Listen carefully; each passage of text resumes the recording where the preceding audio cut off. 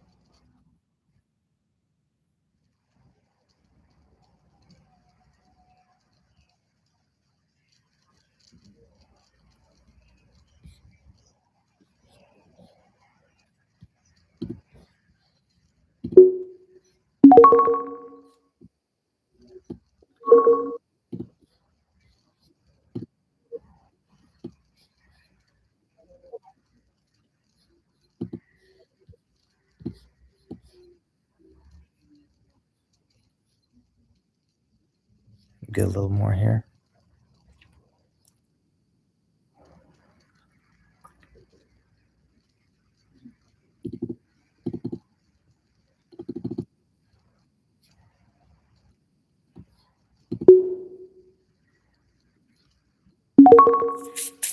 Mm.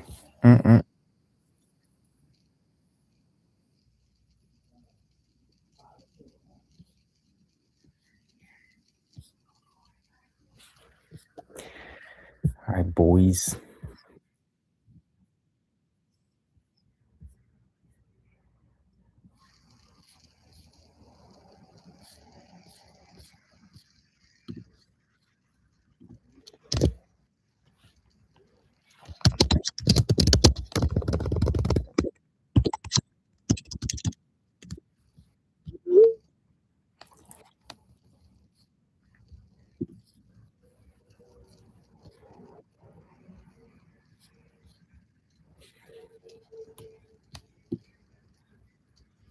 All right, so it's getting some strength.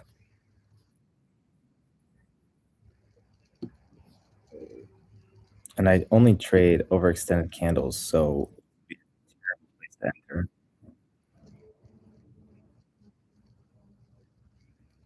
But it does look like it wants to go up, so I'll take the risk. Get 3 contracts here.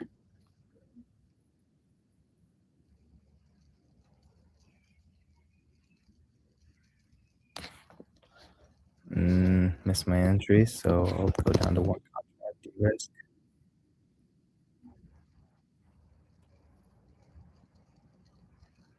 Oh, I hate entering right here.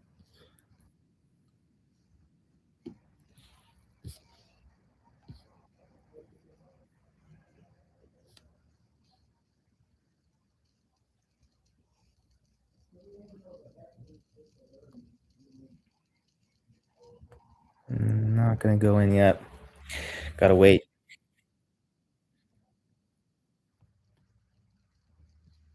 Huge red engulfing candle that took out 1, 2, 3, 4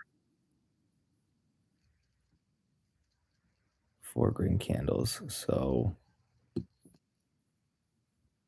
we're gonna see if the market wants to go down or up.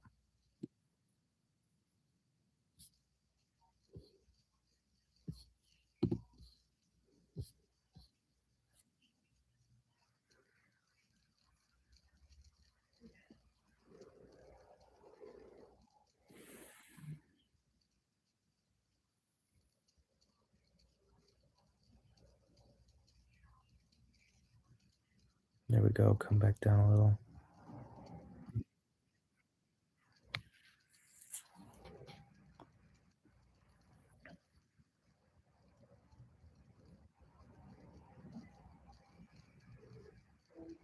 It needs to overcome more than half of the previous candle. And we still have 2 minutes on it. So I think I'm gonna go for it. Time is everything. Here we go.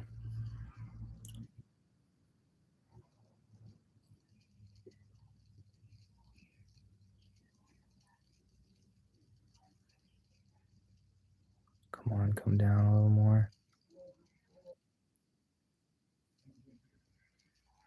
There it is.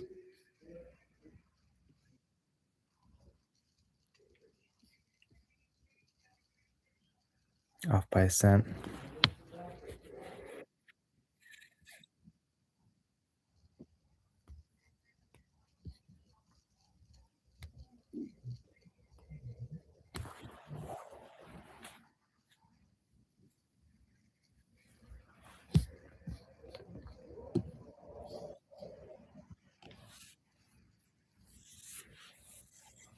All right, I'm canceling that entry. Didn't take. So let's see. Maybe gonna trade at the start of a brand new candle. The less amount of risk I could take, the better.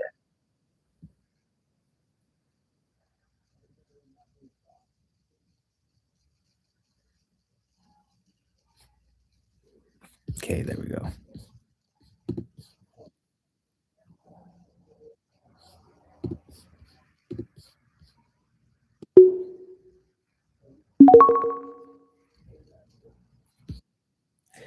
Just looking for a few bucks. Nothing crazy.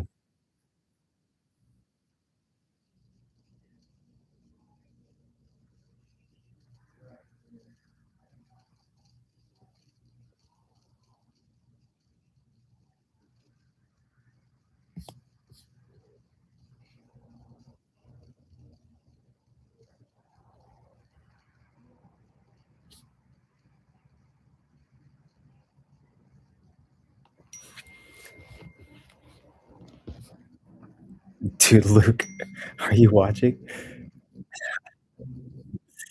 One of two people, bro. Okay, watch me make money, Luke. Are you watching? My first live. So tell me, can you see? Because I look at my thing to see what I think you're saying. Oh, turn on comments. Okay. Edit,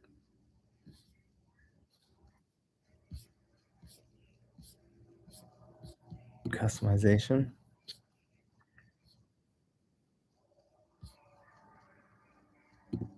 I don't see how to turn that on. If you know how, let me know.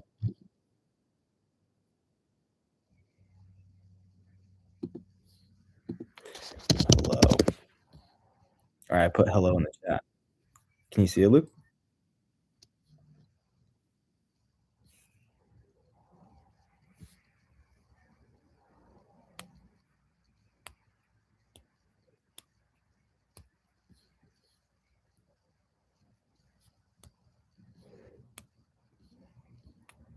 Should we make $5?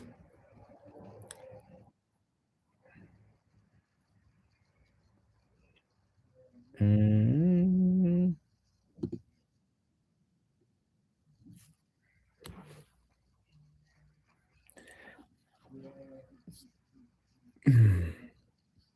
Mark's not moving there. There it goes. A little bit more. A little bit more.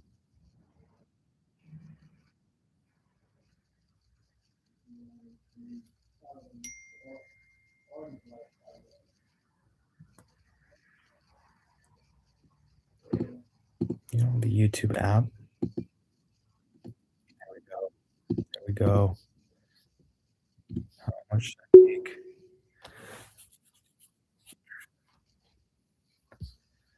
Mhm.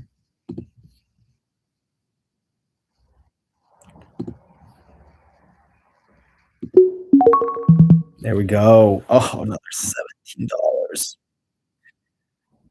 Simple. In, out, on with our lives. Here we go. Next trade.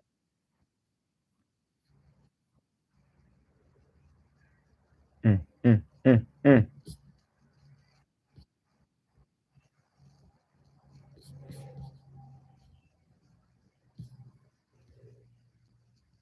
Channel level settings. Here we go. Nope, that doesn't do anything. Yeah, maybe if you have the app, it would let you. I don't know. Because I think when I first went live, it asks me, and I'm pretty sure I turned it on.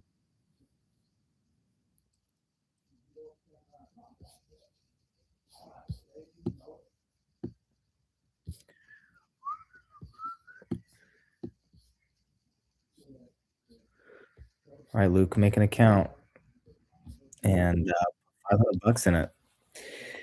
It's actually hard to trade with a little bit of money. If you could do like 10,000, better. Are you still with me? Are you still here? Where's the other bro? Where's the other bros?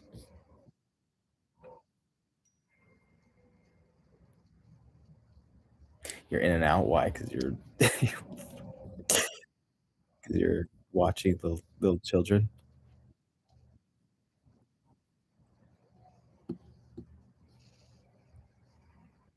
All right, look at the chart. Huge drop off, slowly pumping. Take the distance between this bottom and here. If it's a true grind up, you get the same gap typically. That's what that was thick as my thumb. From here to here, that was thick as my thumb. So if this holds and it's a true push to the upside, then we'll probably double top, meaning we'll hit this high right here. If this huge down candle is a true reversal signal though, then we're not gonna overcome this high likely, except for maybe a sweep, meaning we, like, shoot up briefly, and then we shoot right back down to grab some additional sellers,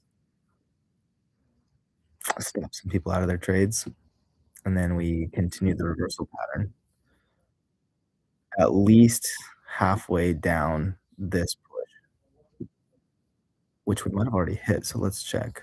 So we draw a Fibonacci retracement from this bottom to this top. 50% is this pink line. Yeah, we already almost tapped it. We'll count that as a tap. So we already retraced half of this. So always the market can go either way, but it looks like it pushed.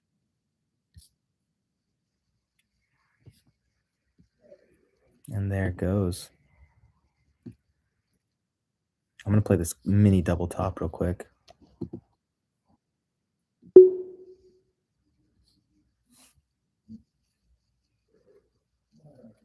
Didn't take.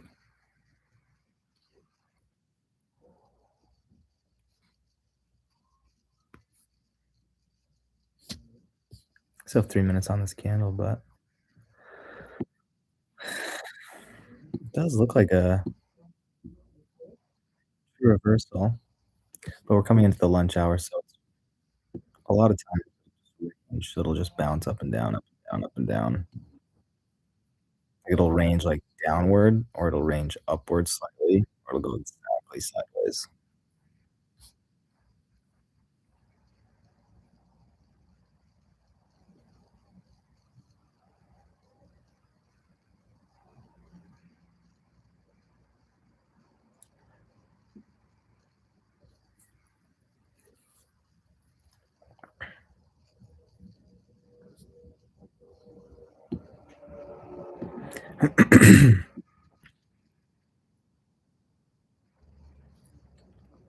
So we defended right here at this level 1, 2. We'll count that as 3, 4, 5, 6, 5 minutes candles. We've defended this bottom. So the sellers can't push below this bottom. For that reason, I'm gonna go big on this one. 5 contracts. take?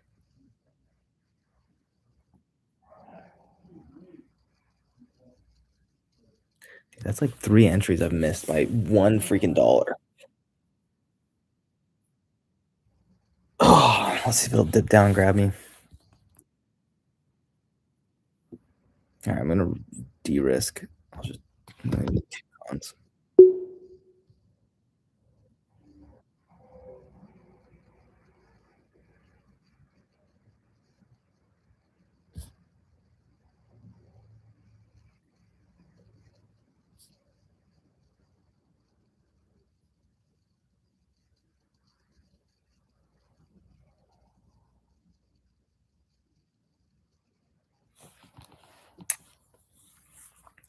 Slow market.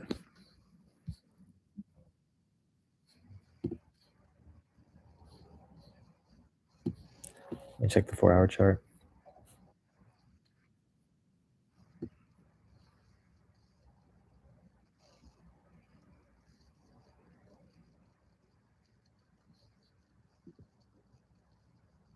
Gotta give off this dotted line and hold it.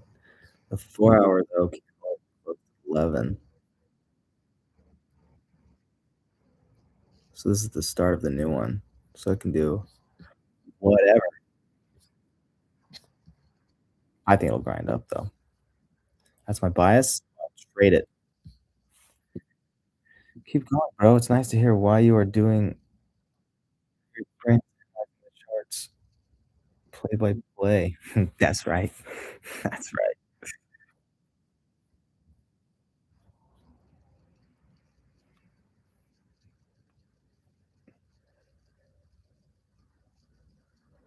I have a nice voice. Oh, dude, I hate my voice.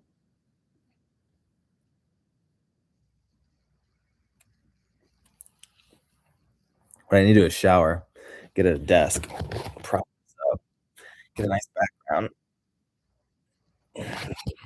lotion on my face. Try not to furrow my brow so much.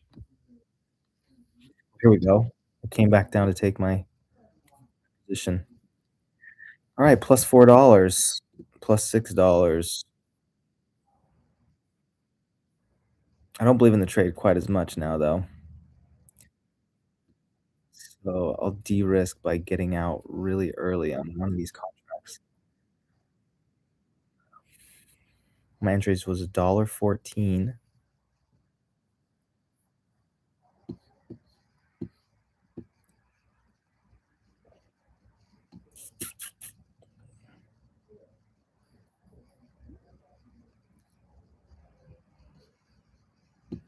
Watch this. It's gonna bounce up just enough to get me out a little bit above break even on my cons.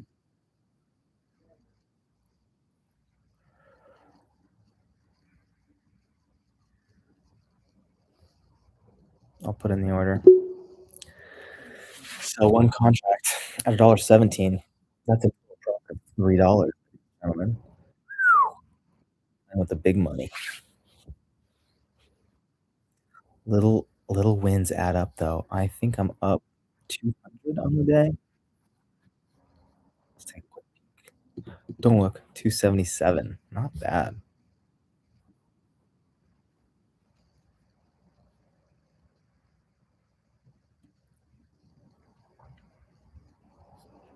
Oh boy.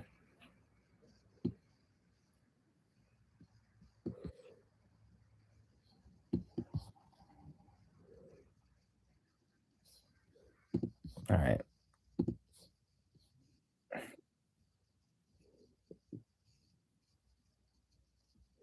Down $40 on this trade.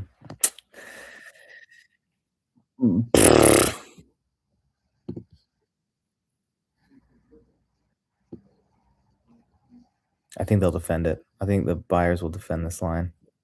We'll get a we'll get a, we'll get a buy up. So I'm gonna buy 2 more cons.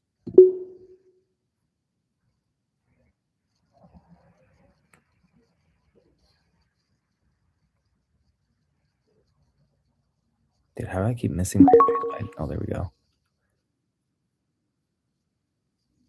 Okay, only minus 14 now. I'm gonna de-risk. I hate being in a losing trade.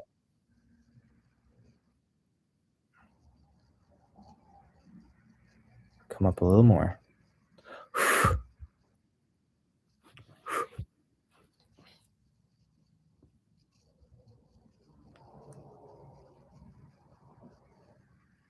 107 is now break even.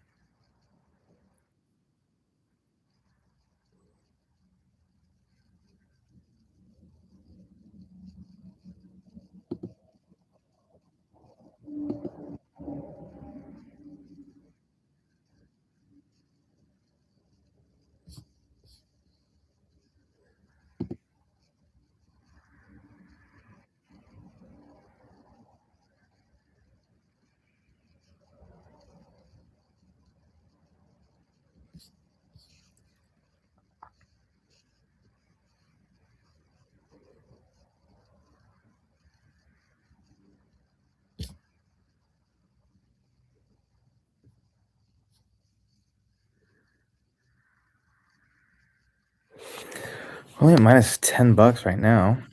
Better than my, but I think I'm going to de-risk. Like, it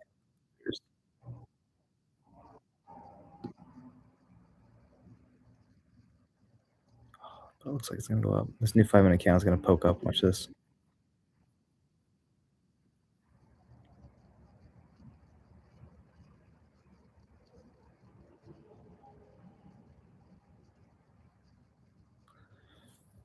True reversals like to drop though. Like the dropping candle won't recover any of the previous candle. It'll open, and the sellers will be so strong at that new open level, it won't go above that. So that's what's happening right now.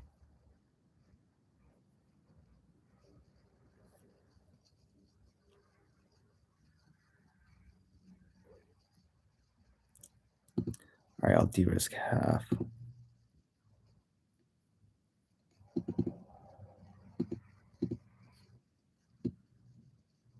No, go back up.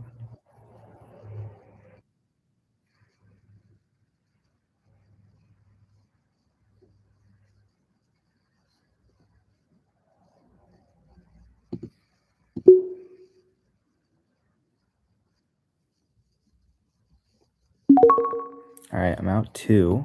Slight loss. But if this thing tanks, I'll be caught in 4 contracts. 2 contracts, I can be fine 'cause I can bounce back.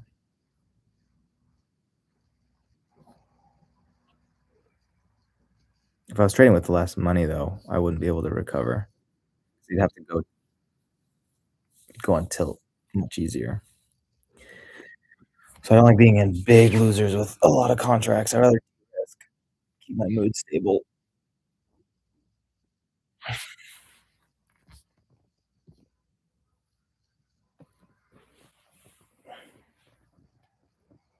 Dude, there's no other brothers here. What the freak?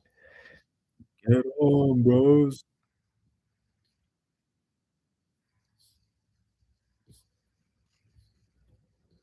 I'd be down like more than 48 bucks right now if I would have kept, but went down 20 bucks. It's like get that pop on a single play easy.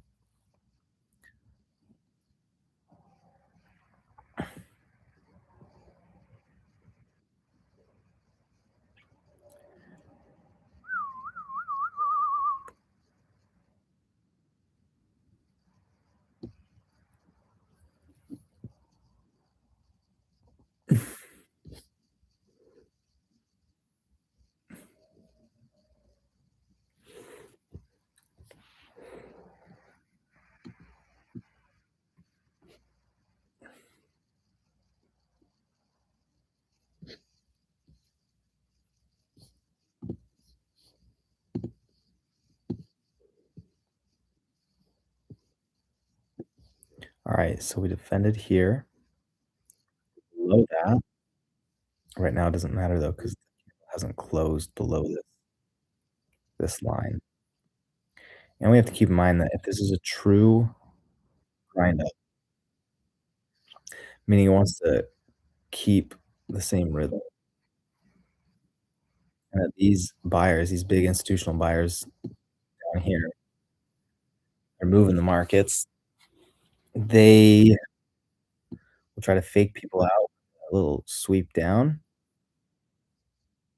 but they'll have enough orders sitting here that once it grabs, it'll shoot back up or it'll grind back up.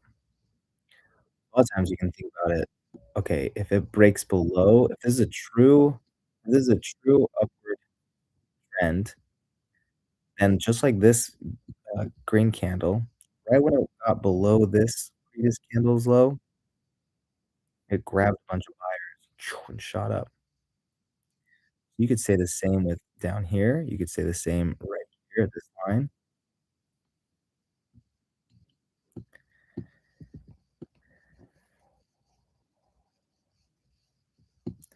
So that's the bias right now I'm trading with, is that, yes, true grind up,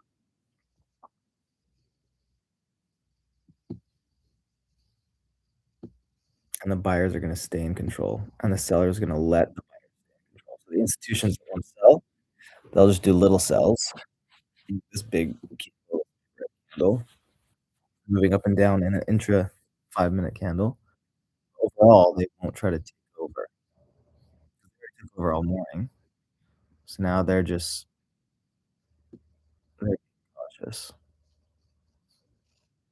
Up $12. Let me take one off for a small profit.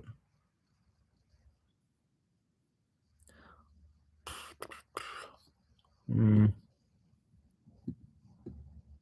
5-minute candle. These candles are called hammers. This green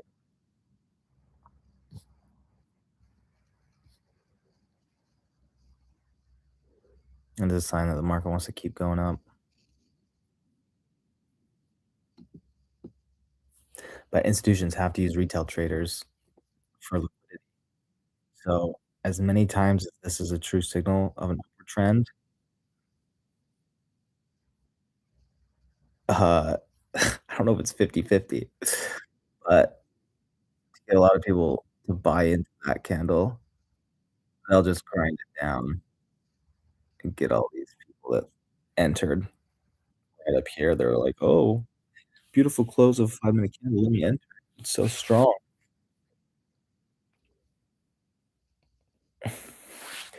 So sometimes that works, but the institutions have to keep the algorithms random almost so that for as many people that buy into this candle will end up losing overall.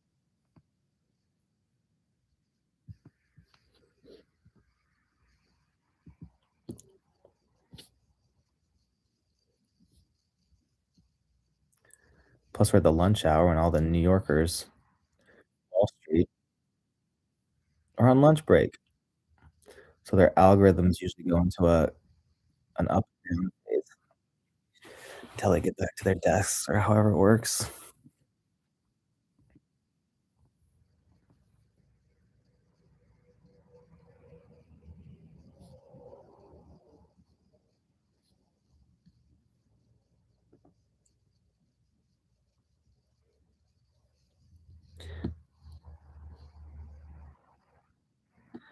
So right now, my overall bias is that this is just consolidation, up, down, up, down, up, down.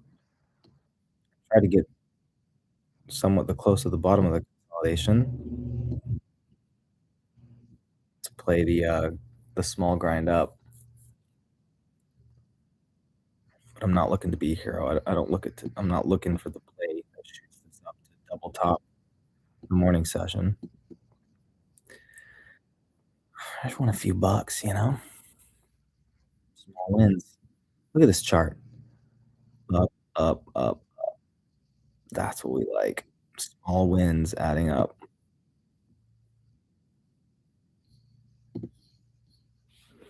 Okay, I'm gonna go big here because it's just going up and down, up and down.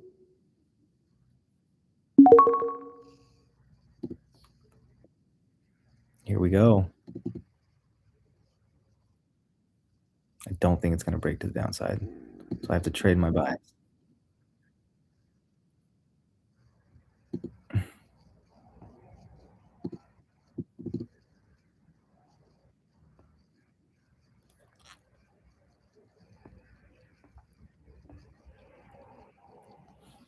and I'll de-risk for a small win, and I'll hold a few contracts longer.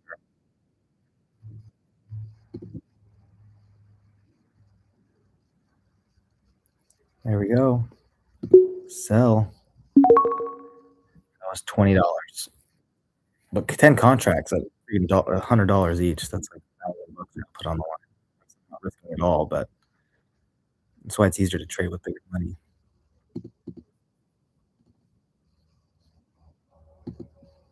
because it's easier to get the small wins. If you're only doing one contract, it's like $3, $2.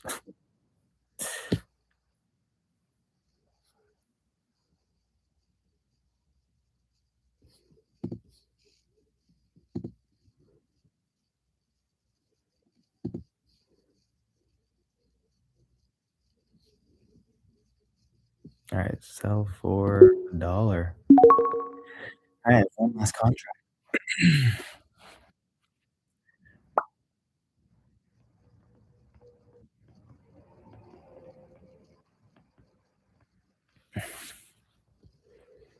I know, sometimes I think, "Man, if I could just learn all 10 contracts and make 20 bucks off each contract."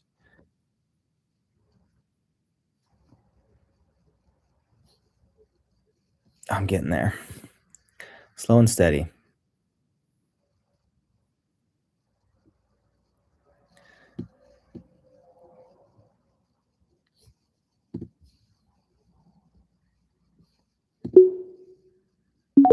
Alright, that concludes that trade. I was up 277, now I'm up 346. $346, nice. Just little wins. Look at this, little wins add up. Chart just goes up and up today, which means I'm in for a huge loser. Be super careful now. 'Cause whenever I grind up this high, I start hockey, and instead of lowering my volume, lowering my contract size, I'll keep it the same, end up losing it all. Okay, should we play the triple top? Let's do it. It's consolidating anyway. So, like, super safe trade, right?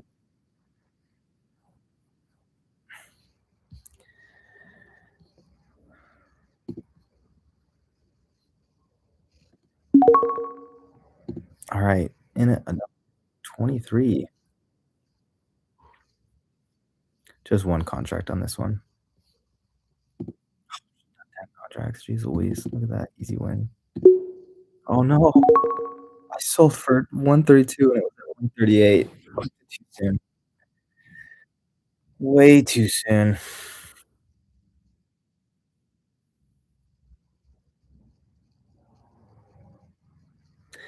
This is where I don't trade.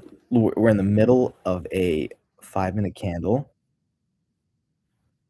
I like overextended candles, so I like right now I would take, right? So it looks a little overextended, little obese there.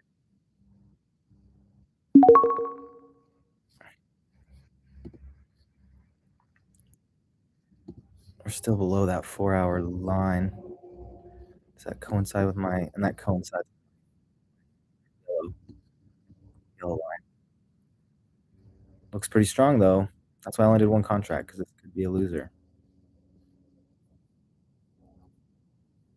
But it's happening in the middle of lunch, so I'm okay to hold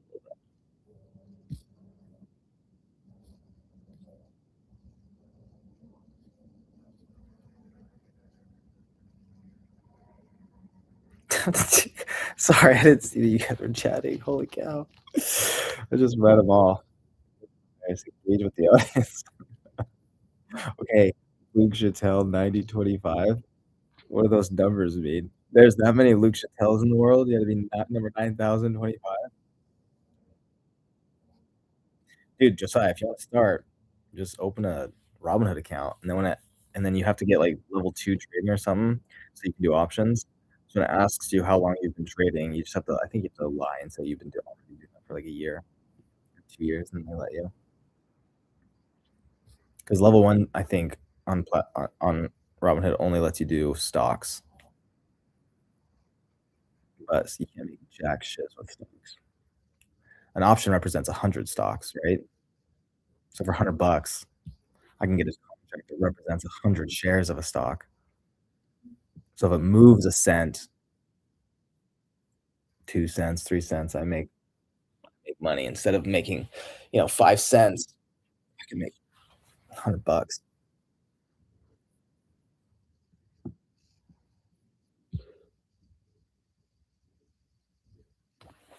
It's a big, beefy candle, at least one we've had for a while. Let's just take an overall assessment of the market.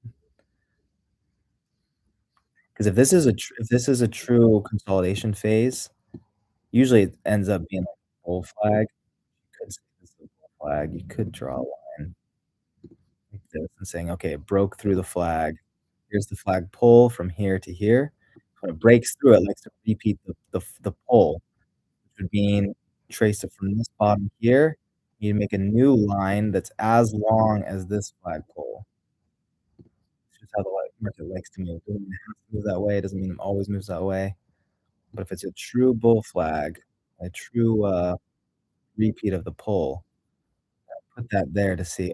And look at that, it matches up with this previous it's an old line. This is an old dotted line,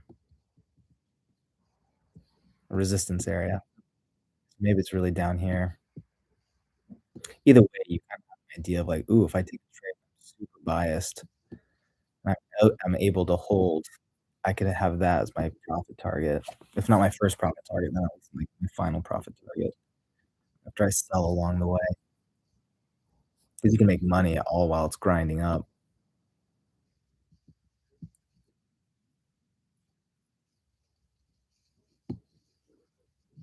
So a lot of times when you break through the flag though, it'll retrace and, like, touch the end of the flag again before it bounces up. This red one will come and tap this, and if it bounces off and closes nicely, then you're like, "Oh, yeah, bias is so good." So I'm back down to 0.97, so I'm gonna de-risk and I'm gonna just sell that. Oops, 12,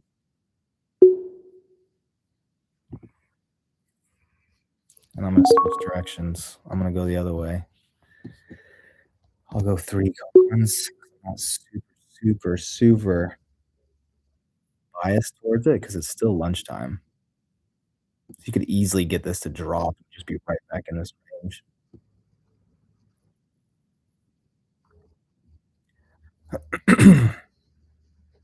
But I missed the entry. What am I at? 33, 39?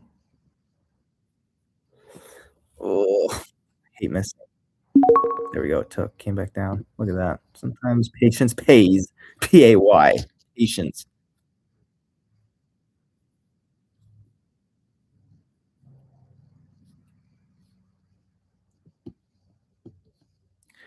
So the buyers should wanna defend this yellow line now. The buyers should be like, "Okay, let's not let it go below this." The algorithms on Wall Street.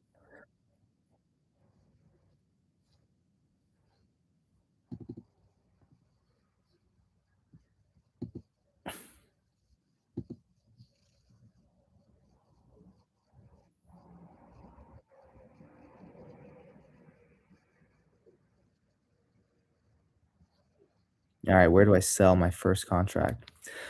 Because I just want small wins, baby. Just small. Not trying to be a hero.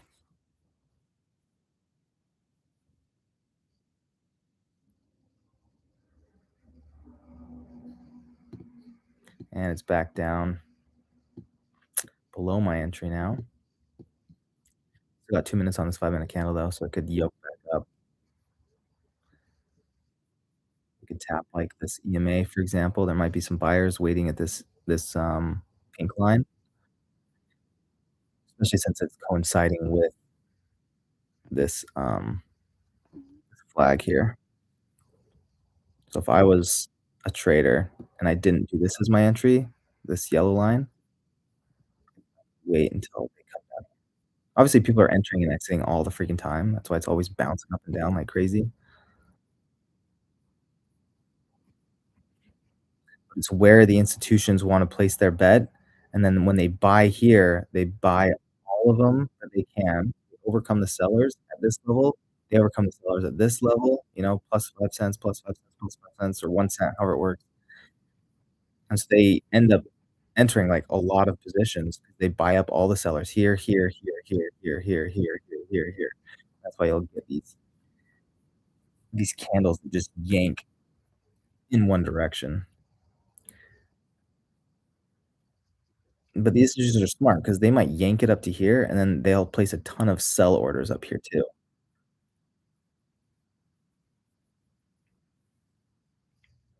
So they're just making so much money just up and down, up and down, up and down. Probably thousands, if not hundreds of thousands every second of the day, man. The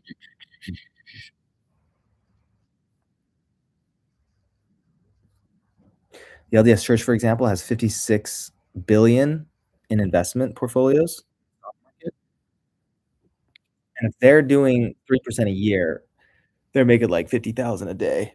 And if they're doing 12% a year, they're making probably 12 million to 50 million per day on the stock market.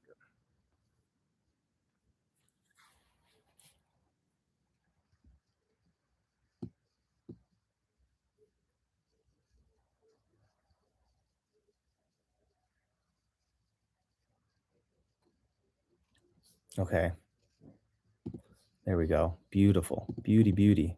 Let's sell one here. A couple dollars,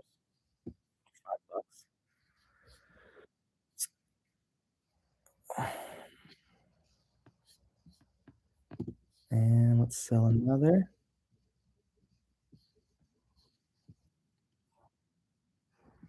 Ooh, ooh, ooh.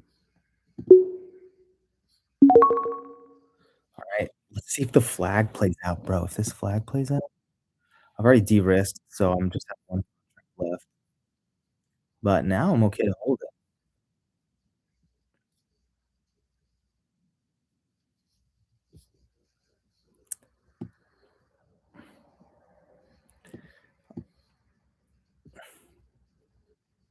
Let me just put in a little, reminder line here.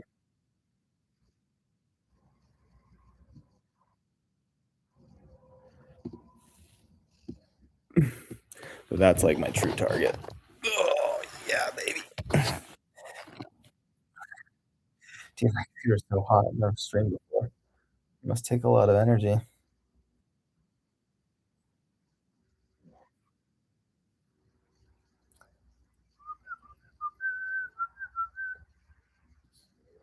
Bro, guys, are you guys still here? Hey, let me put it in the chat. Are you still here?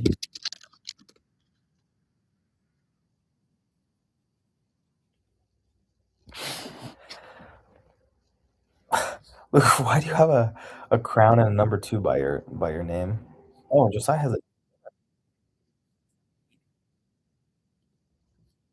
top fans? Oh, Josiah, you're my top fan. Josiah, of course. Nice.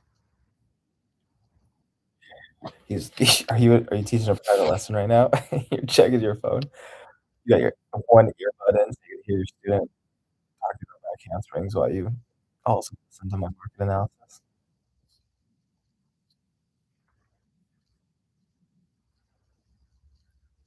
I'm your top fan. Come on, Luke, pull some weight. You're number 2. You gonna chime in? I'm surprised Jordan's not on. He's probably sleeping. Oh, no, it's like 9 what is it, 9:43 there? He's the one that's been telling me like, "Dude, I'm still waiting for you to go live."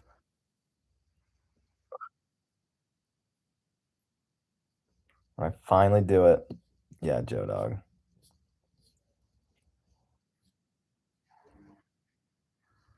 Look at this flag. That's the worst part about the market is thing, some plays take so long. This could take an hour to play out. Take 2 hours. If it takes that long, then you don't make as much money. The premiums on the contracts decrease. It's called beta decay.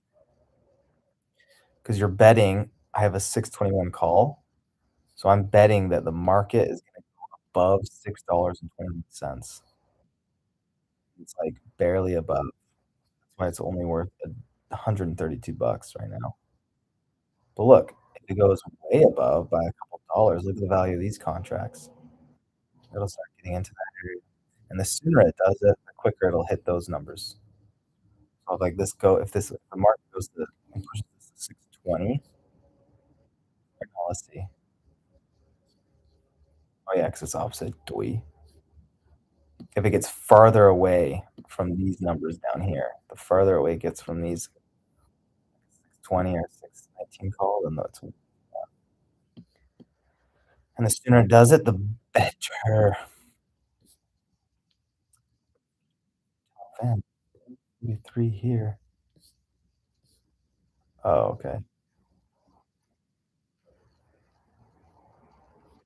He's probably washing windows then. I'll text Jordan. Jordan, I'm live. Wanted to see you.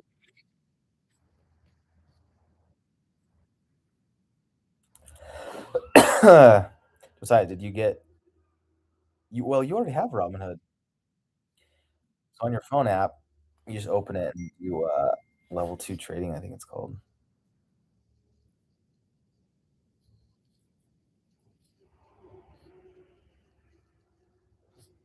So sell your Tesla. Here, let's take a look at Tesla.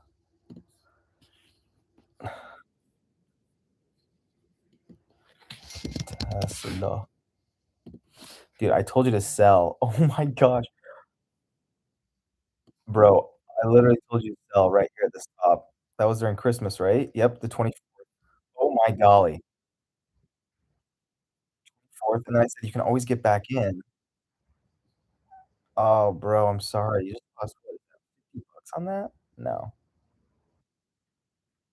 Yeah, at the very top and bottom, it's $100, almost. 80. Sorry, man. Missed it. Yeah. Yeah, because look, this is, like, the lifetime of the chart, right? So there's a peak, and it went right to that trend of peaks. So the likelihood that it's gonna push and explode above is so unlikely that you just get out and you re-enter later, because it could literally come down all the way down to here. Look at this. Look how much action. Look at this chart. Look how many buyers and sellers are in this area, and then it jumps through, find some more areas. So right now, this each candle's a day on this chart. So let's zoom in. Yeah, I mean, if it defends right here, then you're probably good to hold it for a couple weeks, maybe get out. See that? 'Cause look, people are getting out, people are getting out. If it does that, it's called a head and shoulders. This would be a shoulder, this would be the head, this would be another shoulder, and the shoulder didn't have the strength to push up to where the head was, and that's a reversal signal. So you get out here just to save your butt, and then it drops. Short the market. If you have options, you can short the market here. And if it drops, you're making thousands. But I don't know how to do that very well, obviously, because I'm net red.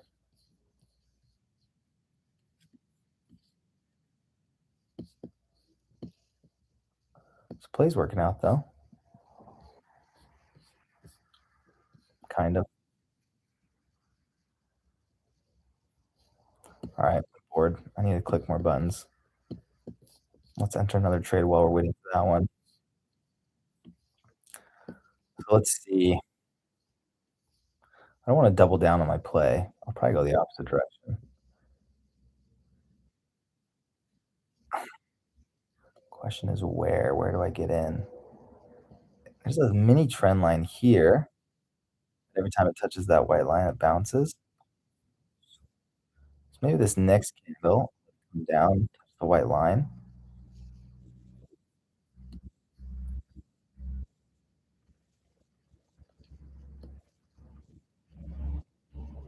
1,300, what do you mean?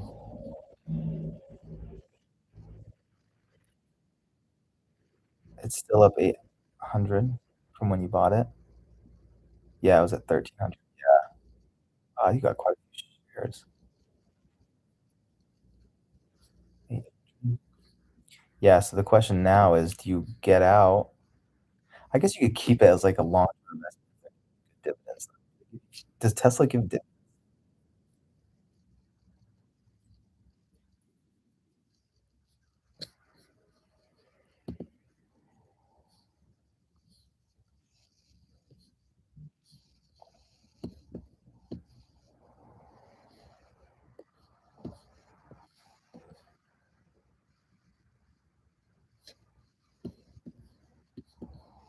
These are just different time frames of the same QQQ chart.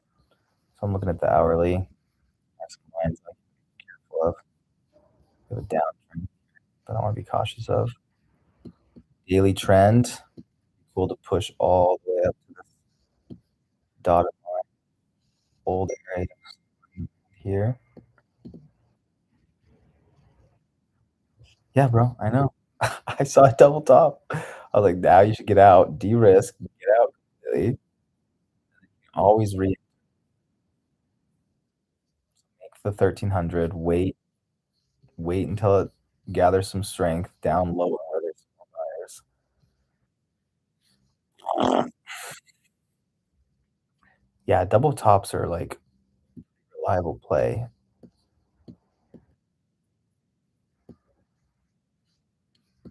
Oh shoot, I missed it. Ah, look at that. Perfect entry right there. 10 contracts there, that would've been 100 bucks. And I hate doing it after it already goes up and then it comes all the way back down. Just can't take it. F it. I'm doing it. This could be a loser. We'll play safe. Let's do 3 contracts. Aye.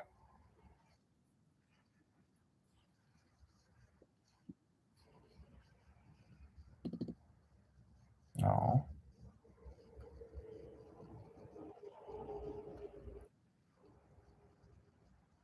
Yep, missed it. Gosh dang it. That would've been sick. Alright, canceling that. 'Cause if it comes back again to that level, then I'm even less confident.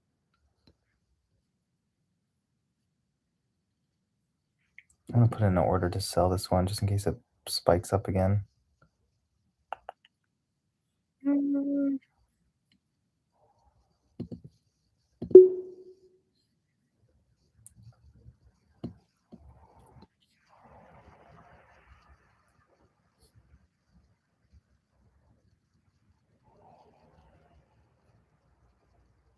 Come on, baby.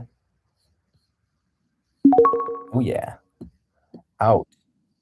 Now you might be wondering, Jake, just wait until you get all the way up here. The reason I don't like to wait is 'cause that contract was higher than my other contracts. My other contracts I sold for like $3, $7, and that one's at 20, almost 22, 25. So if it doesn't play out and it reverses down to here, then, like, I made nothing on that trade. So, smaller risk, smaller reward, but I much prefer small rewards over time. I mean, look at this beautiful chart. Look at those earnings. Is it just you 2 watching? I can show my overall. Up 394 for the day. 394 from simple small plays. That's repeatable, right? So if I'm trading with like $100,000 worth, but some then this 300 will be times what, 5? You're making like an easy, I don't know, $2,000, $3,000, $4,000 a day. Now it's, like, livable wages, baby. Do you even read the chat? Someone read the chat for so long. Yes, and I'm engaging the chat. That's should tell their last name. Guys, if new people come onto my stream, they'll just be like, "Oh, this guy's a loser." Actually, no, mine only says chat, so maybe it'll be, guys. No, no, we're family members. I had a couple people in here that were not,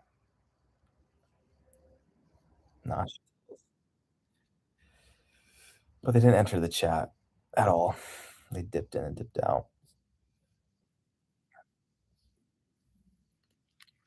Laz, download Robin. Their legend. This is their platform that I'm trading on. I used to trade on my phone. That was great and user friendly and wonderful until they got this. So much better. You can move these wherever you want, and you can make them the size you want. So, like, for some reason, the aesthetics of how I was so good for my mood. All right, 4-hour chart. So I've marked off areas of supply and demand where they bounce up, supply they drop, right? Plus a couple trend lines, several trend lines. I have too many trend lines on here. Broke that downward trend. Boom, broke this one. We're right at this dotted line.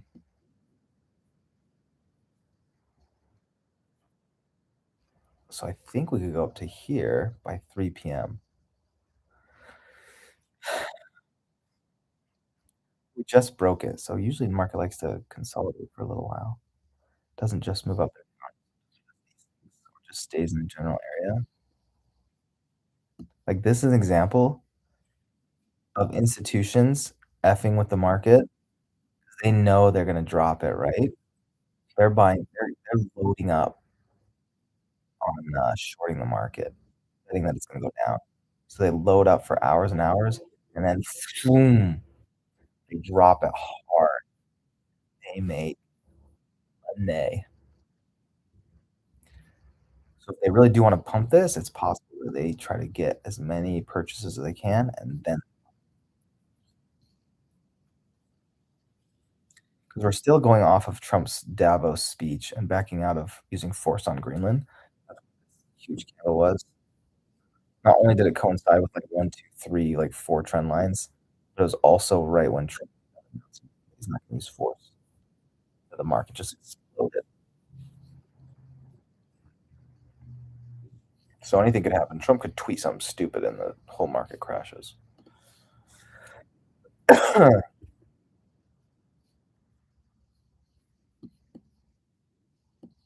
Okay, so now we have kind of a break of that line. So see how that line has been violated?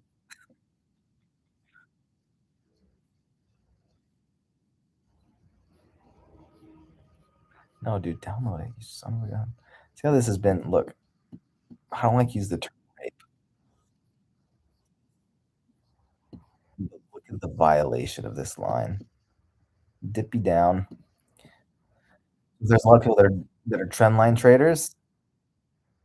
They'll be getting in at this trend line, breaks, and so people are like, "Oh my gosh, it broke." So they'll start shorting, and then the bulls that has liquidity to buy up their sells,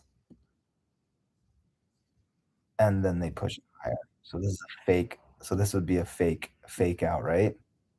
You have a strong adherence to the trend, you have a little fake out to grab some extra buyers or some sellers to stop out the sellers. What am I sold for 56, it's at 160. Okay, so it's about where I sold it. I didn't miss too much money yet.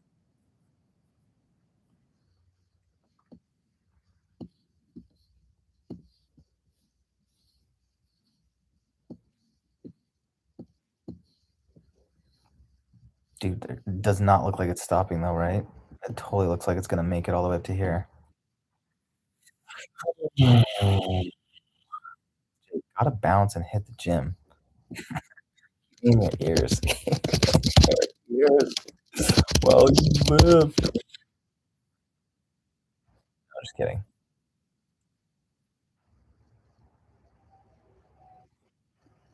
I'll be hitting the gym. Sometimes I like to hit the gym during 12 o'clock. Market's not moving very much.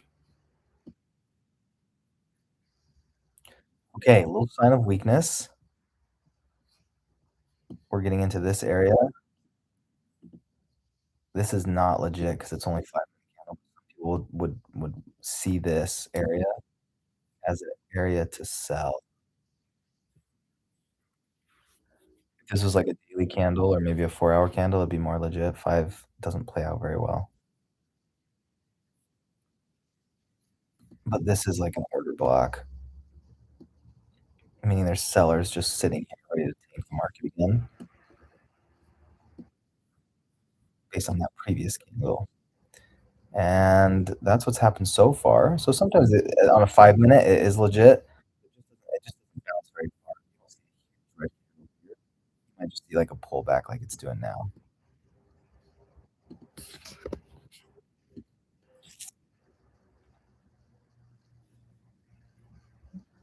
We got stuff to chat about. Oh, dude, give me the deets. Is it girls? Is it boys? Is it work? Is it life? My career? Give me a little teaser. Laz. Lazarus Chattel. 4, 5, 6. What are you guys with all these numbers? Josiah. Oh, Josiah doesn't have a number. Laz.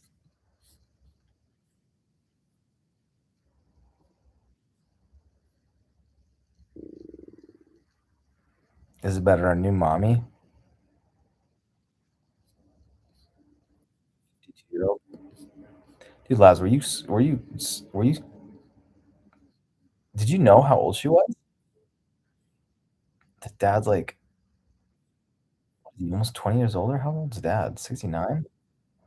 68? I almost was like more proud of him when I heard that. Like I was a little creeped out that there was that big of a difference. But if you're landing a 52-year-old when you're 70, good job.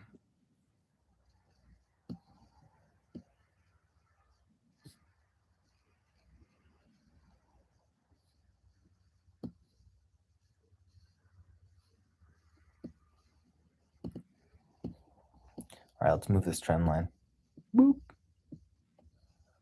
Let's just pretend it's there. I still think it's gonna grind up all the way to this golden line. I don't know though. If I was that confident, I wouldn't have traded. Something in me. Something in me like it. A lot of times between two major areas, halfway point is another area of resistance. Find any of these lines, like the major, because they're usually pretty evenly spaced. You'll have some big gaps. Let's see, like bigger gap. But halfway through these, there's always areas of resistance. So like here's a big gap. Halfway through is right here, right? And look, resistance, resistance. Some of these lines are a little old. I think I need to update them.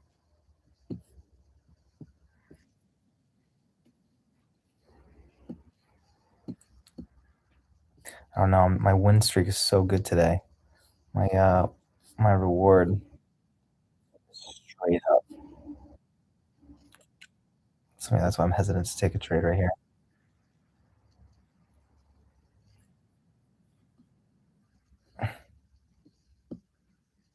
Because I'm doing so good on the day. 393. Oh man, look at that. Do you see that? Heck, wow, I'm glad I didn't take that. Immediately bought back up though. Sometimes they push it down twice. There's the second time. A lot of activity now. Oh, it's 1 o'clock. Everyone's back from lunch. Welcome. Welcome, Wall Street. How was your lunch?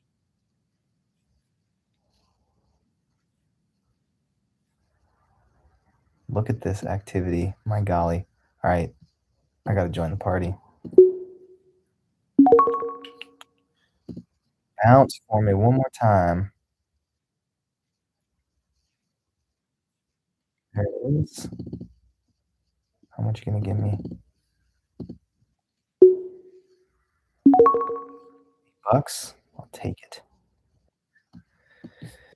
I'll take the $8.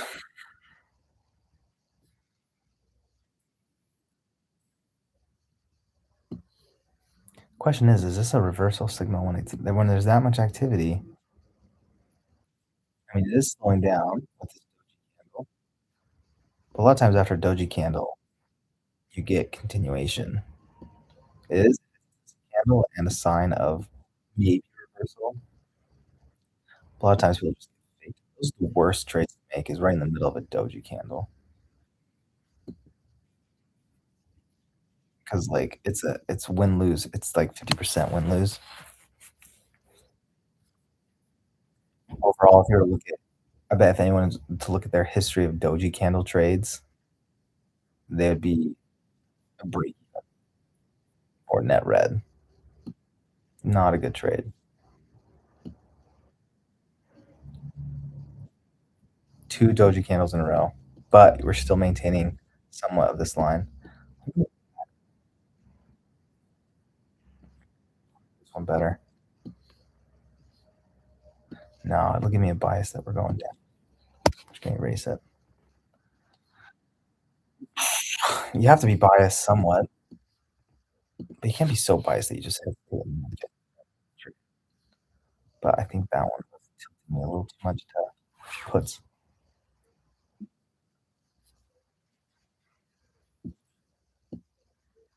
All right, I'm gonna do a puts play. I'm going low value on a contract though, because it's less risk. Oh, never took though. Wow, that bounced it. Okay, cancel that. I guess I'll have to go for a bigger contract. That was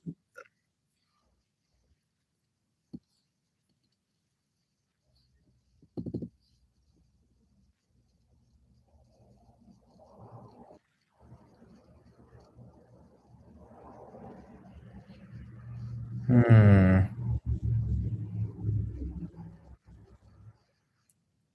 Time.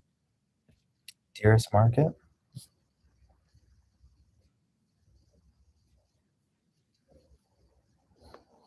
Dude, I got one viewer. Is that me? Am I talking to myself? Laz, you still.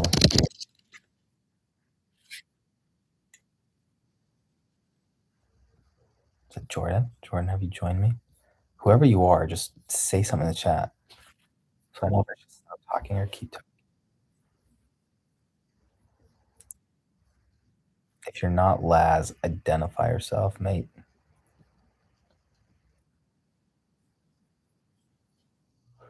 Okay, let's see. Back in it.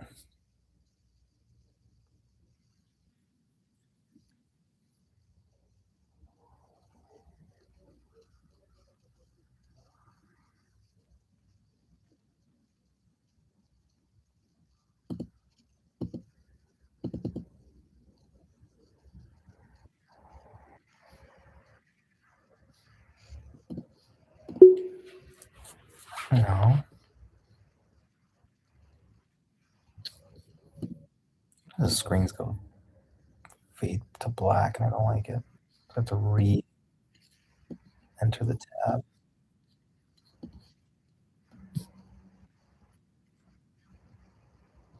Who the flip is this one single viewer? Is it me? Is it me watching myself? Dude, please just say something.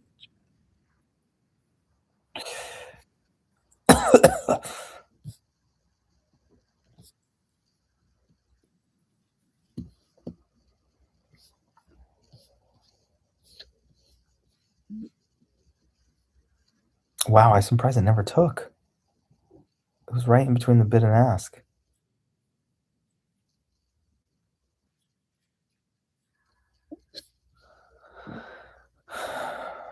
Dude, I'd love to get another big red candle, even if it's just a fake out again to the downside. Here we go.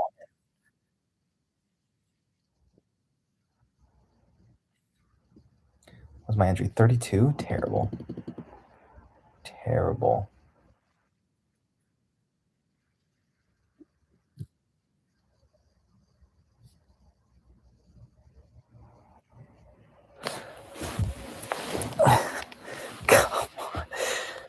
Come on.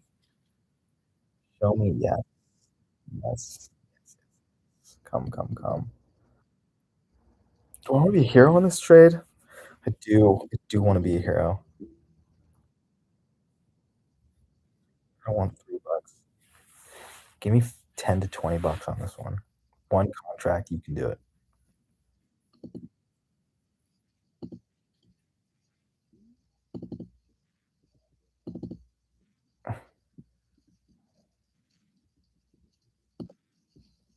Screw it. I'm out. Well, not out, but I I put in a sell, $10. Dollars. Let's see. I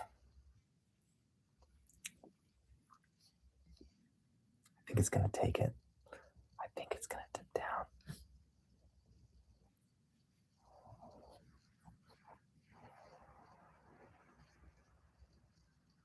Oh no, not a new 5-minute candle.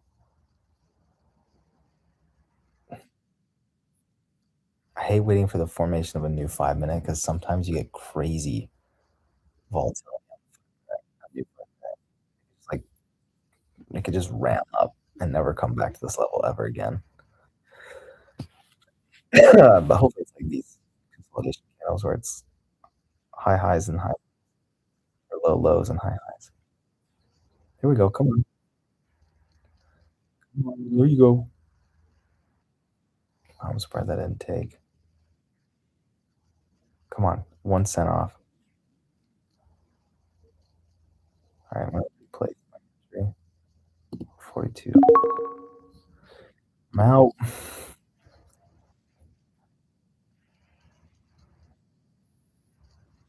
Oh, it sold for 43. It sold before I could move it to 42. Okay, another winner. 14. Going up slowly. Little risk, little reward. Little risk, little reward. I only like big risk, big reward when it's like an A plus setup, which I suck at identifying.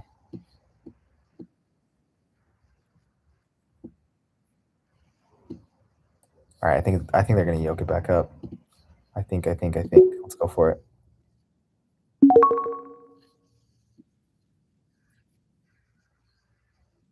Quick little yoke. Come on.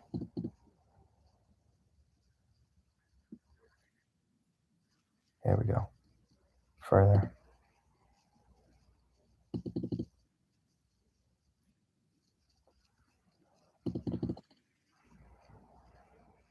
Oh, this could be a true reversal. 112.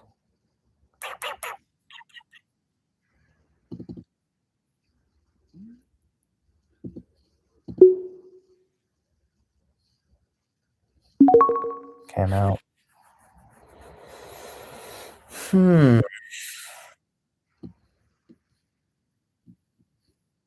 FOMO I get? Or not FOMO. Fear. Once I'm in a trade, I get a lot of fear. It's not fear, it's just risk management. I talk to myself like, "Oh, this could be a true reversal." But would I trade this right now to the downside? I don't think so.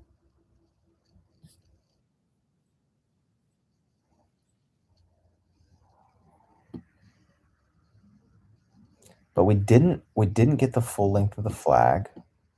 We're at that halfway resistance mark. 1, 2, 3, 4, 4 or 5-minute candles I couldn't break through, closing all around the same area.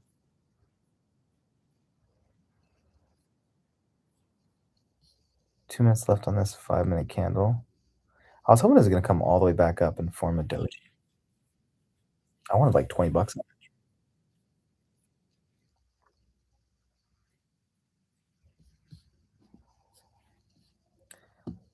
but that's more likely to happen closer to the final minute of the candle. I'll try it, but I'll do it with a much smaller contract. Too late. 13. Still got time. Let's see if it goes back down.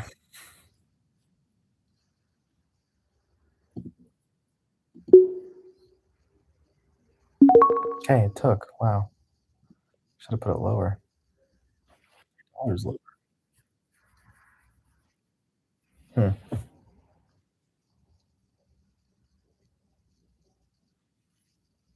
Glad I did a not high contract price wise. This is a true reversal. Is it gonna consolidate still? Might go back into this range. Market likes to do that. Creep up. I'm still consolidating, bro. Then I'll shoot up and down. Let's see. Let's just check something. Sometimes these trend lines can really mess up with your trading. Start to see signs that aren't there.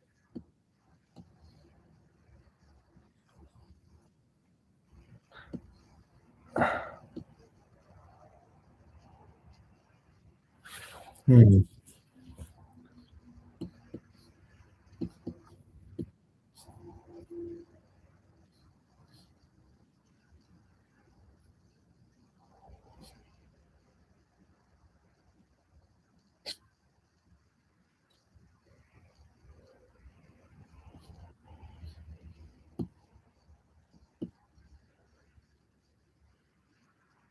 So I think this market's still gonna go down.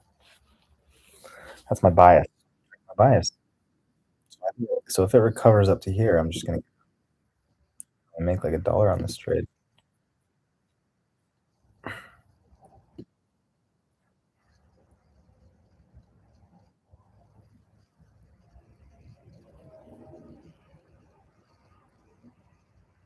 It's rejecting off the 5-minute EMA to the downside.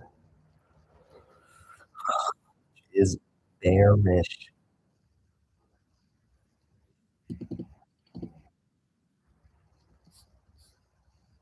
Still so early in the candle. See if it'll poke up one more time. I'm not gonna make $2 off this trade. De-risk. Not yet.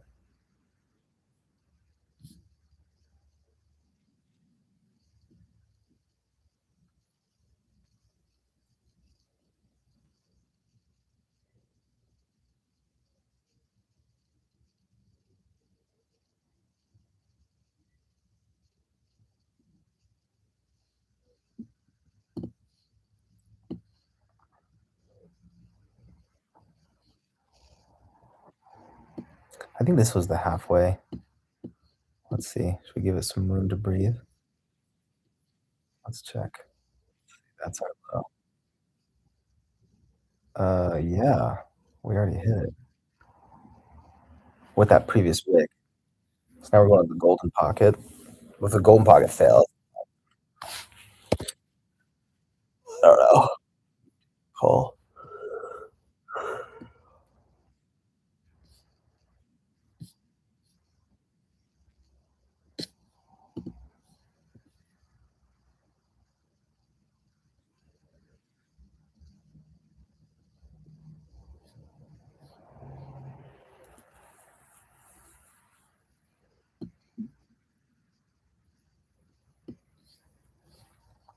Put myself on a candle. I really want it to close above this white line.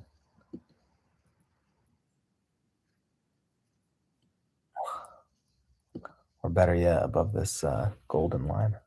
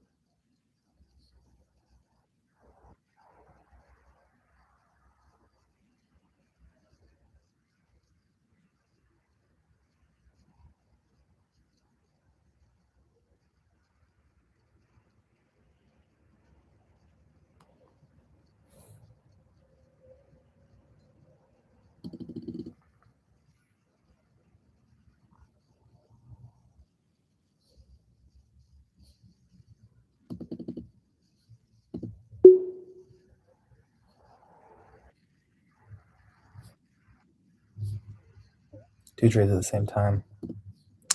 It's dumb, and yet I'm doing it.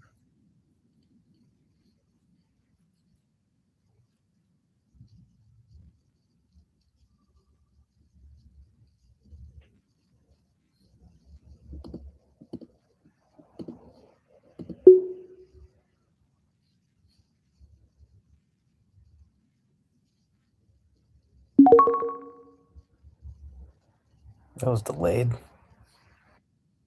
The stream is like 4 seconds behind what's actually happening. That's why you shouldn't concentrate. You should figure out how to do your own shiz. Learning. Learning entertainment. But you don't need to use it too much as confirmation of your bias. You use the chart to confirm your bias, not other people's opinions.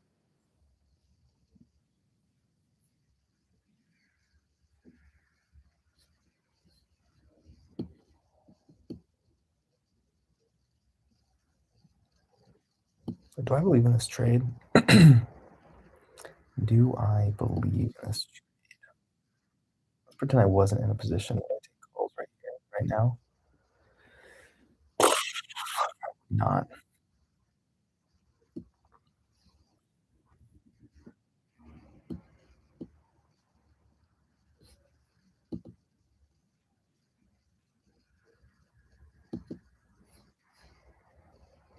If the world could show me, I wanna be next.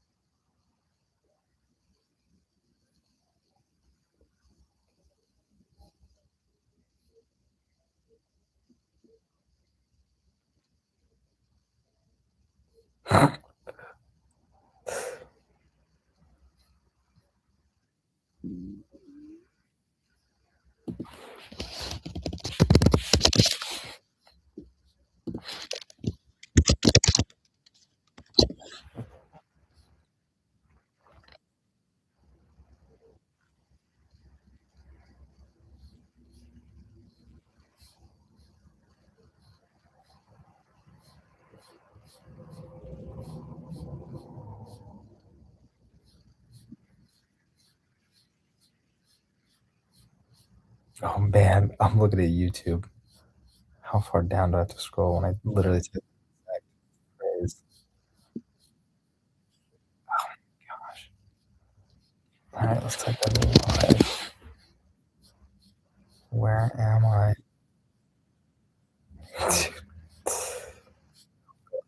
Get on the front page.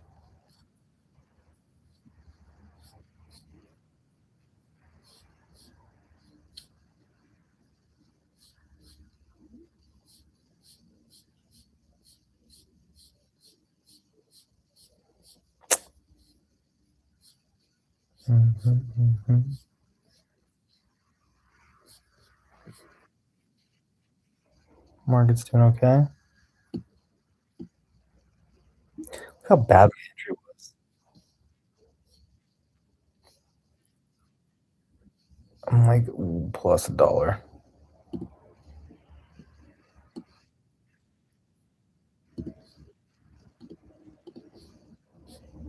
Give it a little bit of room. Let it breathe.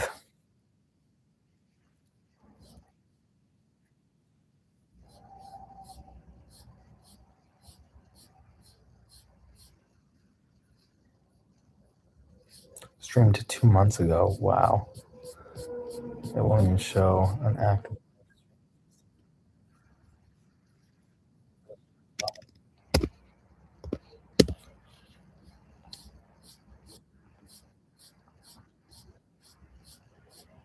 Dang. Nobody. How we doing on the market? Down $1. Right.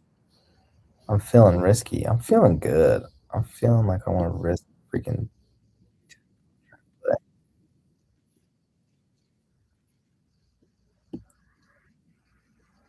No, though. Look at that. Terrible time to enter anything. It's 50-50 win lose. I like to keep my win rate like 30. Some days it's like 90-10. Today is like a 90-10 day. Or look at all these trades today. I think I only lost two or three of them.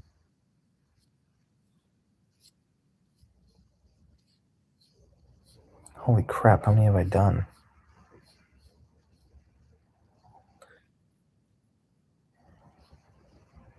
A loser.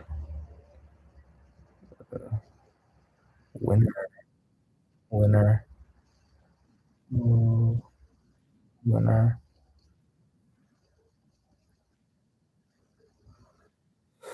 It's hard to tell when you double down.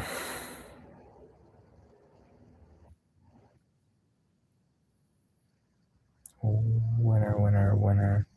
I think. Uh, winner.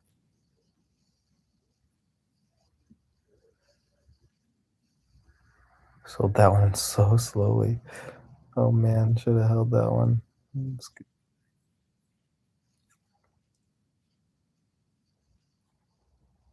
Loser. Winner, winner. Oh my golly. Am I crazy? How many trades am I making?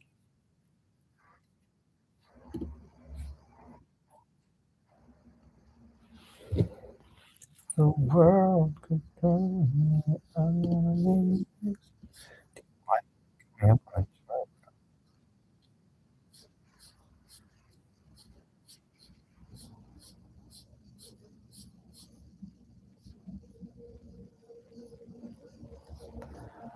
Jake. Jake. Go options trading. Jake.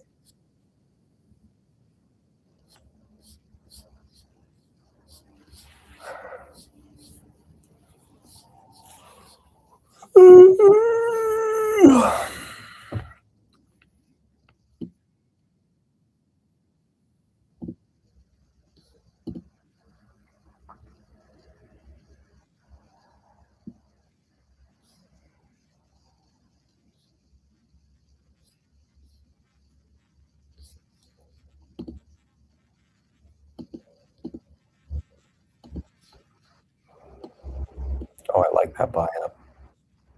I love that buy up. That buy up.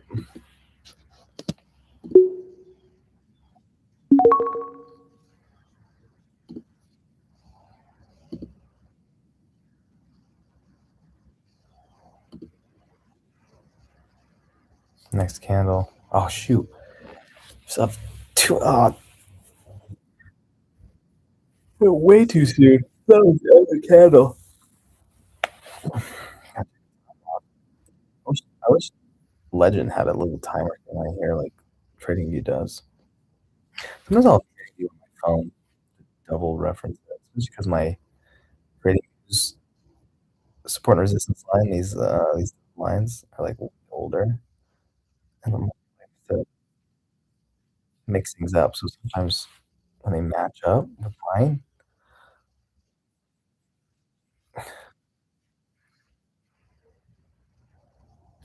then it's like double confirmation.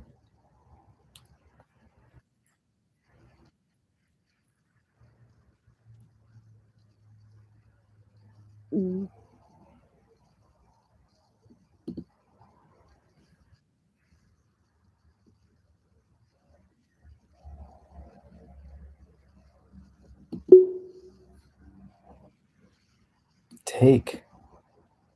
You son of a my gosh, just one more percent. Thank you. Jeepers creepers.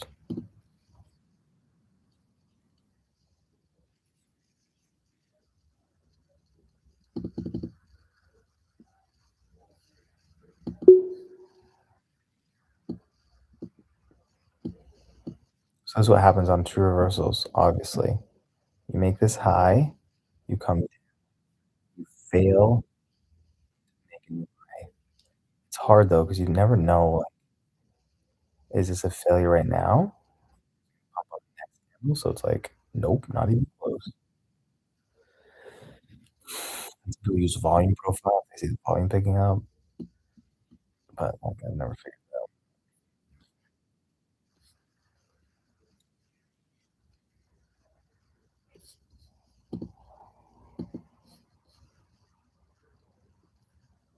Like, my previous chart, old support lines and resistance, literally has the resistance here. So see how these ones, these gold lines are here? Super old chart has it right exactly here. And the support exactly right here. That's crazy. Oh, man. Means I think this is a true reversal.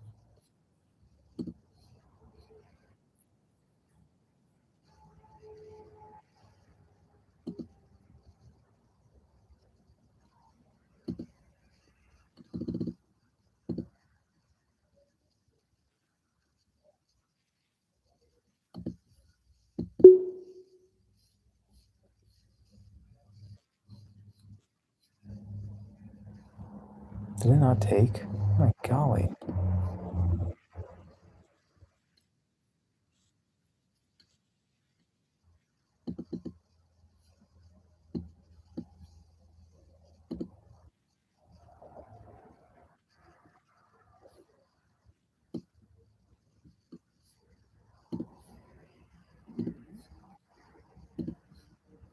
Alright, I'm gonna take this as a loser.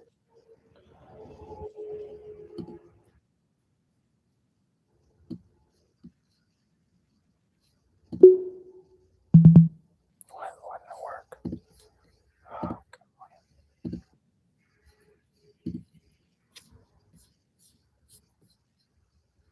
come on.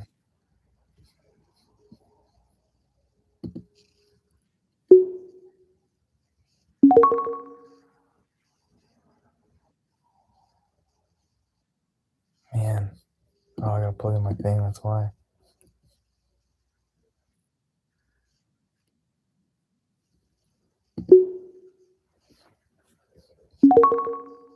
Oh, is that a true reversal? Ooh.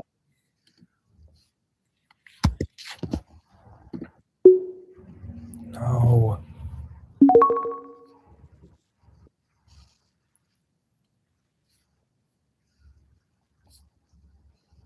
I gotta go get my plug.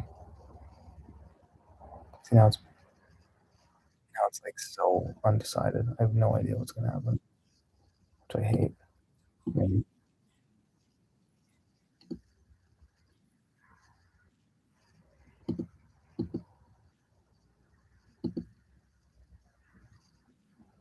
Like a melody in my head.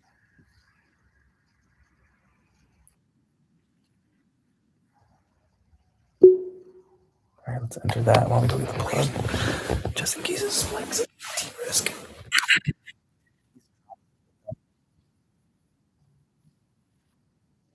Fudge, dude.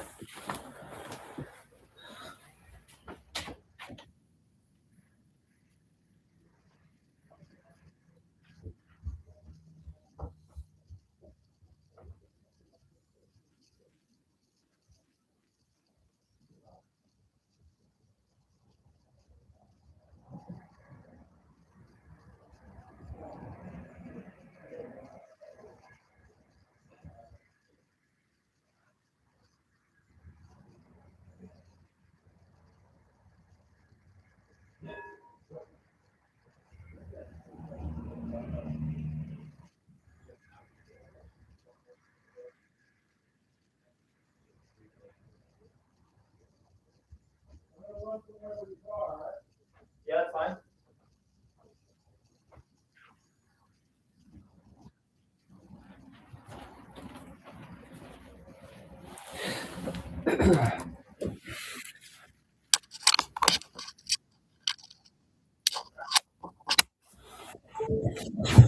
Oh, get back in the bed.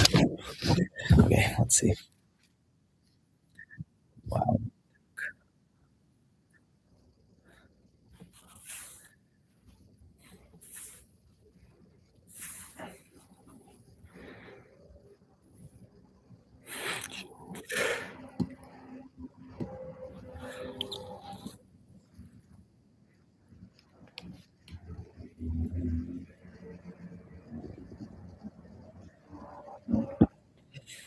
to nothing.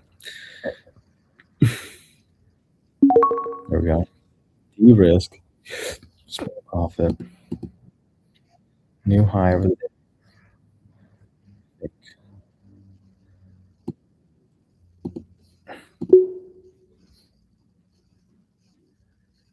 No, you son of a gun.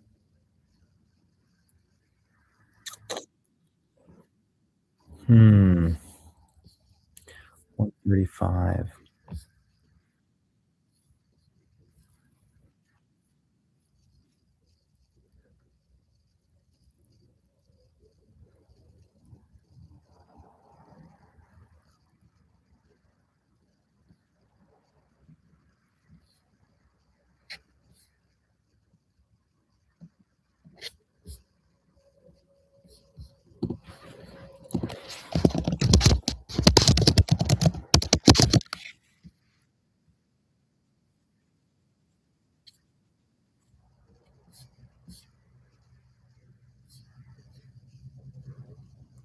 Dude, freak, dude.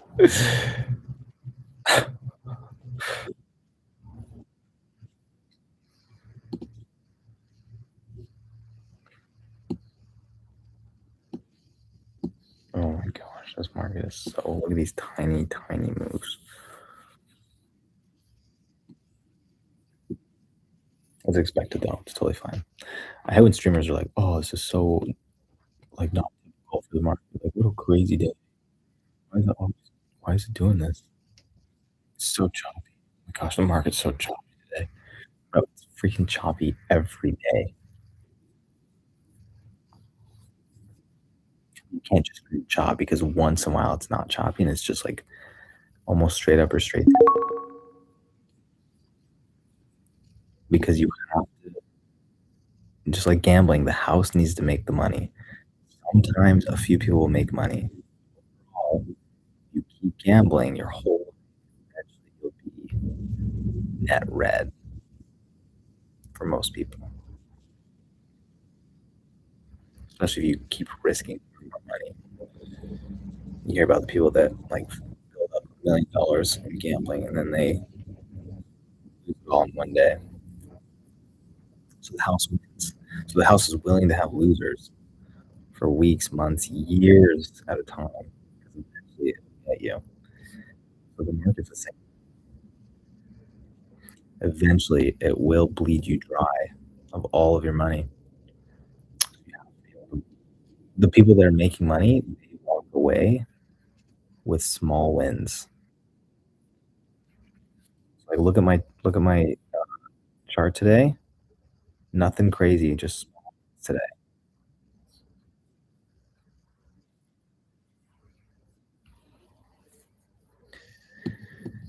So I'm making average. I probably make like $5 per trade on average.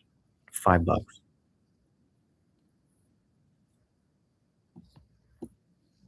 And then I just am grateful when it's, 30, 20, 20, 30. And then the non-typical ones like 50 to $100 on a trade for a contract that's a dollar.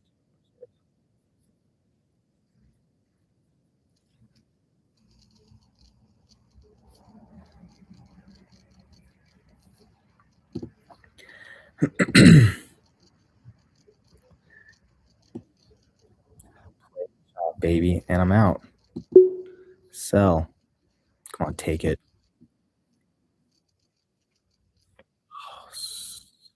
Give it some time. Give it some time.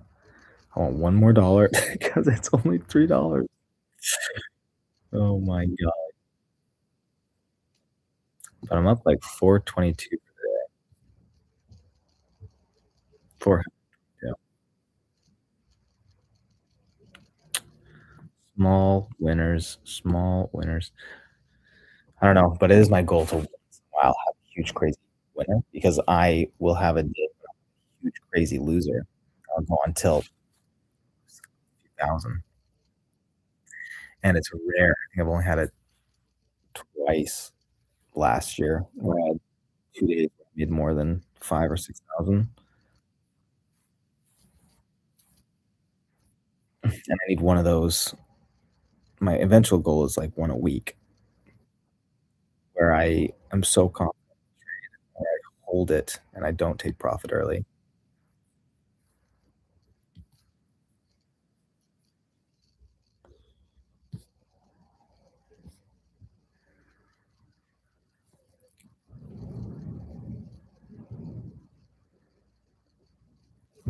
Like, this kinda stuff, you would be so stupid to hold through this stuff because like, data is gonna decay your options. But this move, you go like, say you enter here, it goes down, you hold through this pump, you don't get out, and then it goes down again, and you still don't get out at the bottom of this one. Wait, you hold through this retracement, you hold, and then you get out for thousands and thousands. But it's so hard that's gonna happen. So most people will take profit along the way, right? But it would be nice, like, 'cause I only end up doing 5 and 10 contracts as my max contract size. It'd be nice to hold 10 contracts through the noise, upward retracements on this if you're shorting.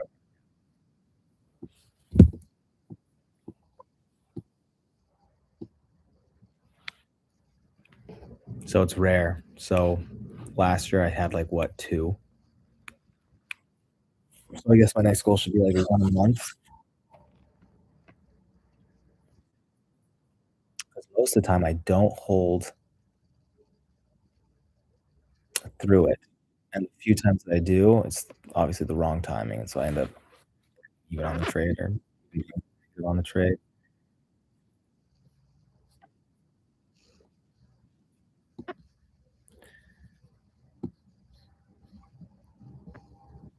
We like the chop though. Chop is nice because it's probably gonna come right back down and get me in. Most traders hate the chop. I love the chop.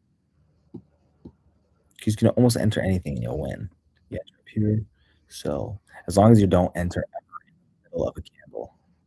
Like you wouldn't enter in the middle of these candles. You wait for it to be overextended and bloated, and then you enter. And you identify the tops and bottoms of the chop. And then the longer the chop goes on, the more you decrease your risk. So let's say that in the lunch hour, you're pretty confident that it's a chop. For me, I would do like maintain 5 contract size. At the end of the chop, after it's been 40 minutes to an hour, you have to decrease your entry size because it's gonna break through. And so if you're entering 5 to 10 contracts, if I was entering 5 to 10 contracts at the end of a chop phase, you never know when the chop phase is gonna be done. So one point as it comes up here, I would normally enter shorts, but that could be the time where it breaks out and you lose all the money you made from there for being diligent and making small profits, smaller chops. So you have to decrease your risk the longer the chop session goes on.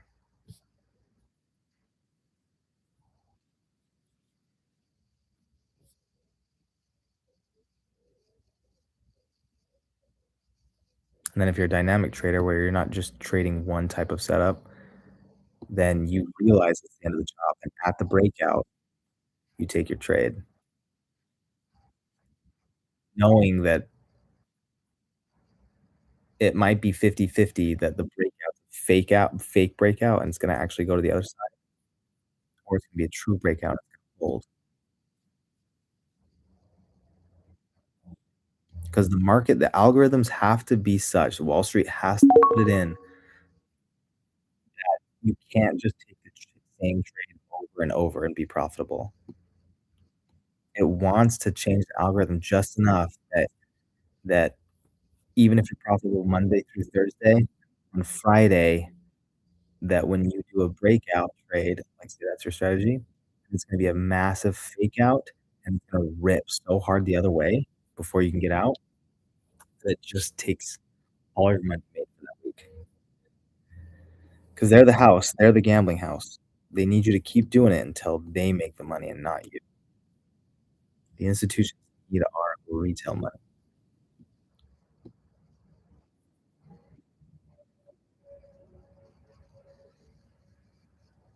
'Cause 'Cause look at this. What if you thought that was the breakout and you went here, like, that's the end of this weird crazy chop.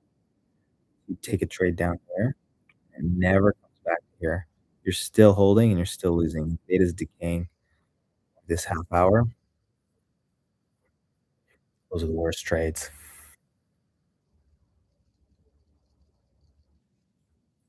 But if you had small sizing, then it doesn't matter. You don't even care. You're like, "Oh, I'll make it back on, like, freaking trade. Make it back in half on trade."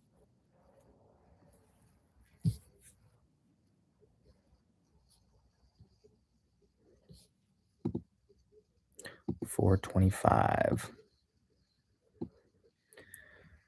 Okay, so my bias is saying this is weak, and we're gonna break to the downside where it could end of the top set.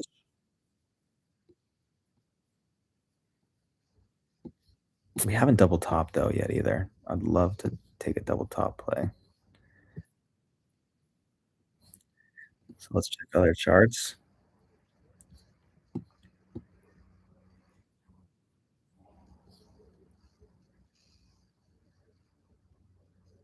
That's a 4 hour. Here's 15 1 hour, 4 hour, and daily. I love looking at the daily. Yeah, I'd love for the market to come back up into this old supply zone. It got unvalidated, kind of. It's like this, but it's based off of this one over here. This, we could say this is an order block daily. Here, I rejected it once. That's the true trade right there. That's a magnificent trade right there. First time.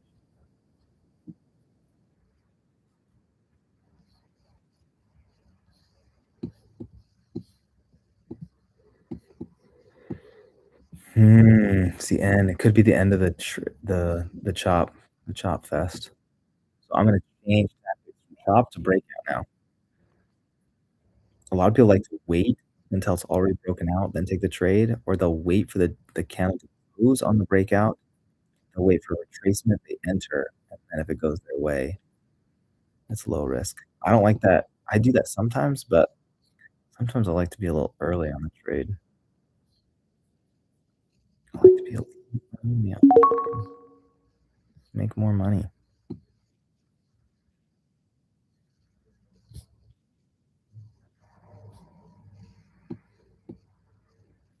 Only one contract though, usually I do 5 to 10, so this is extremely small sizing because I don't know if this is 10, $7 on this. Even if I lose 20, $30 if it comes up here, you have to be a boring trader. You're like an excited trader that's like, "Oh," and you're all hyped up. Those people are like 1 in a million.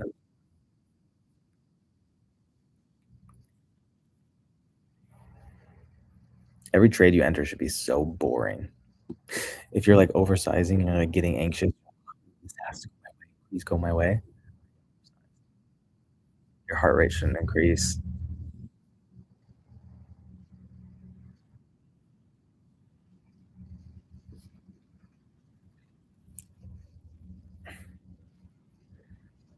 Like, this is such a boring trade, and, like, I don't care what happens.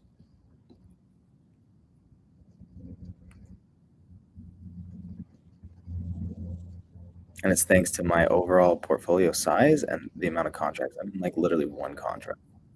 I mean, what, 50 trades today?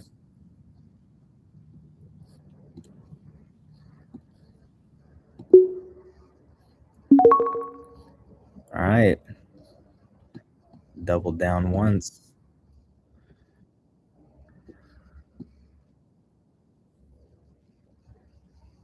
Because my bias right now is that this chop will, that's not gonna invalidate. So I'll probably not make much money on this trade. That's okay. If it even goes my way, I'm making pennies.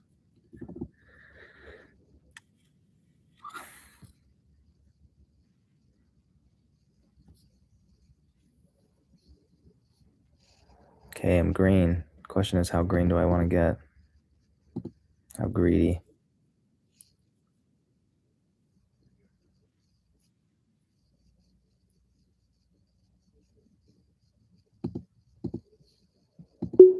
Not greedy, 10 bucks. And I'm out. 10 more dollars, cool. New all-time high today, 38.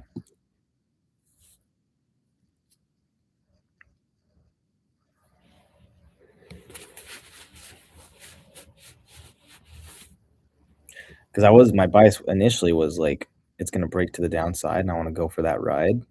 So many times I have a bias, and the market just, like, does something else.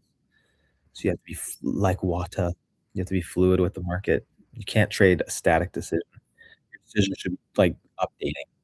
Okay, here's my decision now, here's my bias. Oh, I'm gonna update my bias.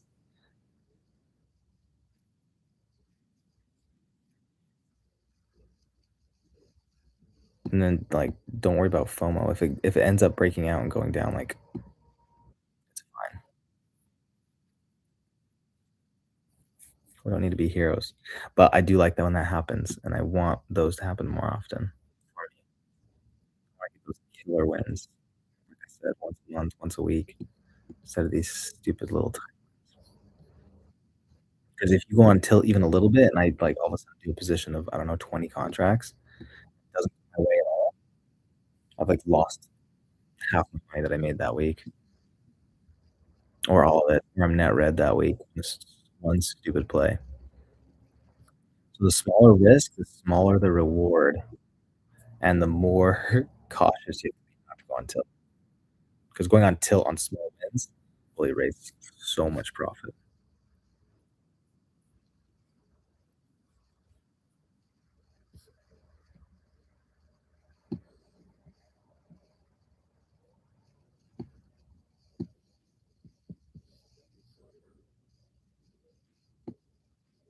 So my new bias right now is I'm gonna trade the chop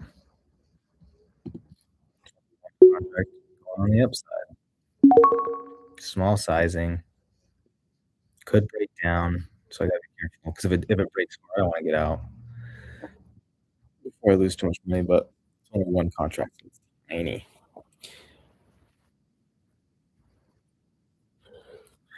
The worst are black swan events, like when Trump messages something, social media, the whole market reacts. It, like, kills your profits for the whole week because you were in a regular position size and candle's so mad.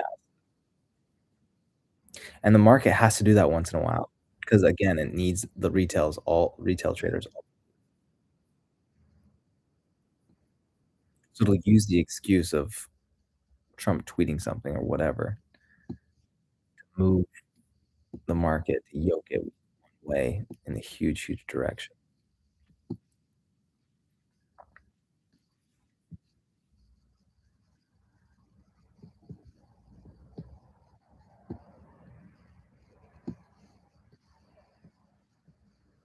Alright, I think this is the true trade. I think this is the true so I'm gonna go for the ride. Not right here, though. That's so dumb. It's such a dumb play, you know? So many traders get in right now because they have FOMO and they don't wanna miss out. But even if you're right 50% of the time, the other 50% will kill your account. You'll still lose every.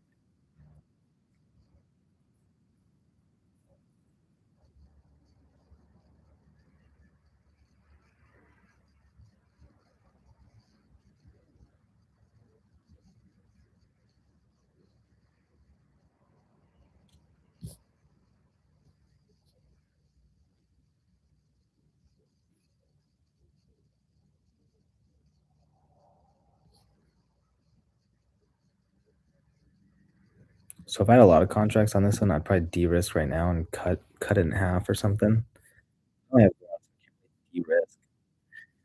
I could just take the loss of 10 bucks, 12 bucks, just because 'cause we're almost at the close of this candle, so it is looking like it wants to go down. How many seconds we got? 10 seconds?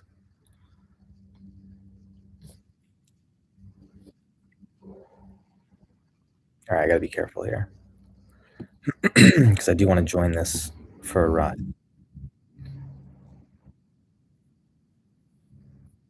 Want the poke back up. Oh, freak, I don't think I'm gonna get it. Could bounce off this EMA. Why not?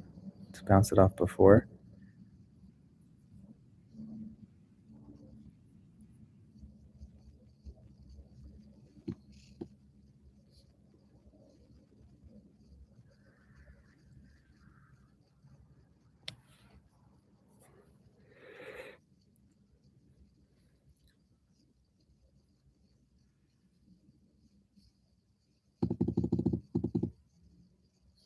I have extremely little confidence that this is gonna bounce where I want to, so I'm getting out.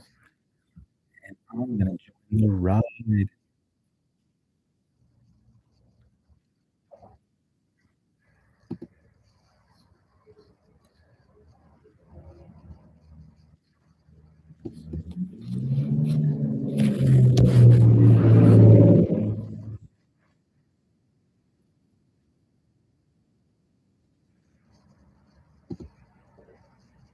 Oh,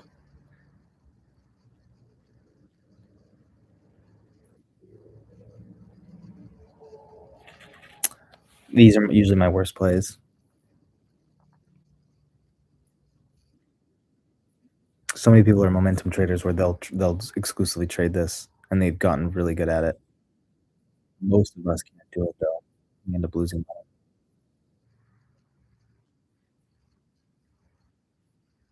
Patrick Whalen and his buddy D Money, they both are momentum. These are the trades they make.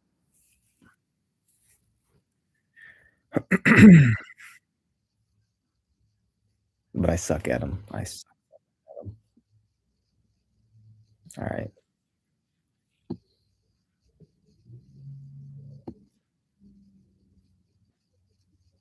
I never know when exactly to get in. See how this didn't have an upper wick though at all? Always does that when it's reversed. Not always. I shouldn't say that.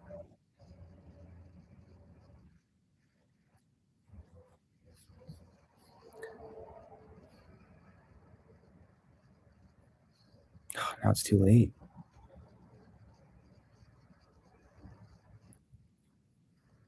There we go. All right, let's see if we can join the ride here.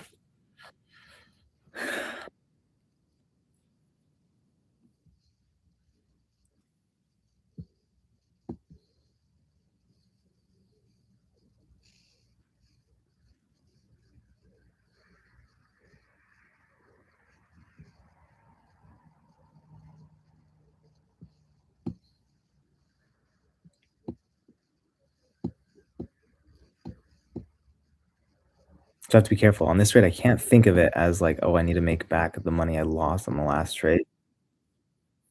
Look at where the Bulls defended last time. It's right here with maybe sweeps down here. Middle of the between these two resistance lines though is right here. So this is where if I'm lucky, it'll go this far. But if this is a true, true, true reversal and the market wants to hit the 50% of this retracement on a truly down day, oh my golly, it's all the way down. Oh, it's a pretty trade. It's like just below here.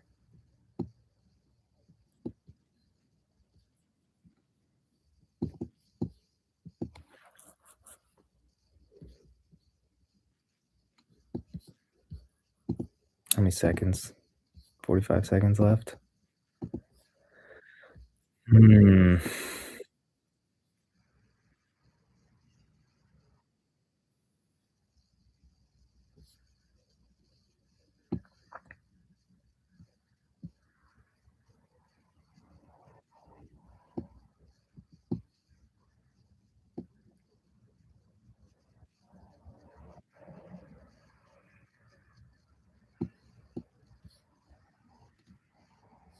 Oh, I almost doubled down on that.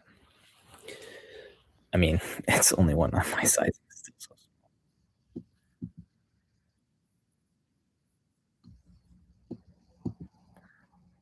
My typical trades are overextended candles, especially during chop sessions.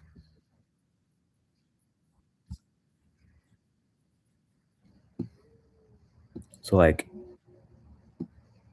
the bottom of this candle, which would have been a loser. Well, could have been a winner.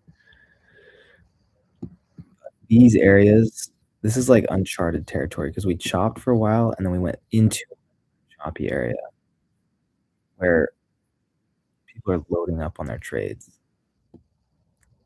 Institutions are loading up on their trades, right? I mean, they're entering and exiting as well, but I'm sure they keep some of them. Ooh, that's a nice little rejection.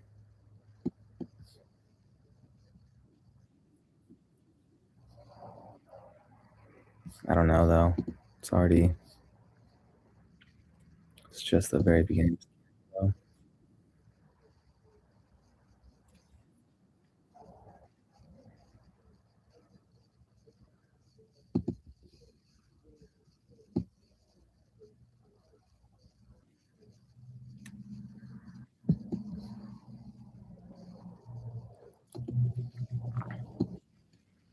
see, people that trade mostly like breakouts, they would probably like, this is the breakout, they'll wait for retracement, get in right there. I don't know. I'm so bad at these trades.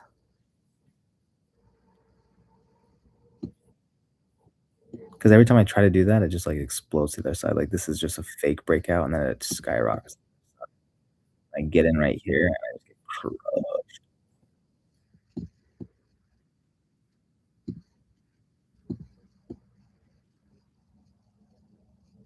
Not that I did anything better than an entry right there.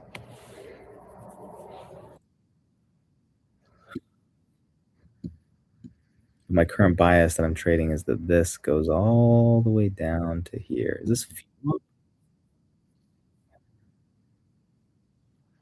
Back to VWAP because it coincides with like 3 other indicators. It's enough confluence for me. All right, let's double down, dude.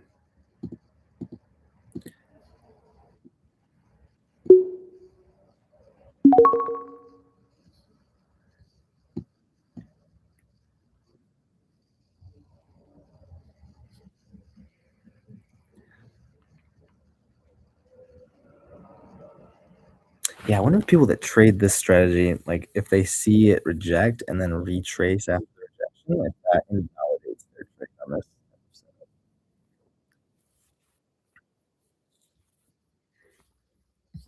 On the same 5-minute candle, when it rejects on a 5-minute candle, retraces on the same 5-minute candle to grab more sellers.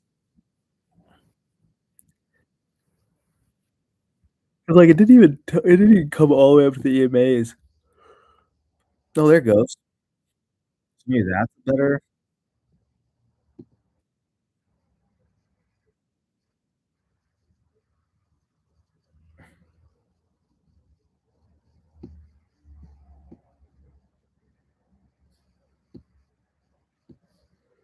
But look, now you have an engulfing candle, so, like, what the heck do you do?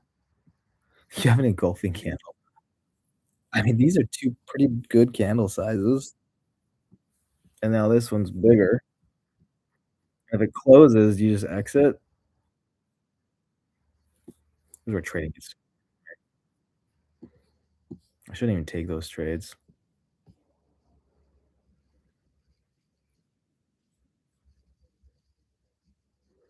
Man, I hate fake outs.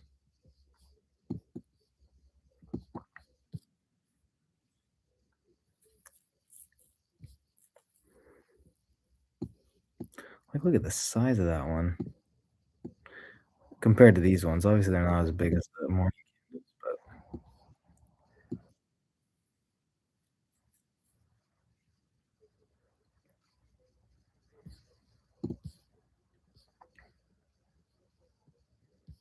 so we're gonna stay below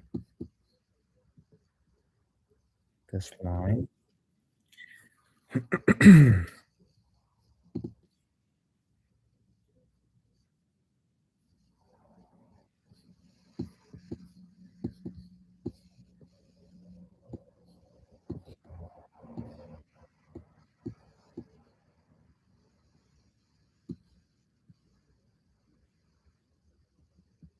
I mean, it looks like it wants to pump up.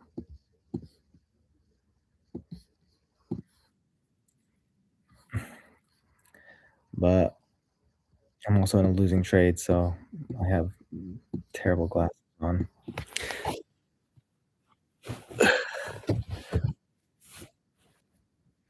People will like be overconfident in their justification as to why they're losing. Be like, "Oh, because my trade's losing." I'll be like, "Oh, it's definitely up to the upside." Even though they won't reverse their position. They'll stay in their position. They'll just say that out loud when they're streaming, 'cause we naturally as humans, I think, have this weird confirmation bias where if the trade's going against us, then we have the confirmation bias.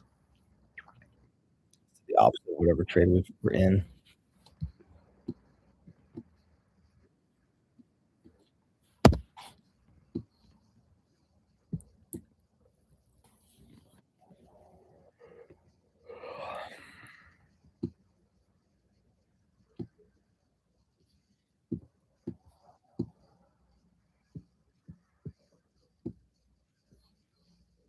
So you could say this is a Head& Shoulders, right? Here's a shoulder, here's a head, and it's overcoming the shoulder. So if this 5 minute 4 minutes, if it closes below here,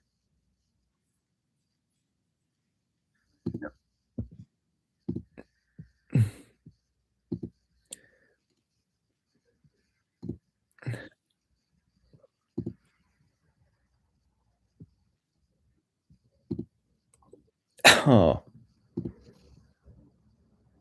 I don't have a designated Head& Shoulder line. These are all ugly. Give me gray. I'm erasing it soon.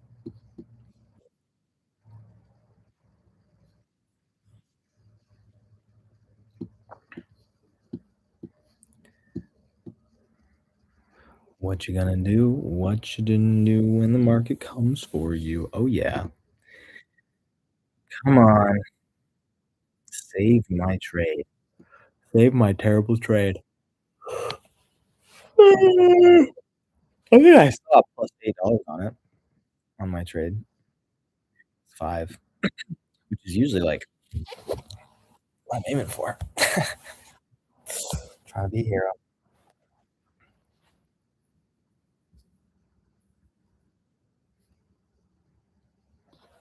Looks good. Looks really good. Please be a fake candle to the upside.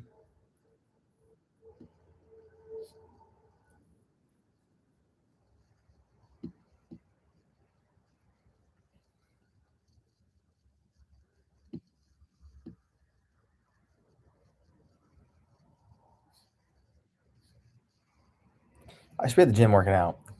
My trades are terrible between 12 and just lately. My best trades used to be between 11 and 3. I don't know if it's just the algorithms or if something changed in trading. Now I'm way better 9:30 to 10:30, 10:30 to 11, and I suck between 11 and close the day.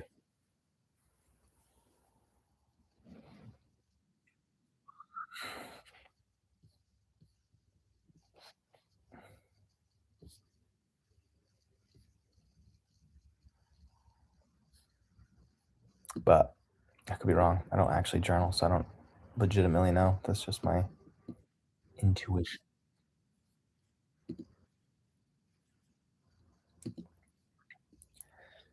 Doesn't look like it wants to close below this line.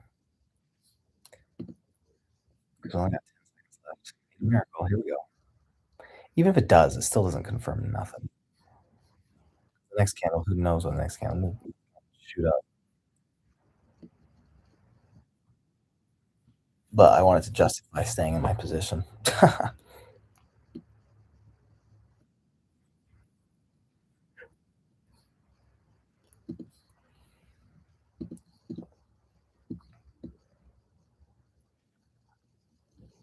This is a freaking bull flag? Is this our biggest bull flag of the day?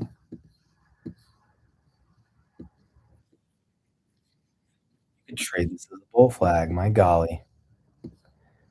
This area is so hard.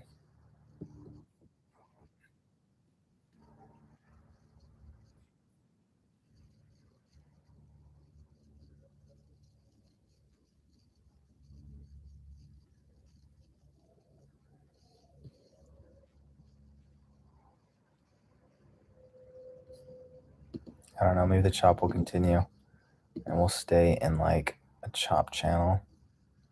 This is just manipulation. It goes below the chop channel. Chop channel, is that a technical term?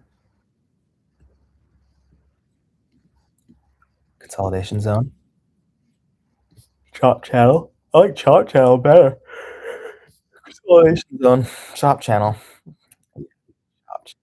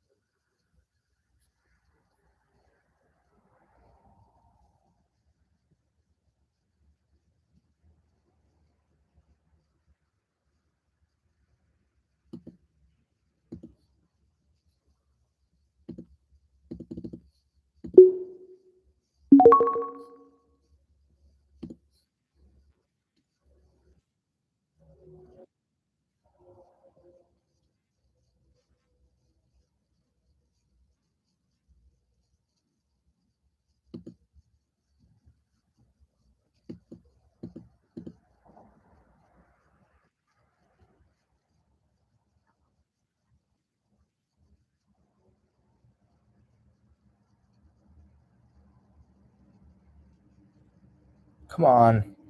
Should be a ton of sellers right here, just for a quick yoke.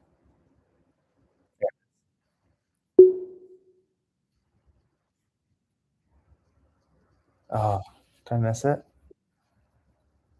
Maybe I'll go down one time. There we go. Bucks. Those are my typical trades right there. An overextended candle where I'm just trying to get the intricate trade.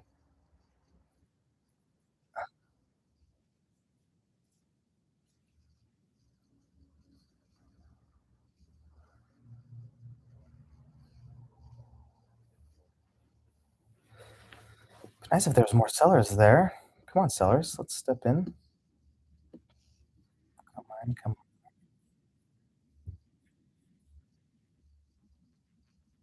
Got one more contract. I don't wanna lose the money on this contract.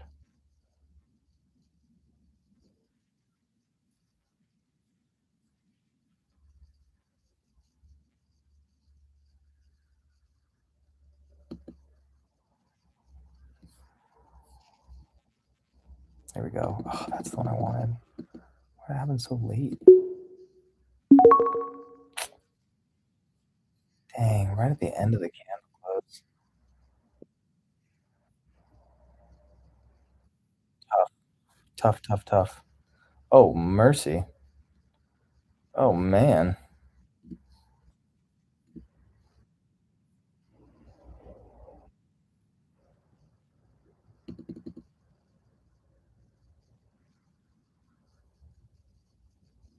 Wow.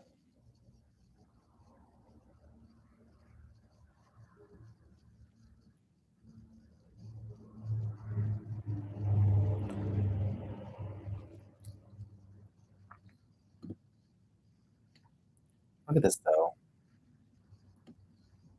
I won't follow through to the downside because, like, look, we just failed to even close near this, near these candle close highs.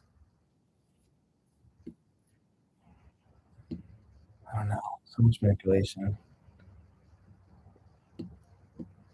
Not so much. I hate when people say that. Take it back. Regular market momentum. That's my bias right now. I want to fake it to the upside. This is the real trend established. This is all fake. They want to take it down to the VWAP.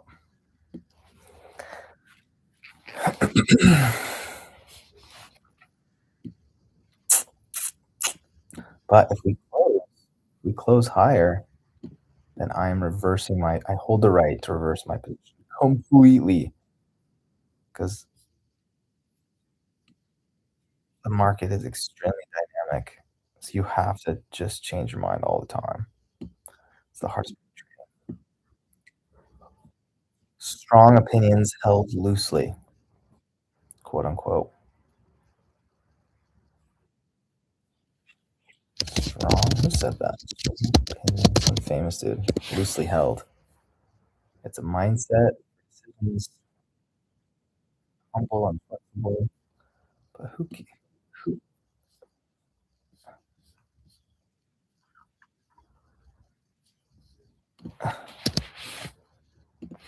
who said strong opinions?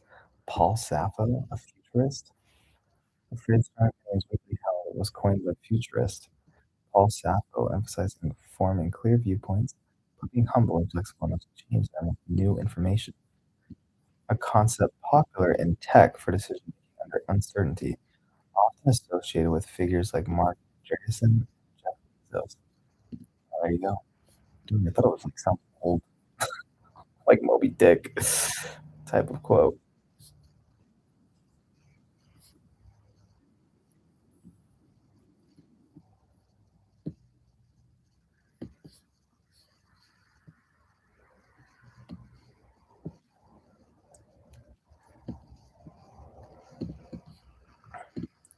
All right, so the sellers are defending what right here?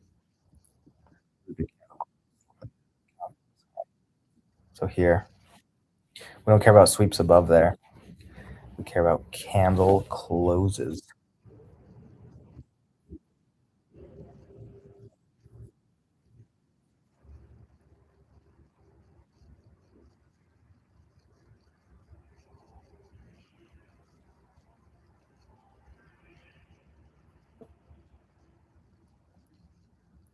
All right, I need to make another trade to make up for this loss because I don't know if this is ever gonna play out. But I'm gonna hold it because I'm in profit. Darn, I'm down like $50 on my high.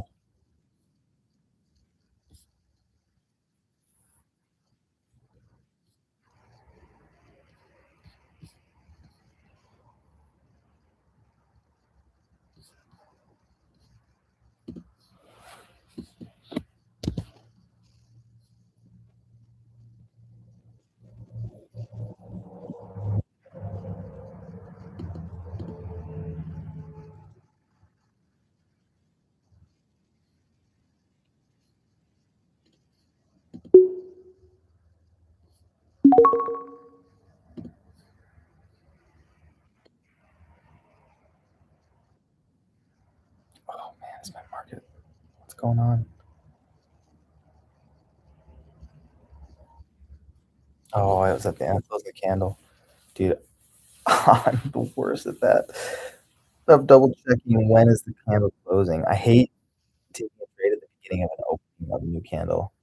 Because when it wants to go up, it'll open and it won't go like the buyers will defend the opening of this candle for some reason. I got roasted so many times on this type of trade.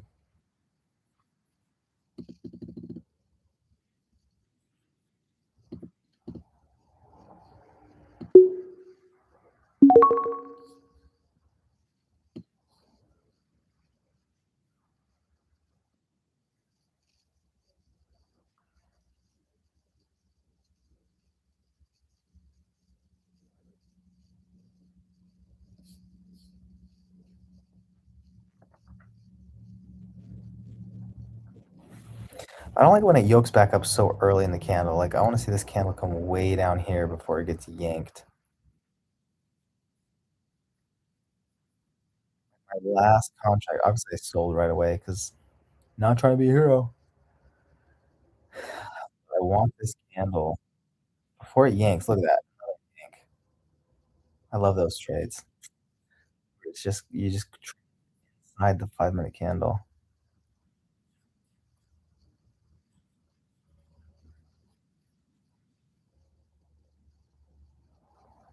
Scalping.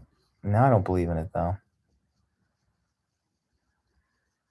Like, I can't afford this to be a loser because this is already a big loser, so I have to cut it.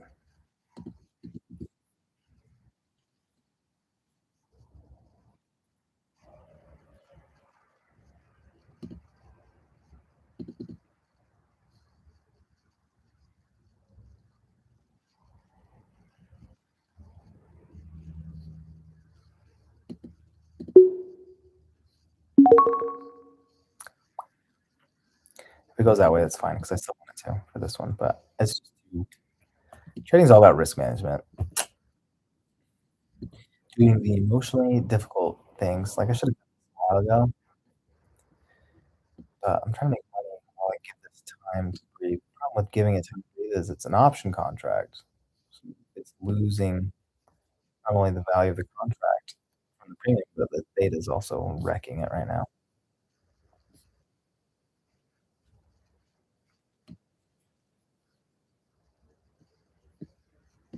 So I have to ask myself, what's the emotionally difficult thing to do right now?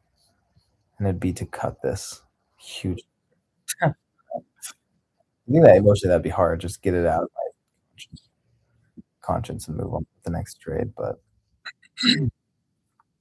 for some reason, it's hard for me because I'm still biased that the seller's gonna hold this,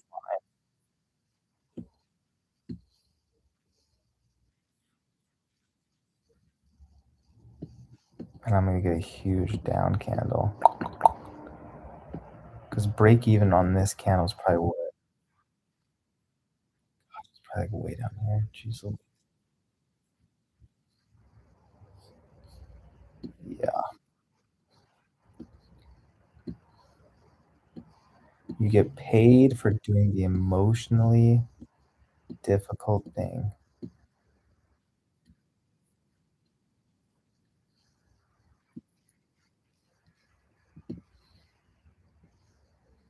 I do still think it's gonna double top though, huh? That was my other bias. What's gonna happen though? 4?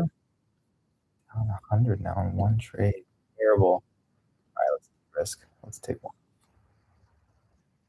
Let's take one off in case this thing explodes.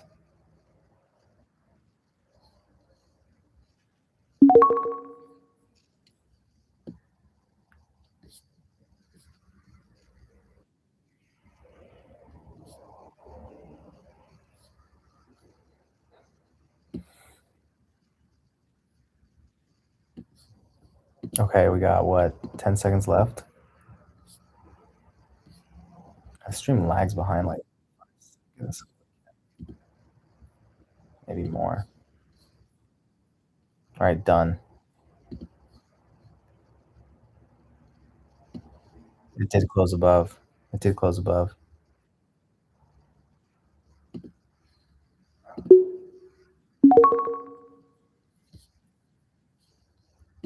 New bias.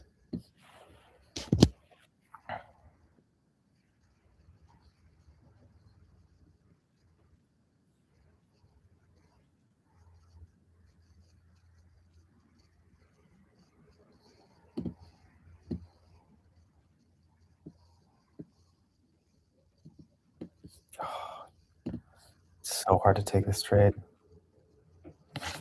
It's so hard to take this trade. What's the right decision?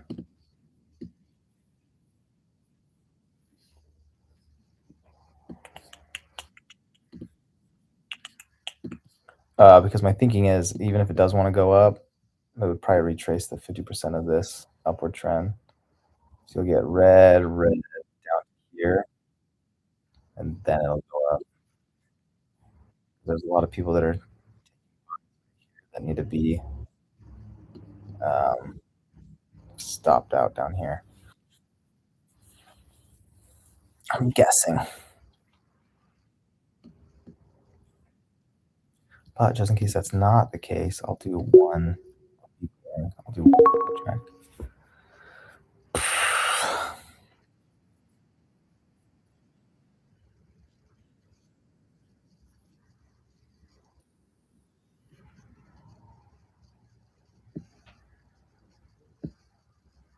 And then I'll add into it down here if I still like it by then.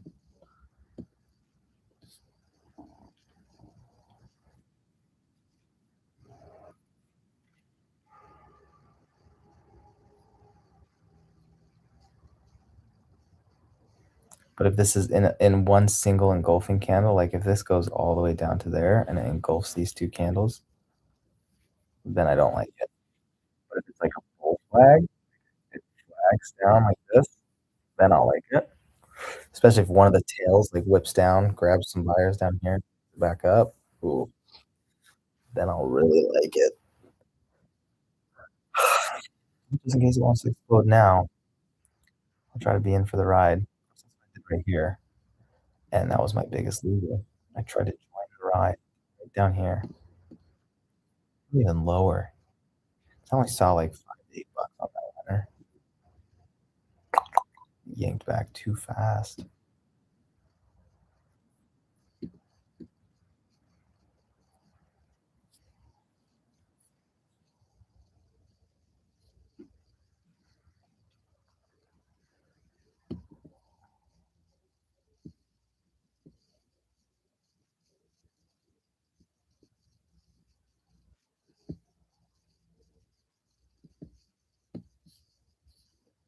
Two minutes.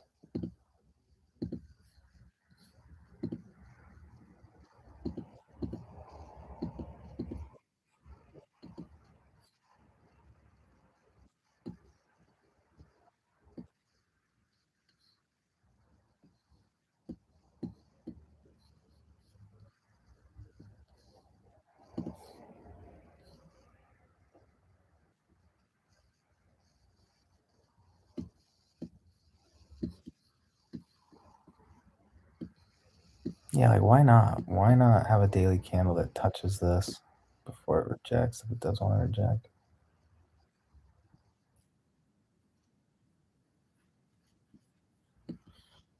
Hmm.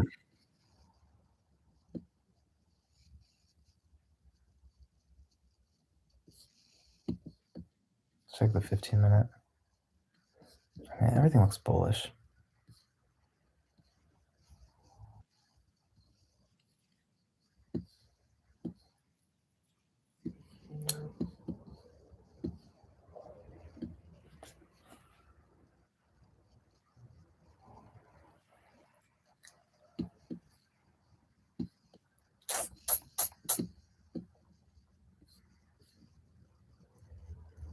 No, don't finish as a doji.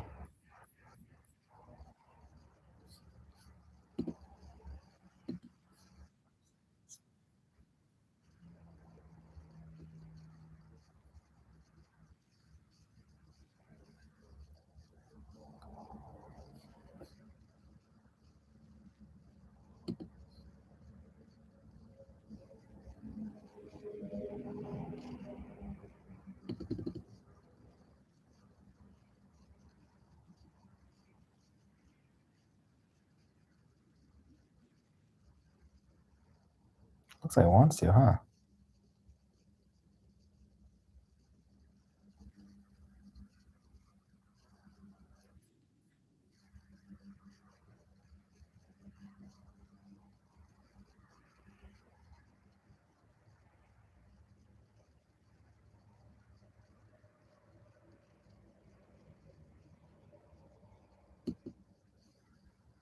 I don't believe it anymore. All right, my order's put in to sell right at the top.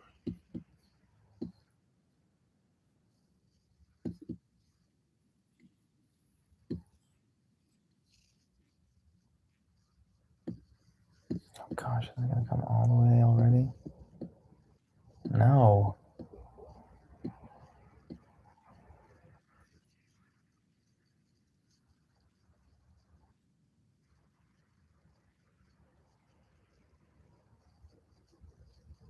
I don't get a small winner on this trade.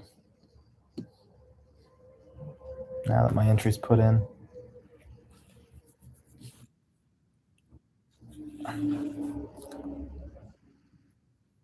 It's going down now. What the heck?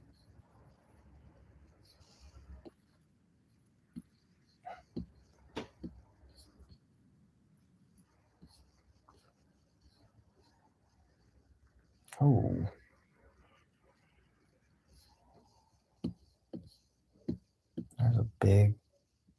There's a big candle.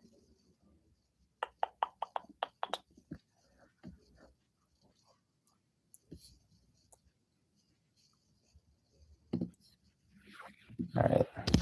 I think it's overextended itself though, which is my favorite trade. Sometimes you only get one shot at it though. And if you miss it, you miss it.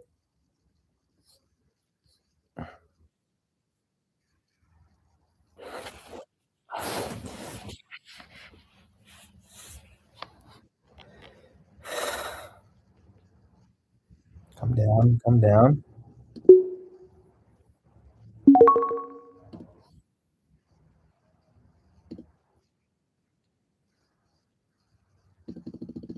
Okay, get yoked back up.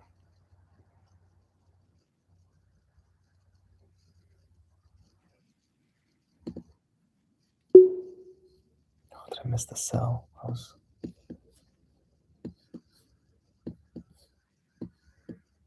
It'll go, it'll go, it'll go. 14, 15, change that entry. Make it 14.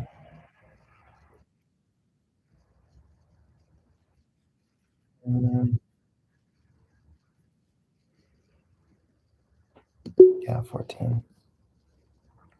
There it is. Is that not it?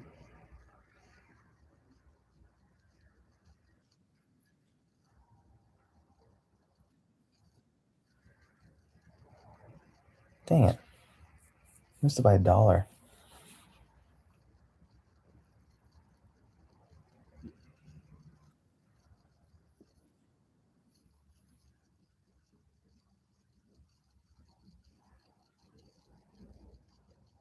Now, it usually doesn't yank as far. Usually goes in between two numbers that are low and less high.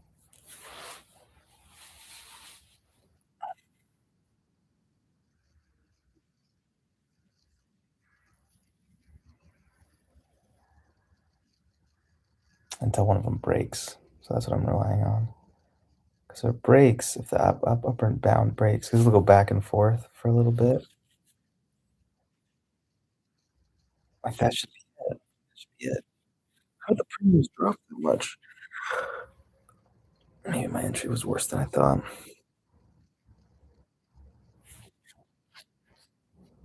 Yeah, that should be it. But it's I'm still negative right there. I guess it went down quite a bit farther. So the yoke back just doesn't look as big. It looks big. It's not.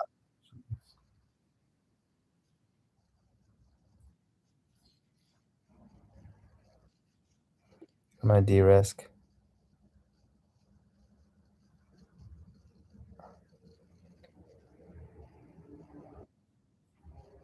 12. What a terrible average price.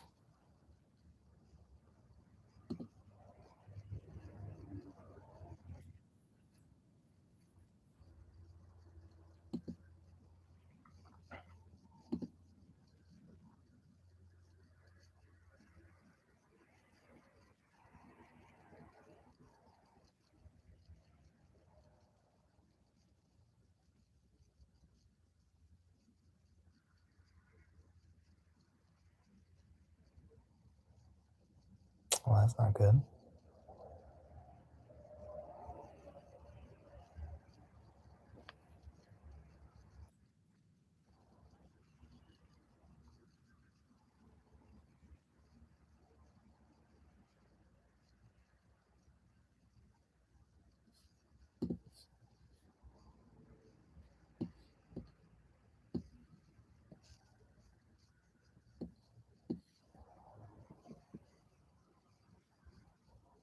There's the touch. It's a bounce.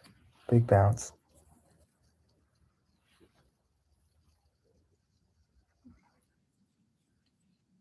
Probably touched the gray line.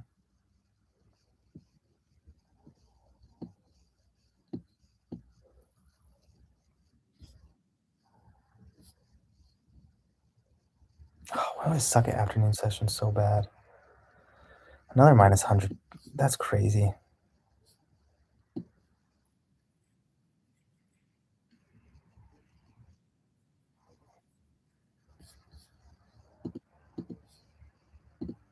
Oh my golly.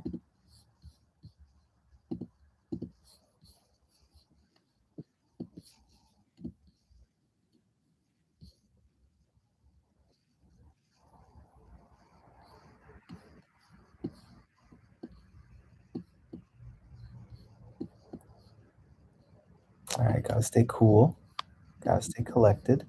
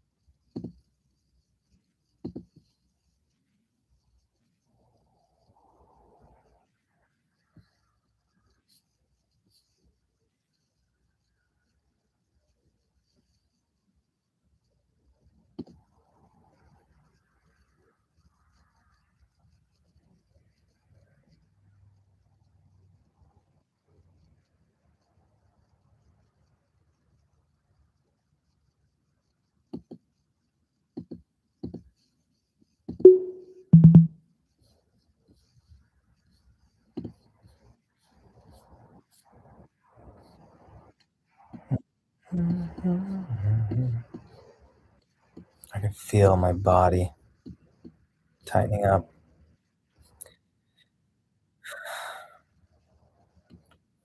Did too many contracts for being up so high on the day. Holy smoking.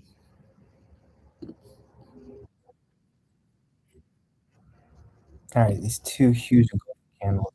Oh boy, now I'm out. Come on, at least go back up to get me out. Holy crap.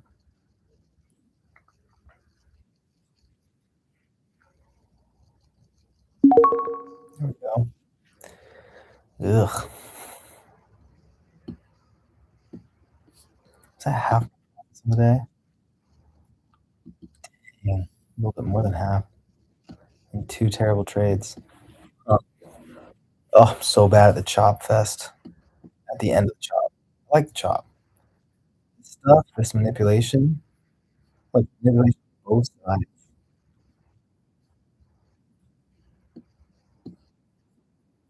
The heck does Market want to do? All right. So we're back in this chop zone.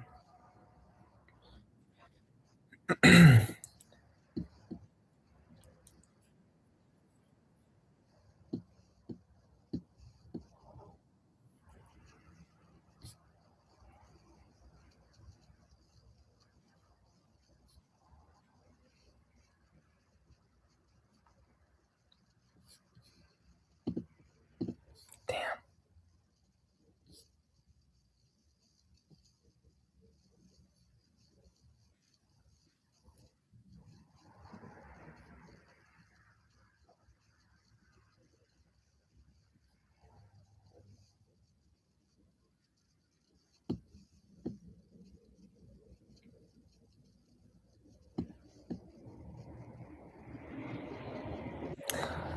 This is so hard to know what to do because you have 2 huge engulfing candles that took out 1, 2, 3, 4, 4 of these 5-minute candles in freaking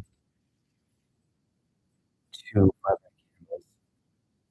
It'd be easy to go but who but there's so much support here, here, and it could easily bounce all the way back up, so you're risking it's just terrible risk. Oh, the fake out. 2 fake outs. I should have seen this one a little bit better when it's down at the same level. Usually that's a good this would have been good. It was bouncing up, but it didn't break. Alright. Am I gonna be red for today? Should I just be done? Looks like it wants downside.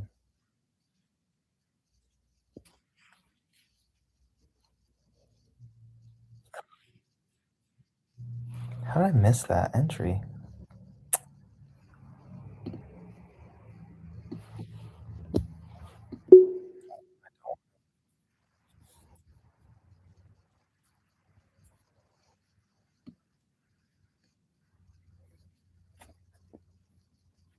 Alright, cancel that completely. 'Cause if this bounces, I do not wanna get in. Because this could be the end of that play. Where are the buyers? In this line? I do think it could come down to here, so it's like it's so hard to decide what to do. When in doubt, just don't trade.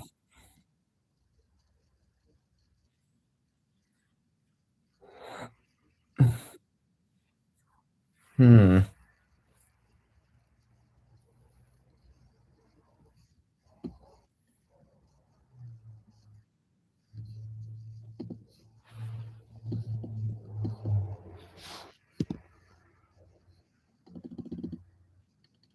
I think it's gonna go down, snap one more time.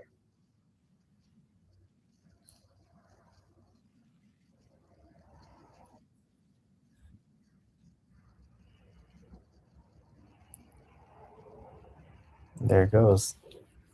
Except it didn't get me in. I was $1 off on my entry.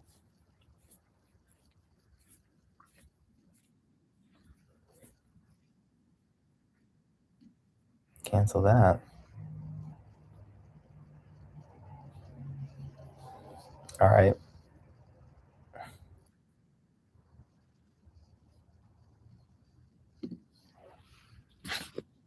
Okay, risky, but I'm going. Calls. I just wanted to yank back up. Dude, how am I missing these entries? I missed it again. That was a quick 50 bucks. Or 25 bucks. There should be a buy market. Alright. If it comes down, do I still want it? I think so. Oh, man. Yeah, now it's a $50 trade. Those are my favorite trades. Inside the same candle. When it's overextended itself and it needs a yank.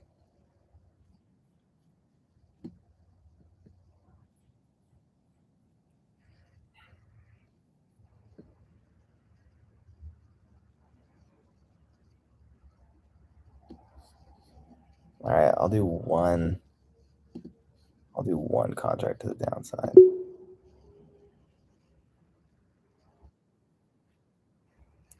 If it comes back and gets me. Okay.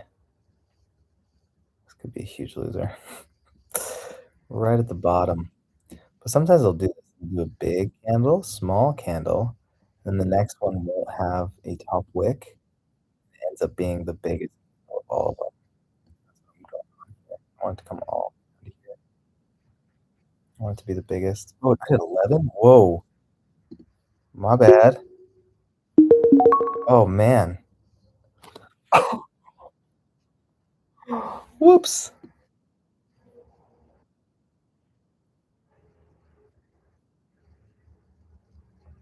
I just won.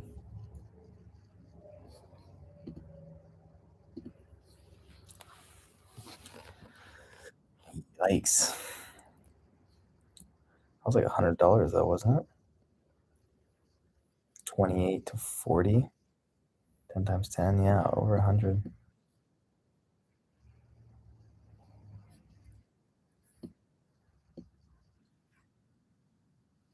I still like the play though. I want the big. Give me the big, huge candle. Let's see.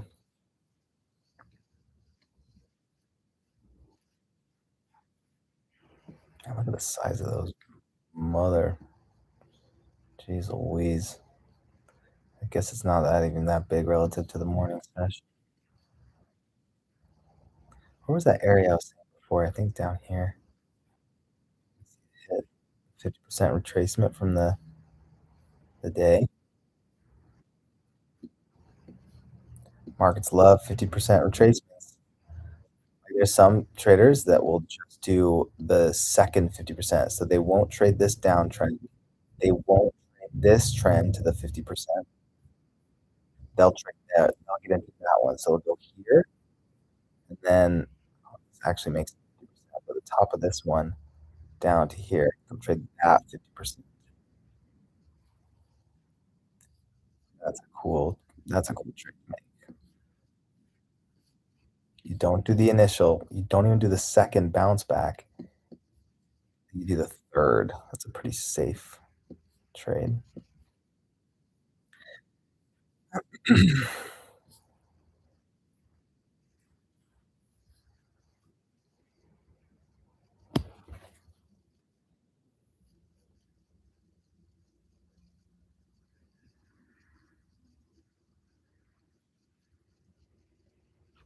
But I still wake up. I still see you. Still like the trade. I'm still in it, baby. Oh, I'm so glad I actually did 11 contracts. Worked out this time. Yesterday I did one. I put in 10, but on Legend you have to erase what's already there, which is always a 1. And just like this one, do 1, and erase it first, so it puts it in as 11 because there's 1 there. So yesterday I did 110 contracts. Figured it out immediately. I immediately just clicked enter to exit. Thankfully it got up 2 cents, so I made like 3 cents. I made $300 on it. That was my whole portfolio. I was out of compound. So I full ported on accident. It ended up going $62,000 my way. Oh man, which is huge for my little tiny trading portfolio.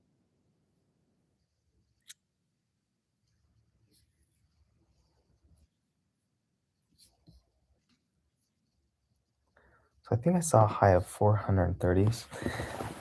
It's hard not to trade to get back what your max amount was. I made a list of top 50 hardest things about trading. It's when you have a high of day, this would be up in your top 10. It's when you have a high a day and back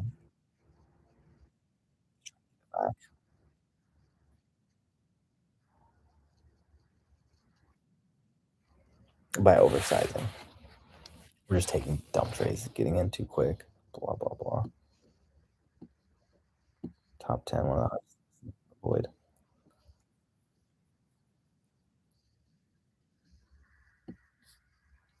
Yes, to see your face.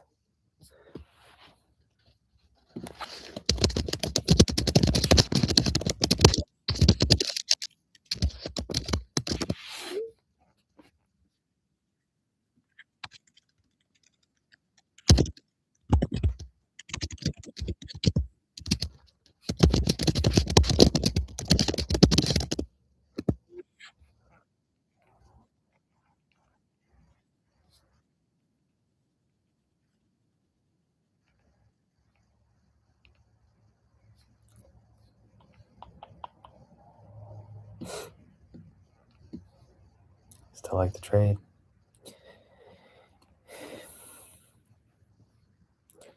This isn't like the right terminology, but it's something that I use inside my head. I talk about true downtrends. So let's say this is a true downtrend, a strong downtrend. When you get a bounce like this, it's above this candle high, it sells off. So you'd get a sell off of this candle. If that doesn't work, then near this candle high, you get a huge sell.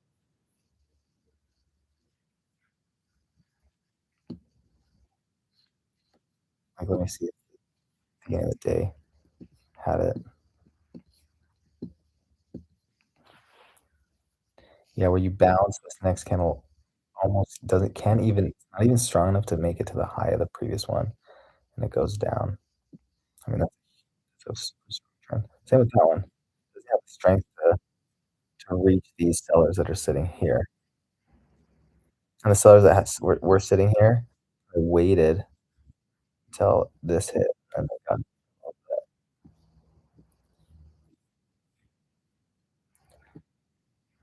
so I like when you get a sell-off, yeah, above this candle high, you get a sell-off,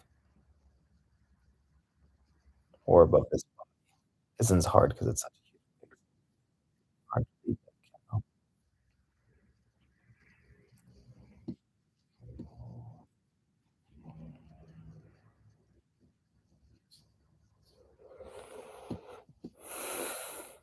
I rarely get those huge candle moves, but I really want this one to be that one, big old one. But obviously, I'm not super confident in it. I mean, I only have one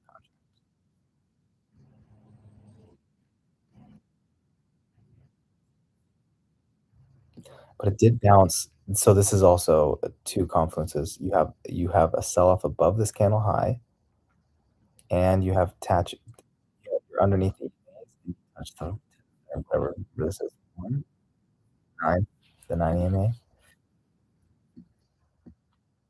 So everything says that this should dump so far. Could change. Maybe there's bias here that I'm giving credit for. 'Cause I mean, look at how many were at this level. Defend, and they even stepped in even early. Look at this. So they're here defending it, and the market can't even push down to the lows of those ones. Yeah, this shouldn't push down that far. Buyers already stepped in. Up,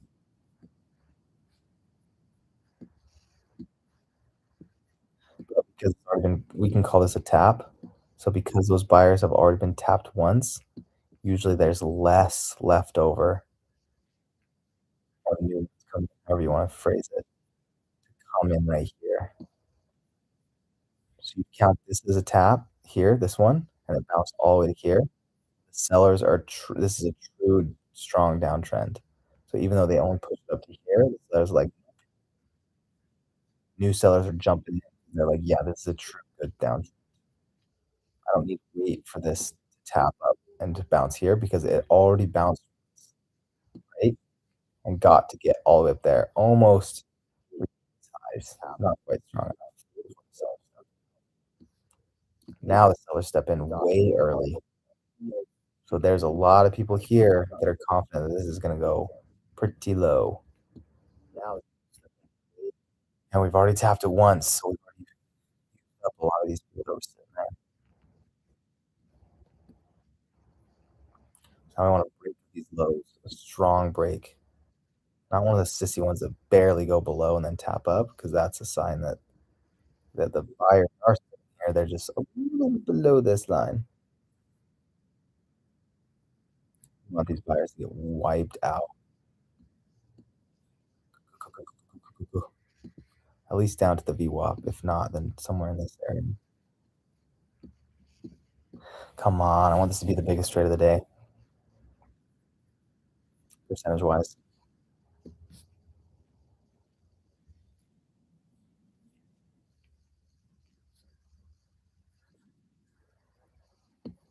Here we go. Make or break. 55. Wait. Oh, this is the beginning of this candle. Oh, see, we like that too. Sellers already stepping in. They're stepping in so early. You think they'd wait and get a better entry, but there's so much excitement that it's gonna tank. Oh, there it is.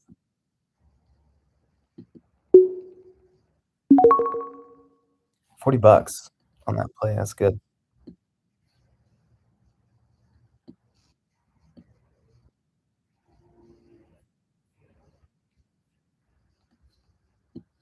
On 1 contract. Dang, wish I had my 11 contracts still. That'll put me at a new high of day.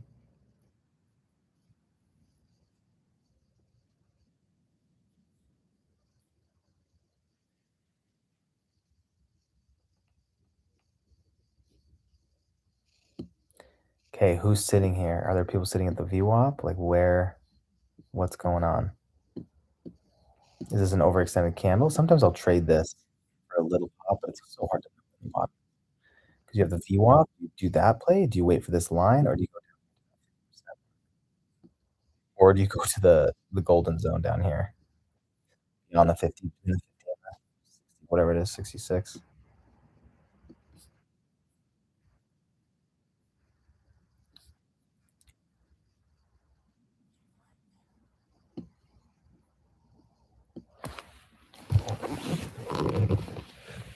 All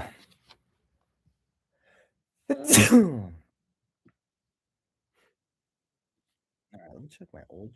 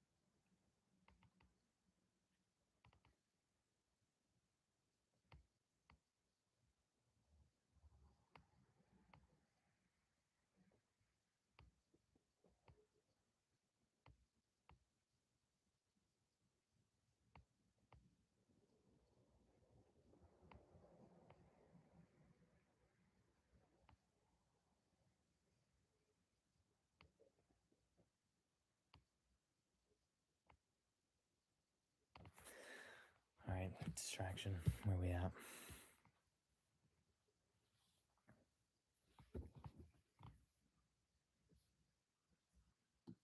It looks so overextended.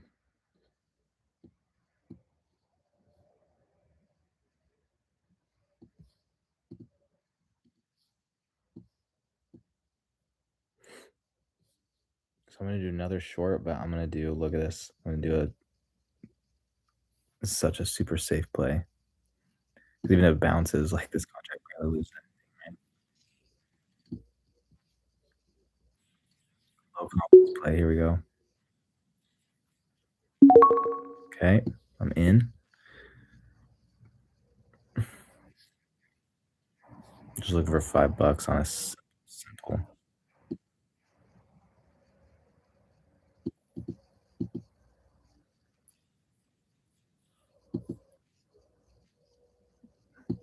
Oh, missed it. Go down again, bro. No. There was buyers sitting right under there. Come on, sellers. Don't let those buyers come in. Freaking get out of here. I'm not done yet. Get out of here. Get the fuck out of the way.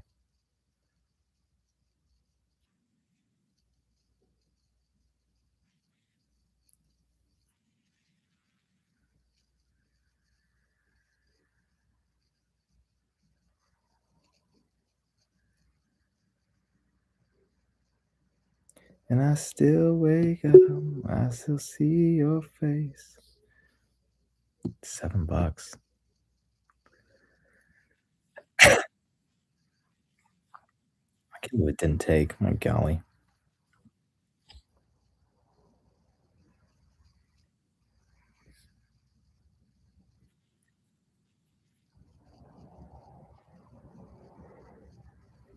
gonna be a red trade. Don't you bounce? I mean, it's got so much room to bounce. The body's so big, you could bounce halfway up it, you could bounce. In a good in a good downtrend, you'll retrace it though before it rejects. Get the buyers are gonna get wiped out. All these buyers are getting suckered. But the buyers that got in down here, they get out. They push the sell button halfway. So you have enough buyers that are hesitant. That's why a lot of times you need the market to cool off with the big moves.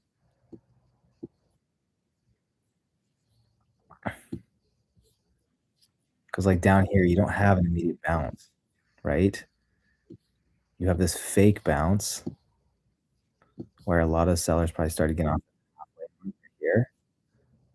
Just enough buyers to push it up. First bounce on a downtrend is usually fake. Usually goes one more lower than that.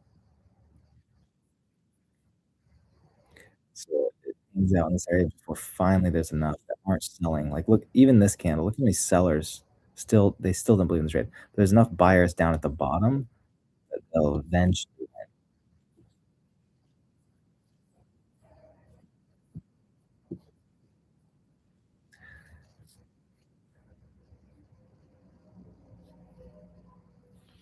down $5. That's fucked up. I saw 7, didn't get it. I will average down one.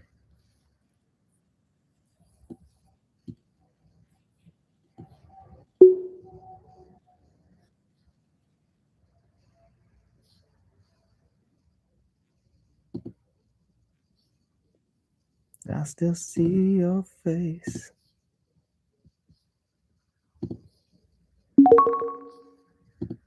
Okay, there's halfway.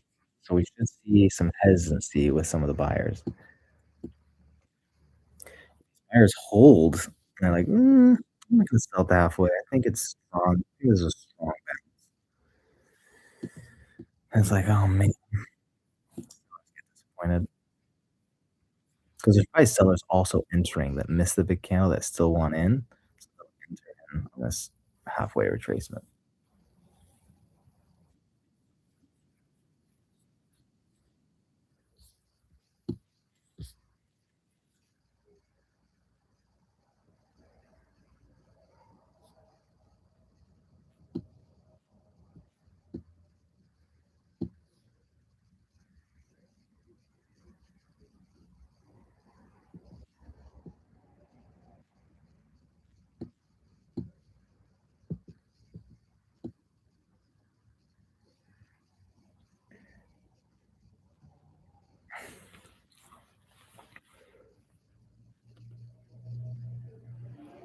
And I still see your face.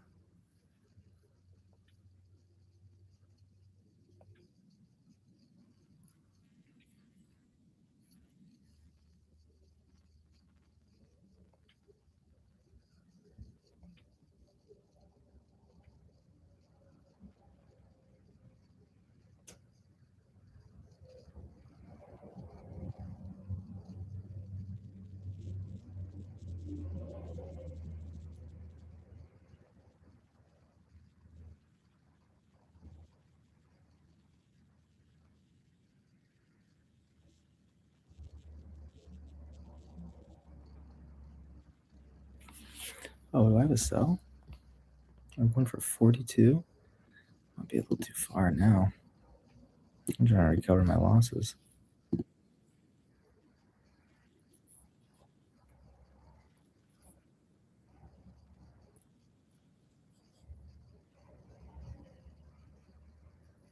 What do I stand for? What do I stand for most nights? I don't know any.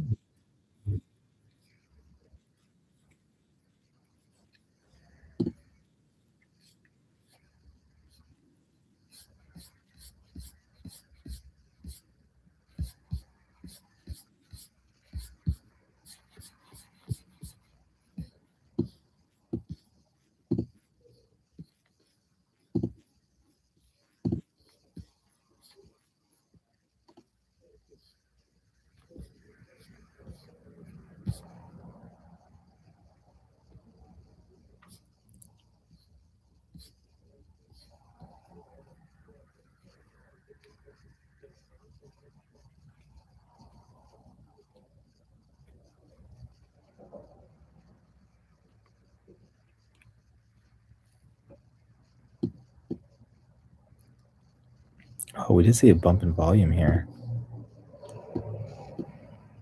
Let me see.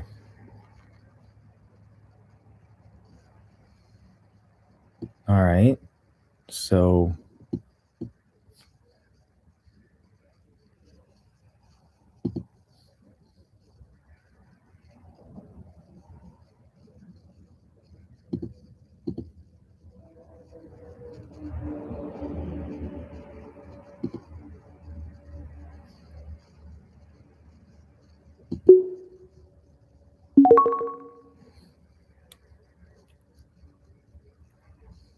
darn, it's at 36. That would have been $4 more.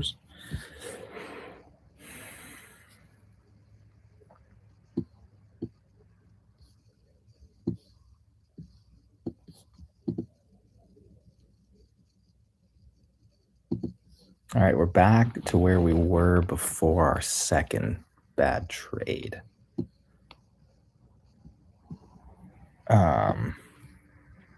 So let's reanalyze the market. Question, did we hit the 50% fib?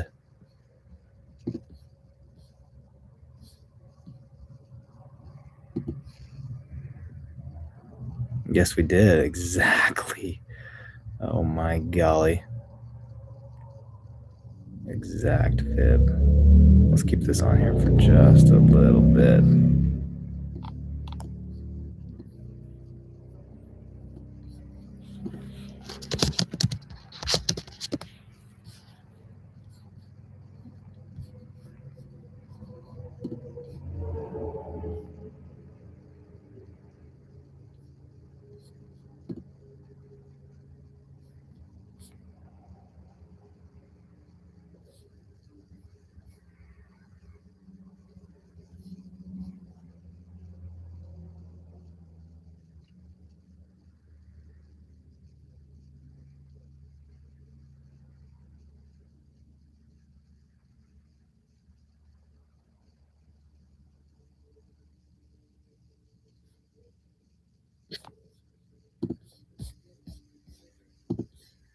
I don't know.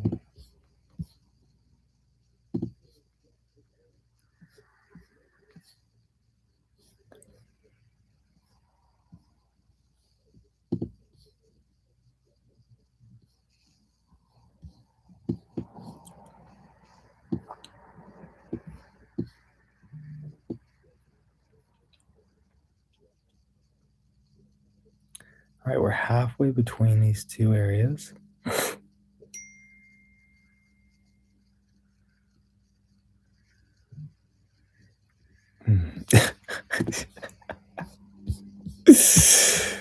Oh, dude.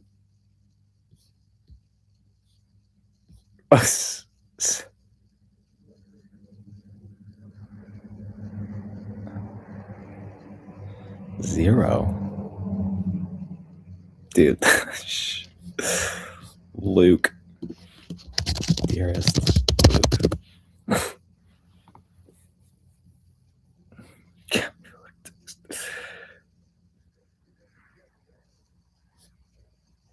All right, let me look at TradingView. At my old supply and resistance, right in between two of them, which is a soft resistance line. Always a soft resistance line between two major resistance areas. So, and we're exactly at the 50% retracement. So the decision I will make is, let's see, this candle's so small, nothing's happening. I'll just trade back to overextended candles because we might consolidate here for a while, or we'll dip down into this golden pocket. Seems like you would be up more. Oh gosh. Yeah, you worked on like two loser plays. I don't know why I type it if I just say it. Just in case you leave and you come back and you need to read it. But we're back to where we almost were. I'd love to get back to my day's high. Luke, is because, I'm a terrible afternoon trader now, and I don't know why.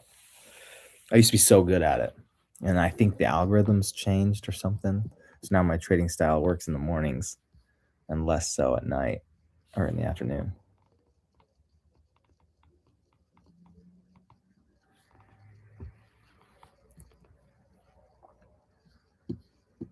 Seller stepping in, seller stepping in. Buyers holding this simple, cute level. But usually there's always one more dip, one more than you'd think. So that's the play I'm going to do.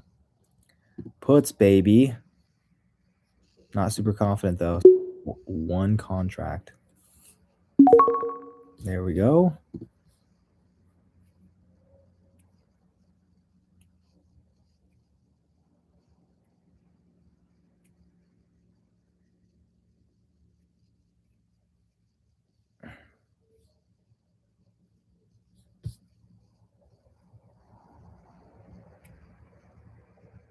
Seems like you'd be up more. Can't believe you said that. I'll show you. I'm gonna make $4 on this trade.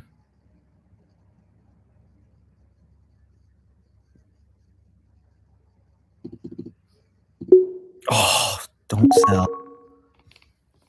Sold it for freaking 110 and it was at 114.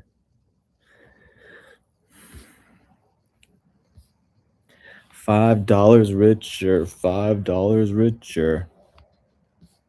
I'm going calls. This looks like a chop to me.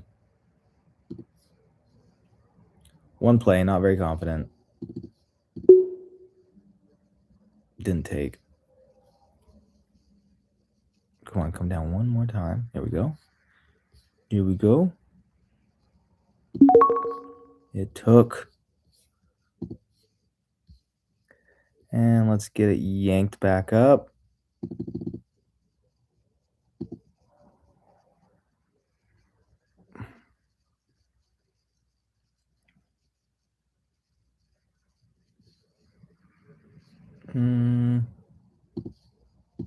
Yeah, that's good. $6. $6 richer. All right, let's do puts.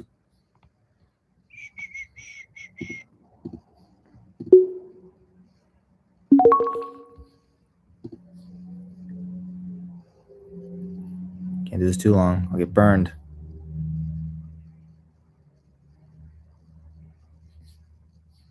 One minute. 15 seconds left on the candle.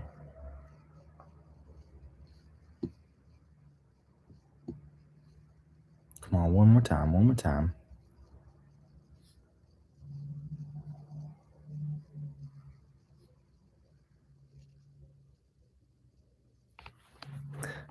No. The bounce.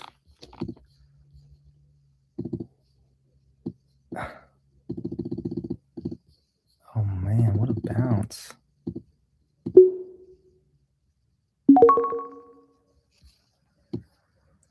Average down. Would have been nice to reject the 5-minute EMA. Shoot, or the 9-minute. You'll check through 14. I'm just trying to not lose money on this play now. Forget making money. 78. I could get there. I could get there. Back down to 78.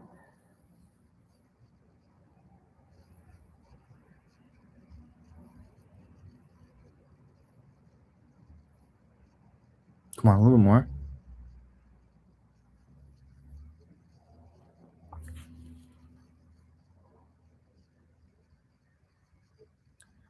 All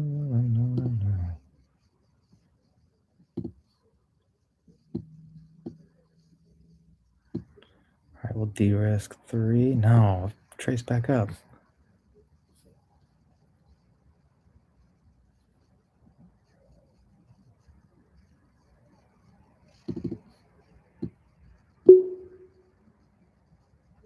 Take.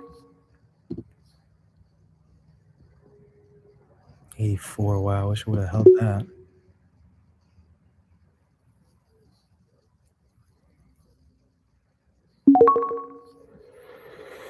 All right. Didn't lose money on the play. Do we make money? Nice. Made a little something, something. That's a good rejection.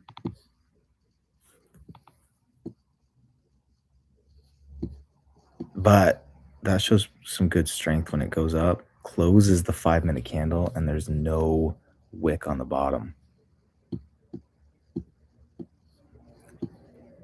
Now it's going to come down and give it a little wick. A little schmackety schmack. Wickety wick. Dude, Luke, is that you again, bro? I swear.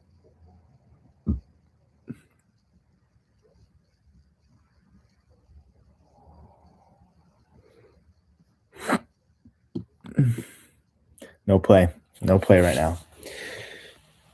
Big rejection. A lot of people are going to go puts at the bottom of that rejection. But it's a worthless, such a dumb play. Why would you go puts right here? You're in a downtrend. You had a pump. The pump failed. But they'll usually try to pump it one more time.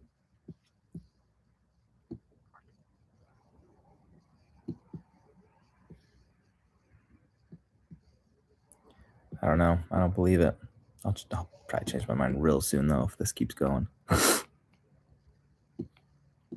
I don't know. I don't believe it. I think it's a fake push down. I think we are bouncing.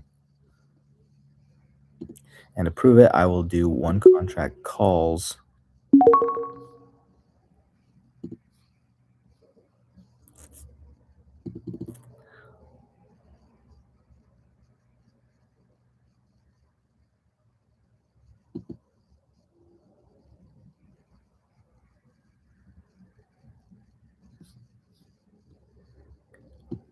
Yeah, it's going to pump. It's going to pump. Just a little more, buddy.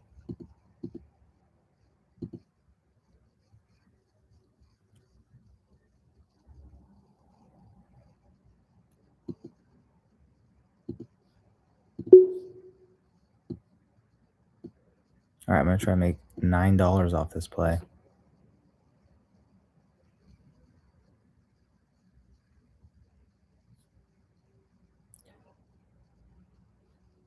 One hour in, I'll tell you exactly the answer to that.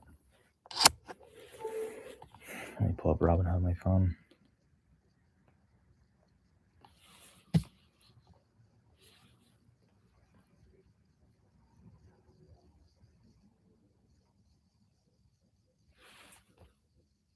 One hour in, I was at plus 50.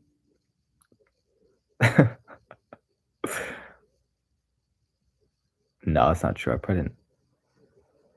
Yeah, plus 50.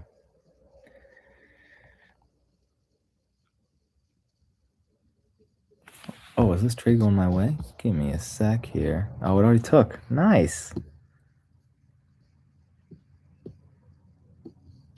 Look at those puts. They got psyched out by that push down. Poor guys.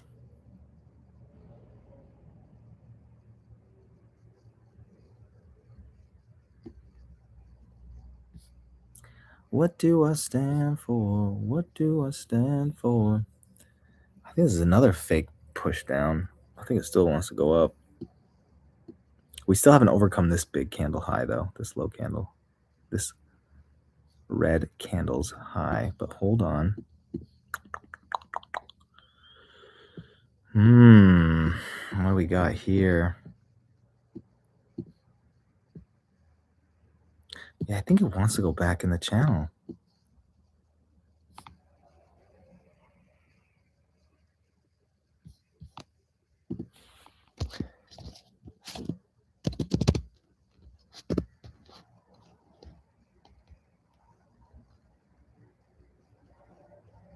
Oh, when did I get to my high? So I kind of lied a little bit because usually I do trade in the morning, but I had some errands to run this morning. So I didn't like legit start trading until like 11. And by I don't know, it's hard because I like, almost every trade I made money on, just slowly. So, like, by 10:50, I was up 262. By 12:15, 287. By 12:45, 372. But my high I hit at 2:05 PM my time. And then now it's 3:22 my time. But I had an afternoon drop. I had 2 terrible trades, which is typical for me. Sometime during the afternoon session. It's just so hard to know when you've hit your top. Sometimes your top's 200. Sometimes it's freaking 600.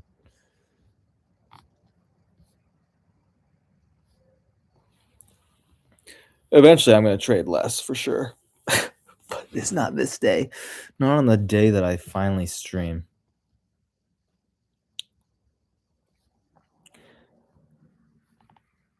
And I don't have the kids today. But I do still have to go to the gym and run one more errand.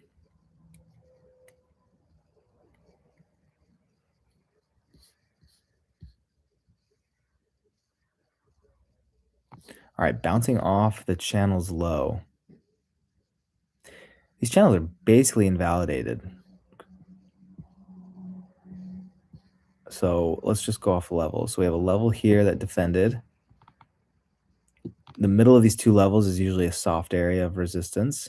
So it's rejecting off that middle spot. I don't know. I think it goes all the way back up though. You could have a swoop down into this golden pocket. This whole area right here. Let me check the trading view chart.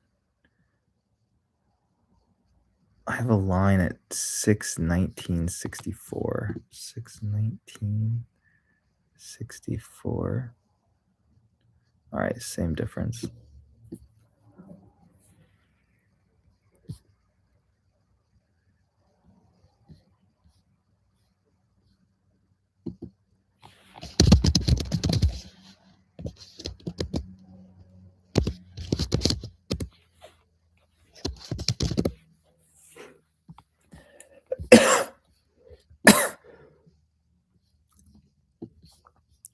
All right, I'm doing pretty good on the day though. So now instead of going 0 DTEs, we go to 1 day options because there's only 30 minutes left of the market. So whatever's going to happen, it's not going to be crazy. It's going to be boring. Most likely. Yeah, so probably just hover around. Is this an area of buying? Not a ton. Oops. Let's see what the daily chart. 4-hour time frame. Supply and demand. Ah. Yeah, couldn't overcome this line, so it rejects. This new 4-hour candle closes at 3. Oh, it just opened.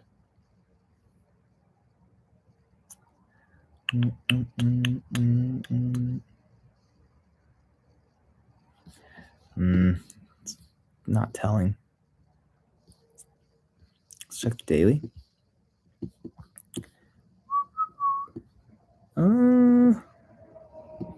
Yeah, probably not much more action for the rest of the day. I don't know. I feel like they want to do it as a hammer, so they'll close it close to the daily high. Let's see how far away that is.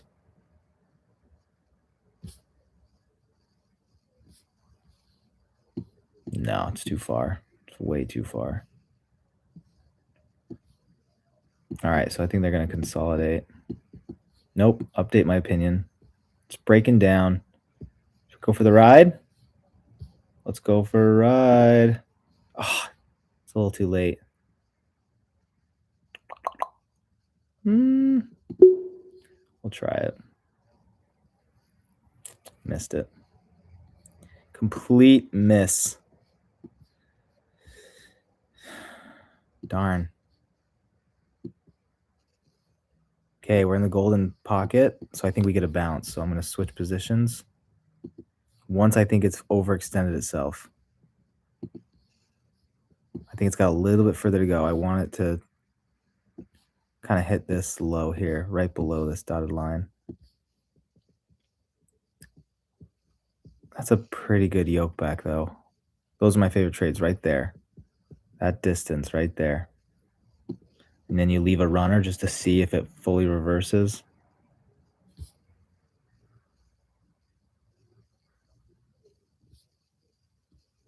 I think I missed it, though.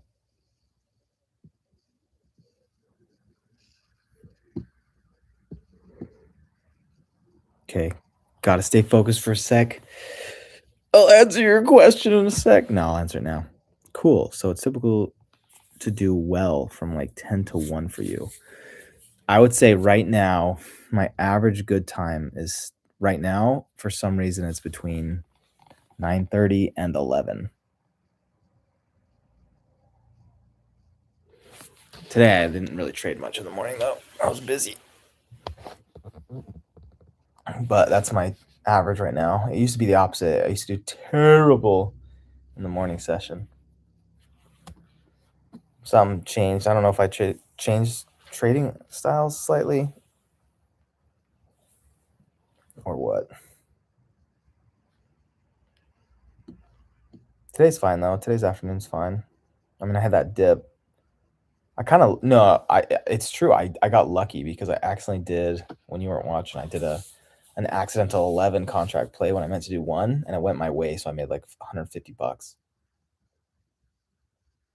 But it was an accident, so I shouldn't be up this high. I should still be like at plus 200 instead of plus 400.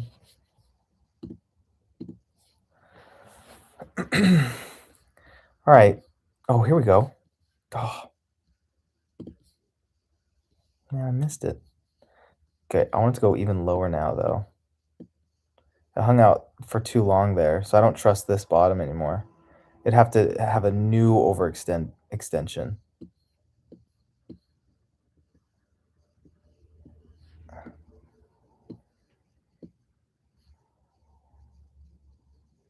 Yeah, there we go. Keep coming. Keep coming, sellers. Keep going. Buyers, just wait a sec. Buyers, hold it, hold it, hold. I'm like William Wallace. Hold, hold. Now. Oh, it didn't take. My golly. How am I always $1 off, man? That's crazy. That's unusual for it to happen this many times in one day.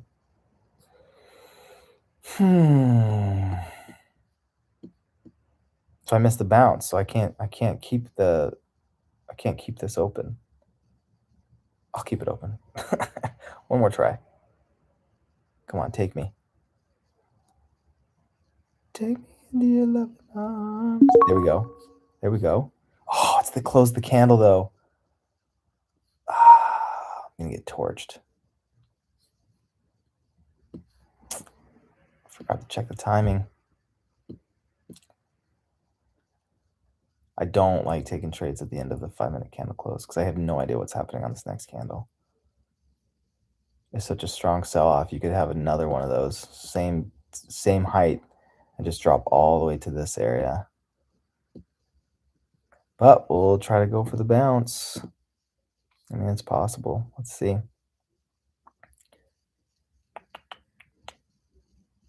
Because my strategy is usually trading inside the 5-minute candle. I trade inside of it as it bounces around and tries to figure out where it wants to go. Obviously, the biggest moves, though, are holding through candle closes into candles that are continuation candles. Obvi.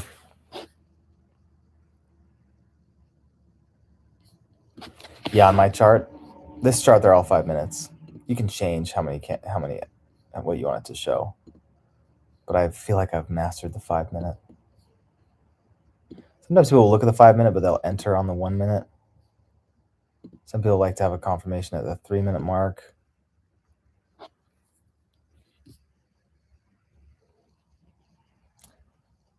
Dude, you're going to boost all these comments, bro. You're going to boost my algorithm next time I stream. YouTube's gonna be like, wow, look at all these his first time streaming and there's like 50 text messages on the chat.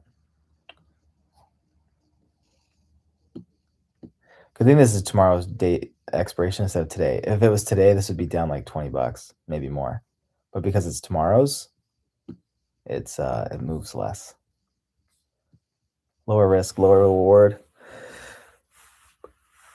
But I'm just trying to get a few more dollars, you know? It'd be nice to get back up to 430. Oh, amazing. I don't think it's gonna happen though, not with one contract sizes. So sometimes I'll come over here, Luke, to these time frames. So I have a 15-minute chart here that I've marked out. I have a 1 hour. I have the 4 hour.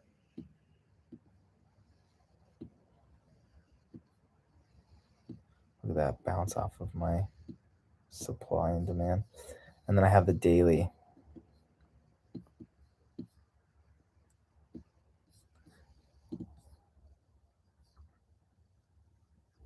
So sometimes I go in between the charts to see what's going on. Because I trade price action, so my opinion's always changing based on what the market's doing. Sometimes it does what I think. Sometimes you're welcome. Oh, thank you. Sometimes it does the opposite. That's the mark of a good trader, man. Strong opinions held loosely. When you get new data, new information, you got to pivot and switch. It's like if I was like very strong against iboga and then I hear some new information about how much it's healing people.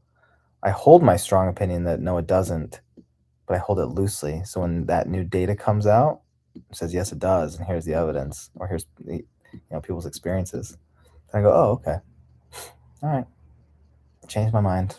It helps a lot, and now that's my new strong opinion. Held loosely, right? Because if all of a sudden, I don't know, something crazy happens and people are murdering each other on iboga, then I'll be like, oh, all right, new information. Gotta stay dynamic, not static in my opinions.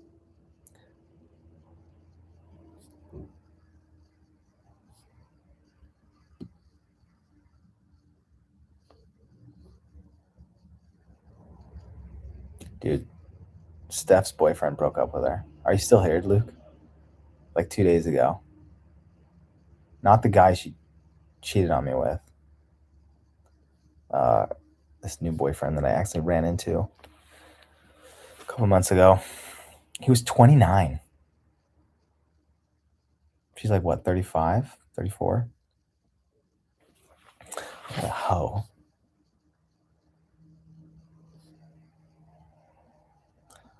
So now, typical woman, right? She like hearts all my messages and does exclamation points and emojis.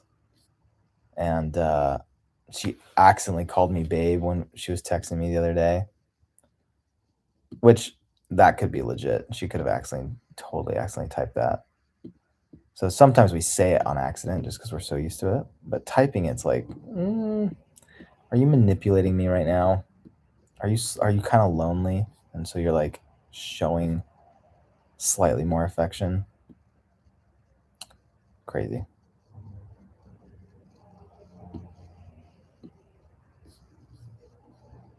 Damn. Yeah. Yeah. Dude, Luke, I feel bad for static or dynamic in terms of Stephanie's boyfriend. Let me think. Yeah, she's being dynamic. I'm being static. I told her I think it's making her like me more when I kind of push her away slightly. Because she told me, and I was like, well, don't come back to me. In like a joking, fun attitude, but still the message is don't come back to me. So now she probably wants my validation. Because that's how girls are. So now she probably wants me. Now she's gonna like fight for me, even though like unconsciously, she's gonna start fighting for my approval. Because she's still in love with this guy that she cheated on me with. Still absolutely in love with him. Because he rejects her.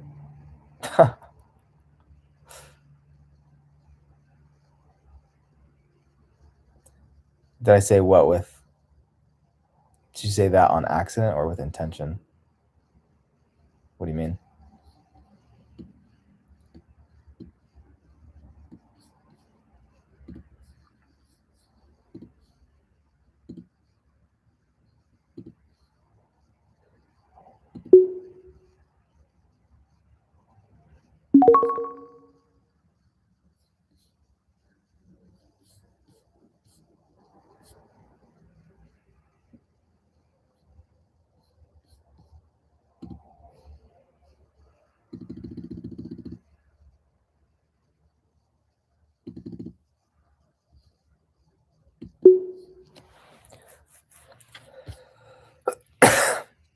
The well, don't come back to me then. Doesn't sound like love, sounds like unhealthy attachment style. From me or from her?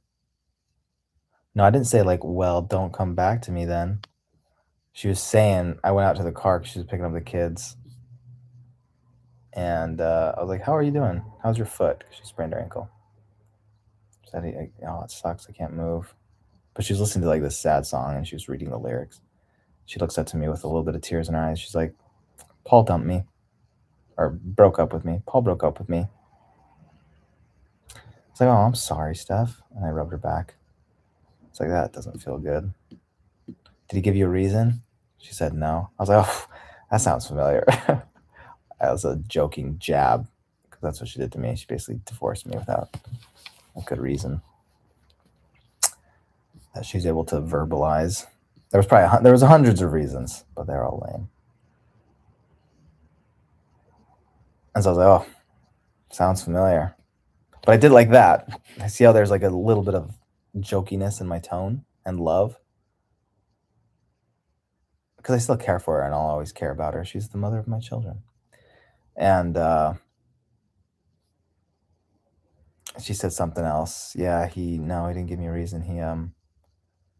He's a little immature though. He's a little immature. So I was like, why would you have dumped him, you think, later? It's like, I don't know. And then I said, oh, well, don't come back to me. Like that, in a loving tone, in a caring tone. But the message is clear, like, don't come back to me. Just because you got broken up with.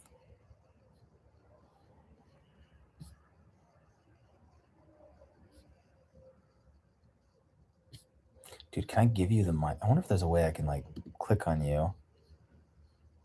And I can make it so you can talk. That'd be so cool. Add as a moderator. Oh, no, that doesn't do anything.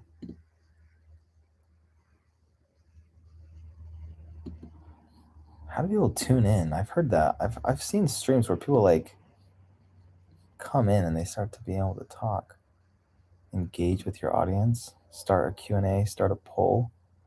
Okay, let's start a poll. All right. Should I spank that? If she comes back to me, should I still stay firm in my decision not to let her come back into my life full on, but still like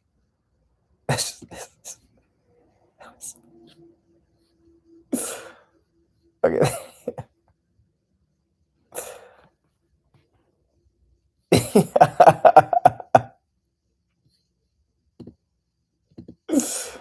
Oh my gosh. Oh, you didn't vote. Oh, I thought you voted. Sorry. I thought you voted yes. That's what made me laugh. You see my poll? You want to take my poll question?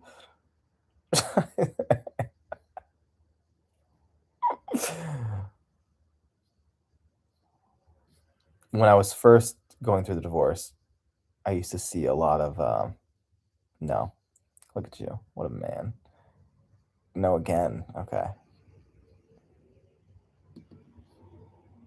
Oh, the poll's closed. No change your mind.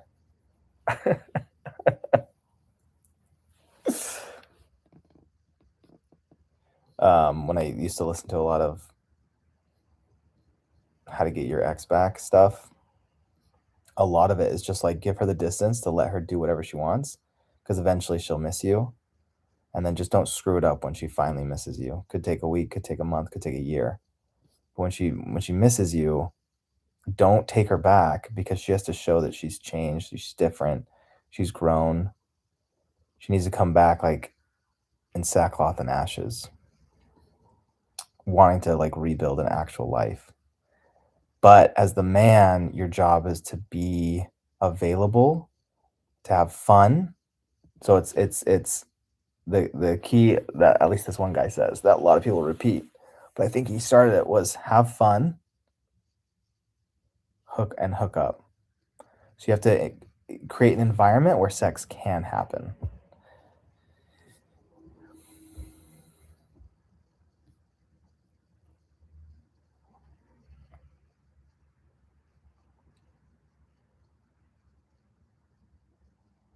And then if you do have it with her, you don't do it and then immediately attach yourself back to her, because then if she rejects you, you'll be like butthurt all over again.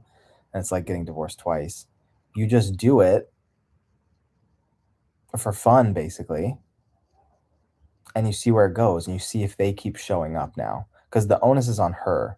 Like I don't beg, I don't plead, I don't chase, I don't put her on a pedestal. Like she has to come back to me. And it'll probably be slow if it did happen, but I'm available to have sexy time as you start to come back. Because sexy time is important, I guess, for a woman to fall in love. So the message is if you really do want them back, then you have to have fun and hook up. You don't have emotional conversations, you don't have conversations about the future, you don't rehash the past and what went wrong. You just have fun. Oh yeah, sold. Excellent. Look at that. What a great way to end the day. Did I finish at my all-time high? Freaking close. Beautiful. Look at that. Look at that bounce back up. Great play.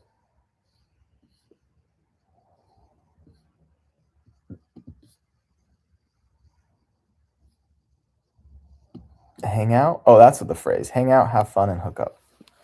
Hang out, have fun, and hook up. So you don't rehash the past or talk about the future or what went wrong. All you do is create an environment for fun.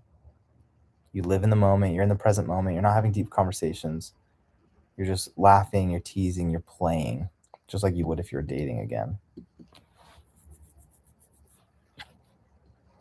And then slowly the chemistry starts to build, especially as you slightly reject them.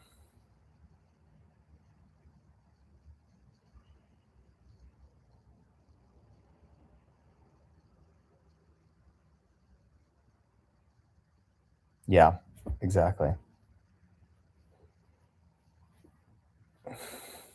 Yeah, and I don't even have to I would have had to fake reject her before, like even just a year ago, but now like I've had this epiphany where like especially now that she's gotten dumped, the jealousy is less. So while she was dating, it seemed like she was like, wow, she's so amazing and so good that guys just want her, even though she's has kids, guys still want her. So I think that made her appear more desirable. But now, and I had this epiphany like 2 weeks ago, where like she's actually a loser. Like she's a legit loser. And that hit pretty hard. So, and that was the final, I think, piece of taking her off the pedestal and putting her back even below me. I shouldn't say that, but I will, where she's like a loser. And so now the rejection is going to be natural and it's going to be authentic instead of fake rejection in order to manipulate in hopes that she comes back. It'll be like, no, like seriously, you have to be different if you come back. And so do I. And just like you said, like I'm still healing. And so if a conversation did happen about a relationship, I would just be like, no, let's not talk about relationships right now. I'm way too, I'm not in that position. And just that saying that is a rejection. And so, um, the woman's instinct, if they're normal, is to start to want that relationship again. Because women obsess over what they can't have. Guys too. Like when I couldn't have her, I started obsessing about her.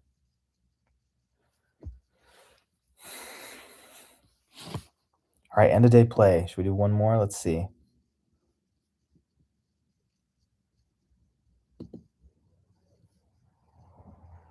What's our daily chart look like?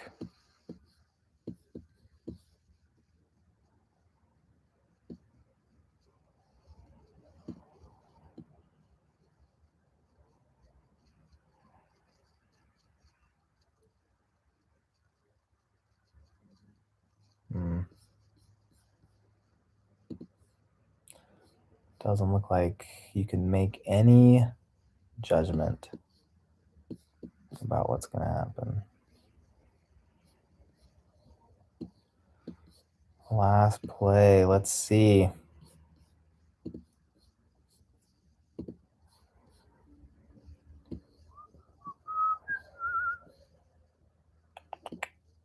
I think we pump. I think overall the market wants to pump since we're not invading Greenland with force. Let's do a big play. Here we go. Win or lose.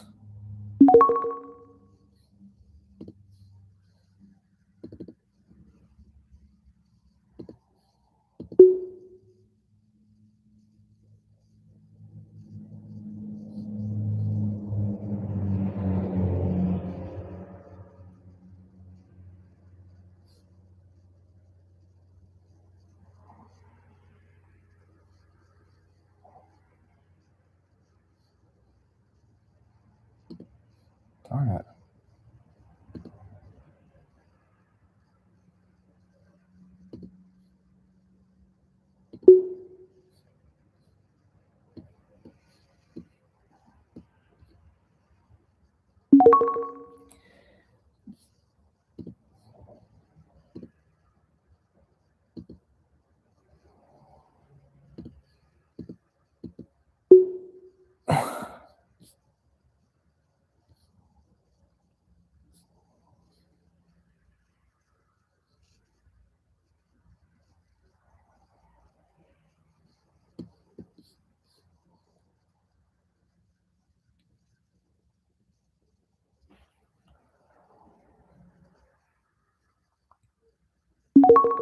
Nice. One contract left.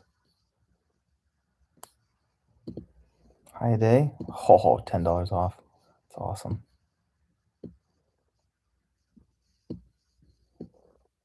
What a good week.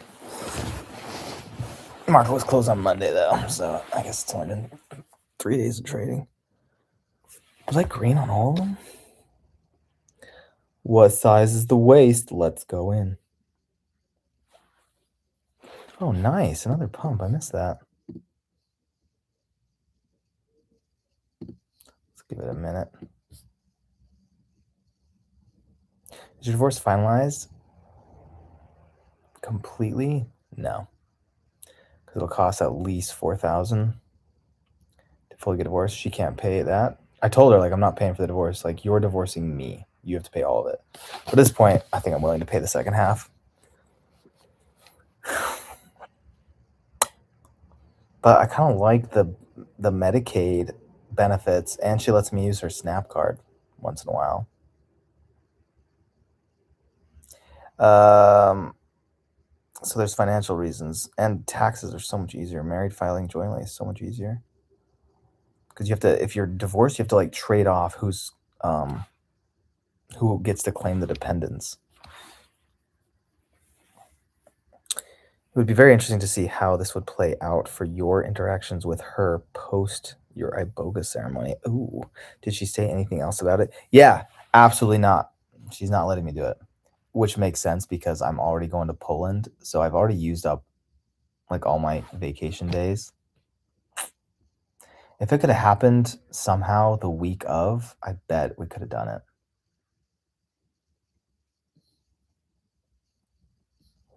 But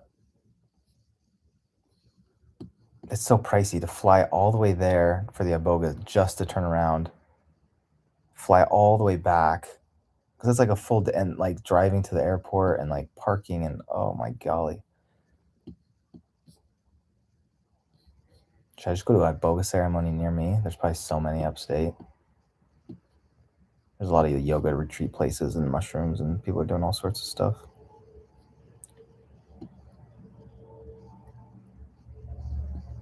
But I think Jen said it's pretty rare. I think she said it's like there's not very many iboga ceremony places.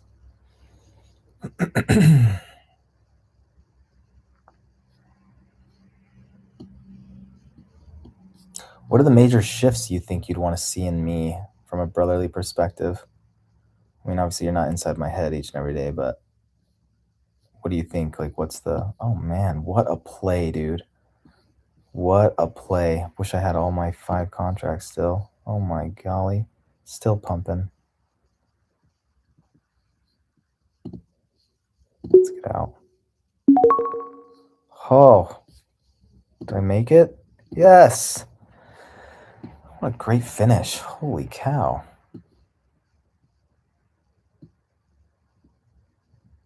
Oh, it's got a little bit more room. I think it wants to tap that.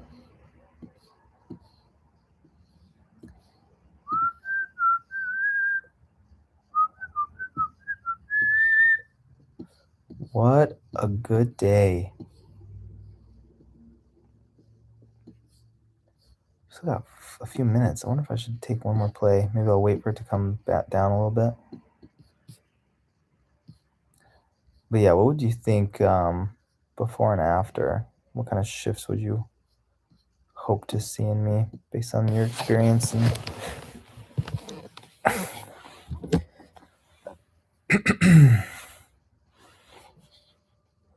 my addiction to trading, not legal retreats, anyways. If you get more viewers, try not to whistle. Man, that's annoying.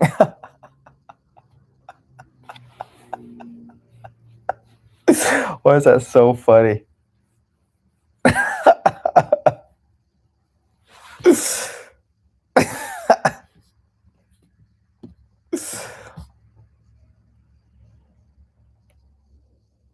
that's annoying. See how positive of a response I have when you make when you make fun of me. Try not to whistle. That's man, that's annoying.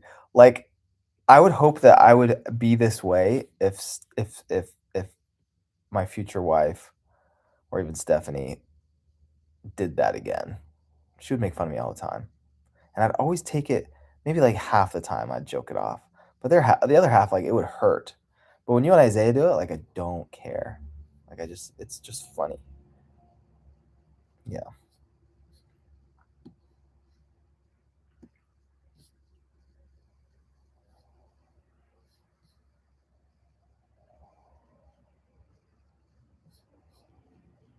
Oh man, is it gonna go all the way back up to in 5 minutes? There's no way. Look at this pump though. Holy cow! I want to take a piece of this. These institutions are buying. Give me a chunk of that.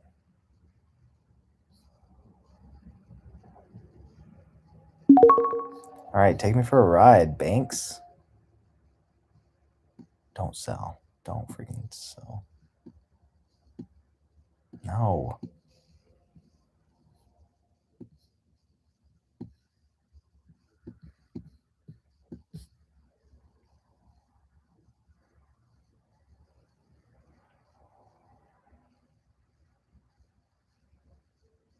You would be even so much more post Iboga. What? Just like not taking things personally? Things like that are not so reactionary. Yeah. Yeah, you just have a more masculine, stable mind. Oh gosh, can I have her do it then? Yeah, dude, if we were to get back together, I think we'd have to do an Iboga ceremony or a mushroom trip or something because we'd have so much like forgiveness to do. So much forgiveness. Mostly me. I'd have to forgive her.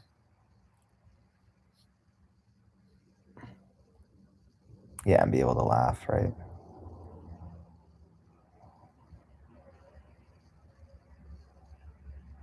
Do it with her same time, like, do it at the same time for sure, or it doesn't matter? Do it either, or she can afterwards, yeah. Yeah, I think we'd have to. Yep, because a lot of people experience the love, right? The greater, they tap into that higher love vibration for all things, so they see things from a broader perspective, which I can do that, but, my guess is that it would happen much more frequently. You kinda live in that space a little bit more. Instead of visiting, it'd be kinda your home of thinking.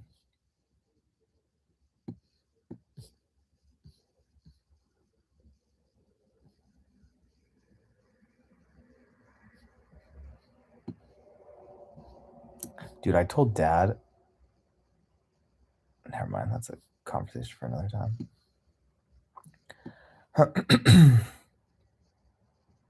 I think I can mute my mic too. Let me see. Let me try it. That way if I need to clear my throat, then I just come right back. You won't be so needy. Yeah,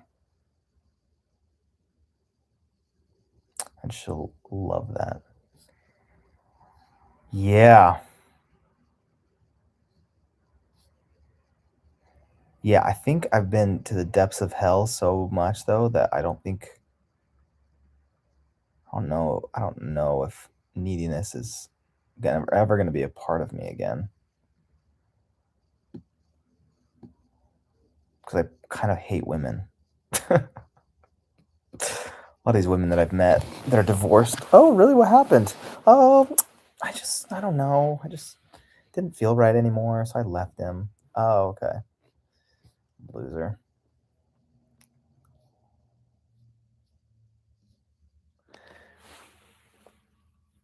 But maybe, who knows? Yeah, without Iboga, maybe I would become needy again. I don't think so.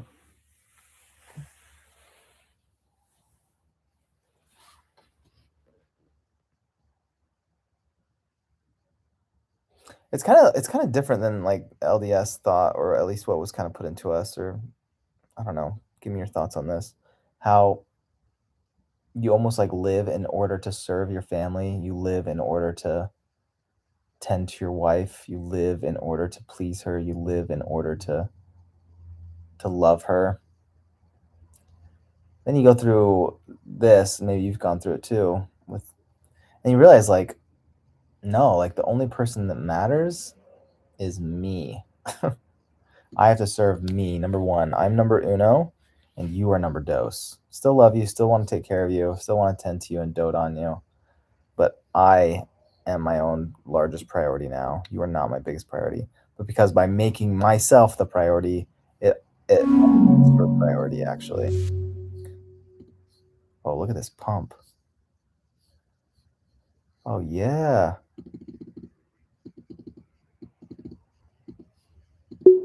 Sell. It didn't sell, bro. No.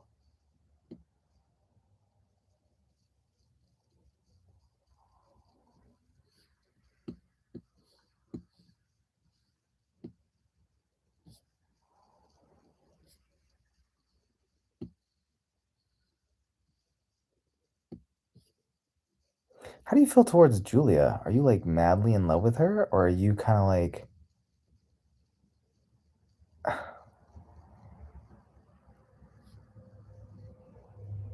madly in love? Like Jordan seems madly in love with Danielle. He's learned how to love her better for sure.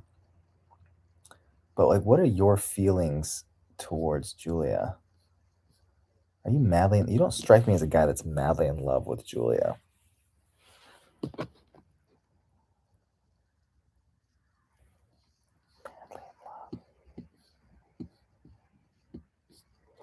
Then again, I talk to Jordan like every day.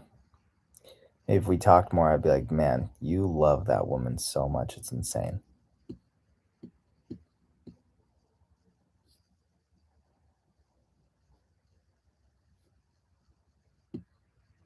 Heart is stuck on replay, replay. All right, the market lets you close positions and even enter until 4:15. Even though the market's closed at 4, you actually can keep going until 4:15. So once I exit, I'm not going to enter anymore though. Price action usually sucks after 4. This candle's moving quite a bit though, so I'm curious if I can get a little bit of profit on this still. I'm willing to take a loss. Actually, you know what? I might hold it to tomorrow. Jordan seems depressed. He is depressed. Maybe not as much now. I don't think he's as much now. But when me and him first started talking, he was pretty depressed. Like, that was 2 years ago, though. Jordan seems depressed. I freaking love Jules, and it's balanced. Jordan seems annoyed by Danielle most of the time. I mean, you live there, so you see it probably way more than I do. I know he's expressed some of that to me, but usually it's like on the phone. Usually it's more like love. He's like lovey-dovey in love with her.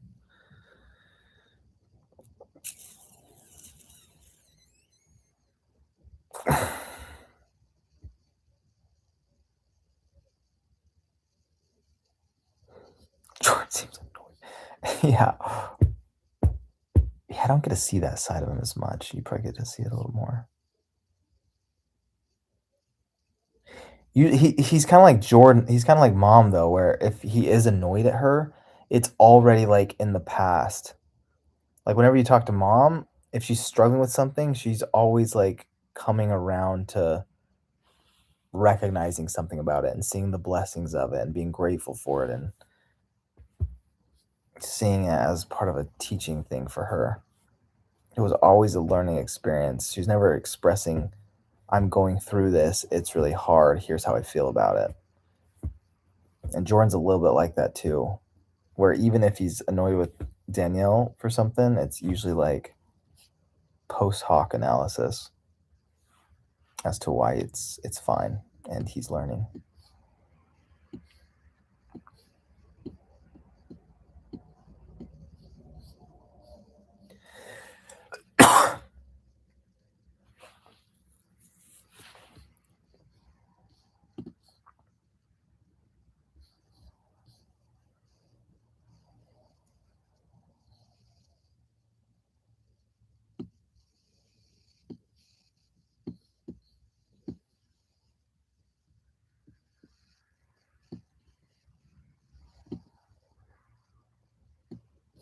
I might swing this trade. I think the market's going to hold. I think it's going to pump overnight.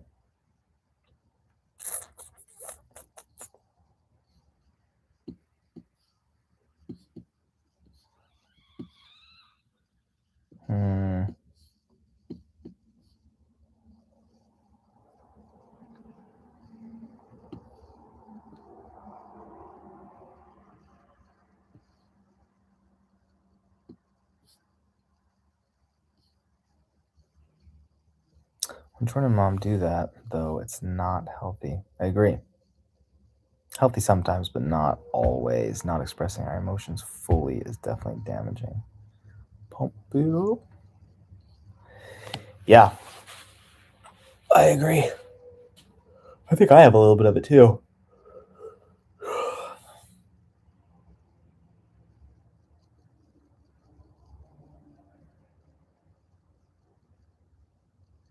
Not as much, though.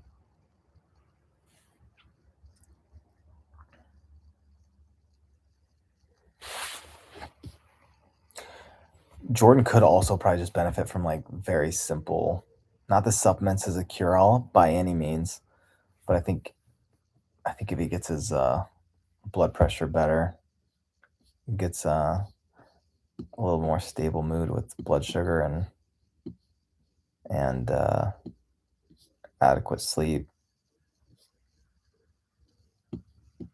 and freaking just some saffron, some daily saffron. I think too, our family. I'm curious if we have. I can't believe I haven't done mine yet. But if some of us have some kind of genetic SNP that tilts us towards like ADHD.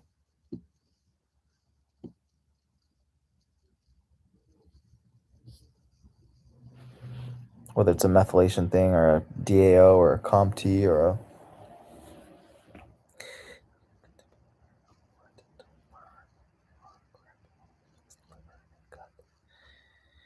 yeah, Western culture is definitely a lot of liver and gut with our lifestyle.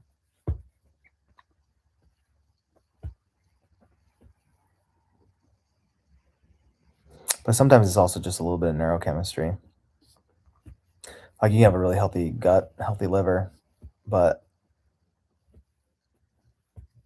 if you're a slow metabolizer, like if you break down dopamine at a different rate than other people, then your background, you have tonic and phasic dopamine. So if your tonic dopamine is lower, then your phasic dopamine feels higher when it does spike, and so you're more prone, and you finally feel alive, and so you're more prone to seek out those types of behaviors. Like Jordan in trading is an example. Jordan might have this genetic snip, because he's more prone to risky behavior.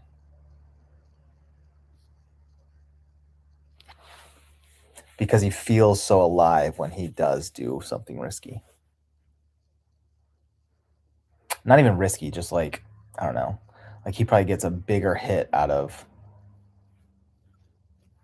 I don't know. I don't know. I don't know. We'd have to test it to see. Cuz like he might get a bigger dopamine dump or hit pump, like when he plays a game, when he plays games, when he watches a movie, when he dinks around on his phone, when he trades.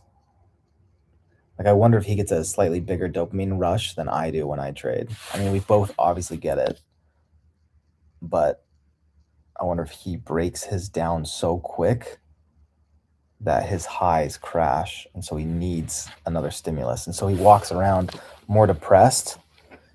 It could be like a psycho spiritual thing, and iboga could help, or like a adjustment to some of his doctrinal viewpoints, but it could also just be a little, he needs a little bit of brain support.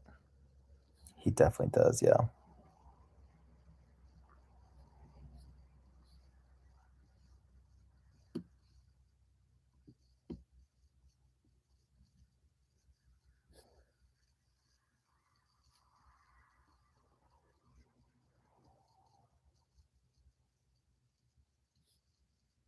Do you guys do pulse analysis in your foot zoning training? Do you guys feel the pulse and do like the ancient Chinese? Ooh, wiry. Ooh, pulse is slippery.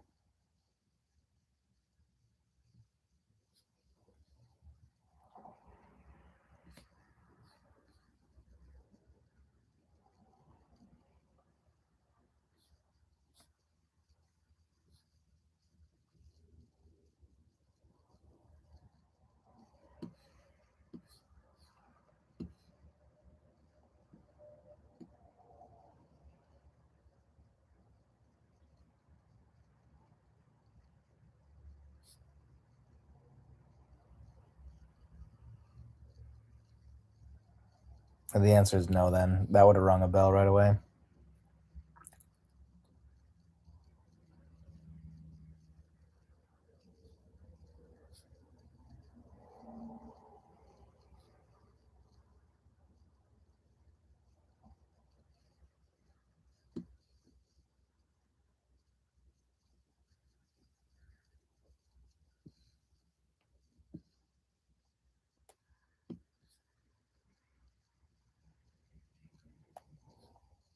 Oh, pulse analysis is like you feel the radial pulse, usually with 3 fingers, and you feel what it feels like under the when you palpate it.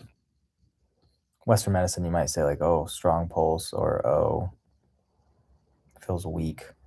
Those are probably the only two that I would think. But in Chinese medicine, you do. There's slippery. There's wiry. I imagine they'd say wiry, no matter what the word different is. Wiry, because that's like liver problems in Chinese medicine. What else? There's a bunch of them. There's also tongue analysis.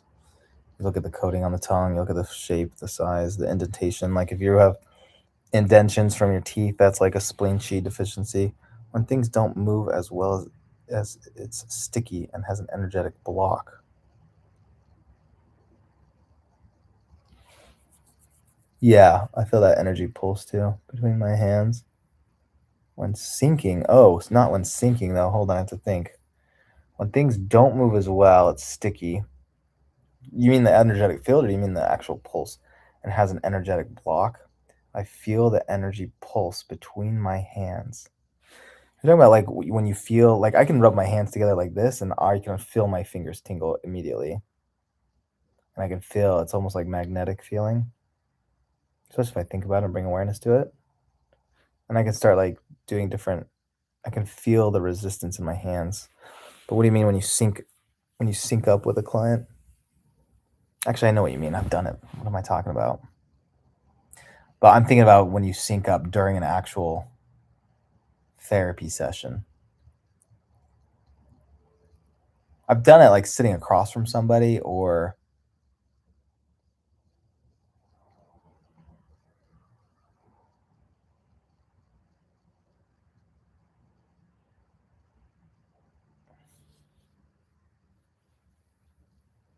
even at a distance when I like imagine them, I almost sync with them. Like if I'm imagining them and I try to like breathe into their energy field and feel what they're feeling, and then I bring awareness to what I feel. This is what a lot of energy workers do, and then you assume that that's what they feel.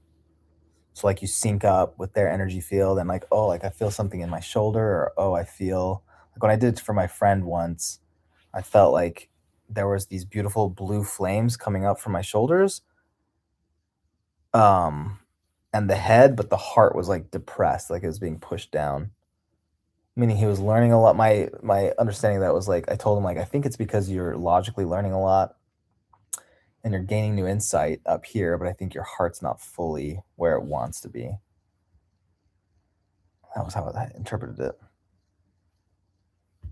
Two separate things. When I hold the foot in the beginning, oh, okay. The sticky is on the physical as well as my knuckle. It doesn't slide easily. Yeah. Okay. Gotcha. Dude, bro, how sticky were my feet when you did me?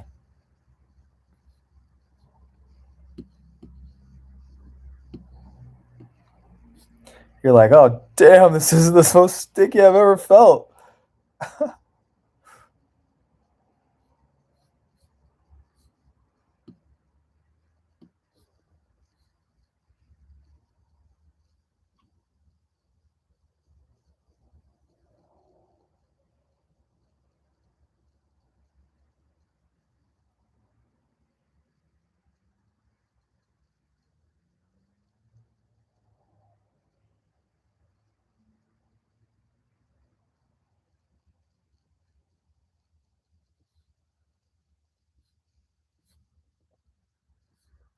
Darn, market's closed.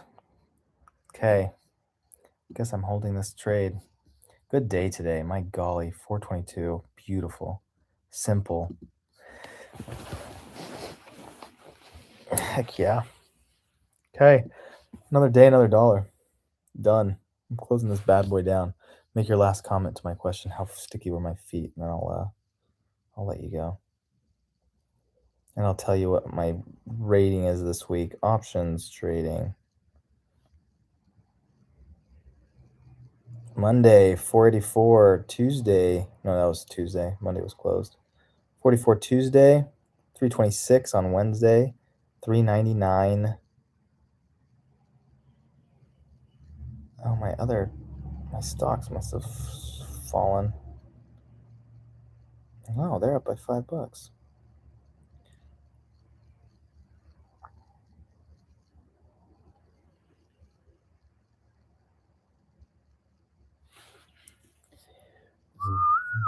Oh, sorry. Oh, gosh. All right, you might be off. 0 viewers. Yeah. All right. See ya. Goodbye, everybody.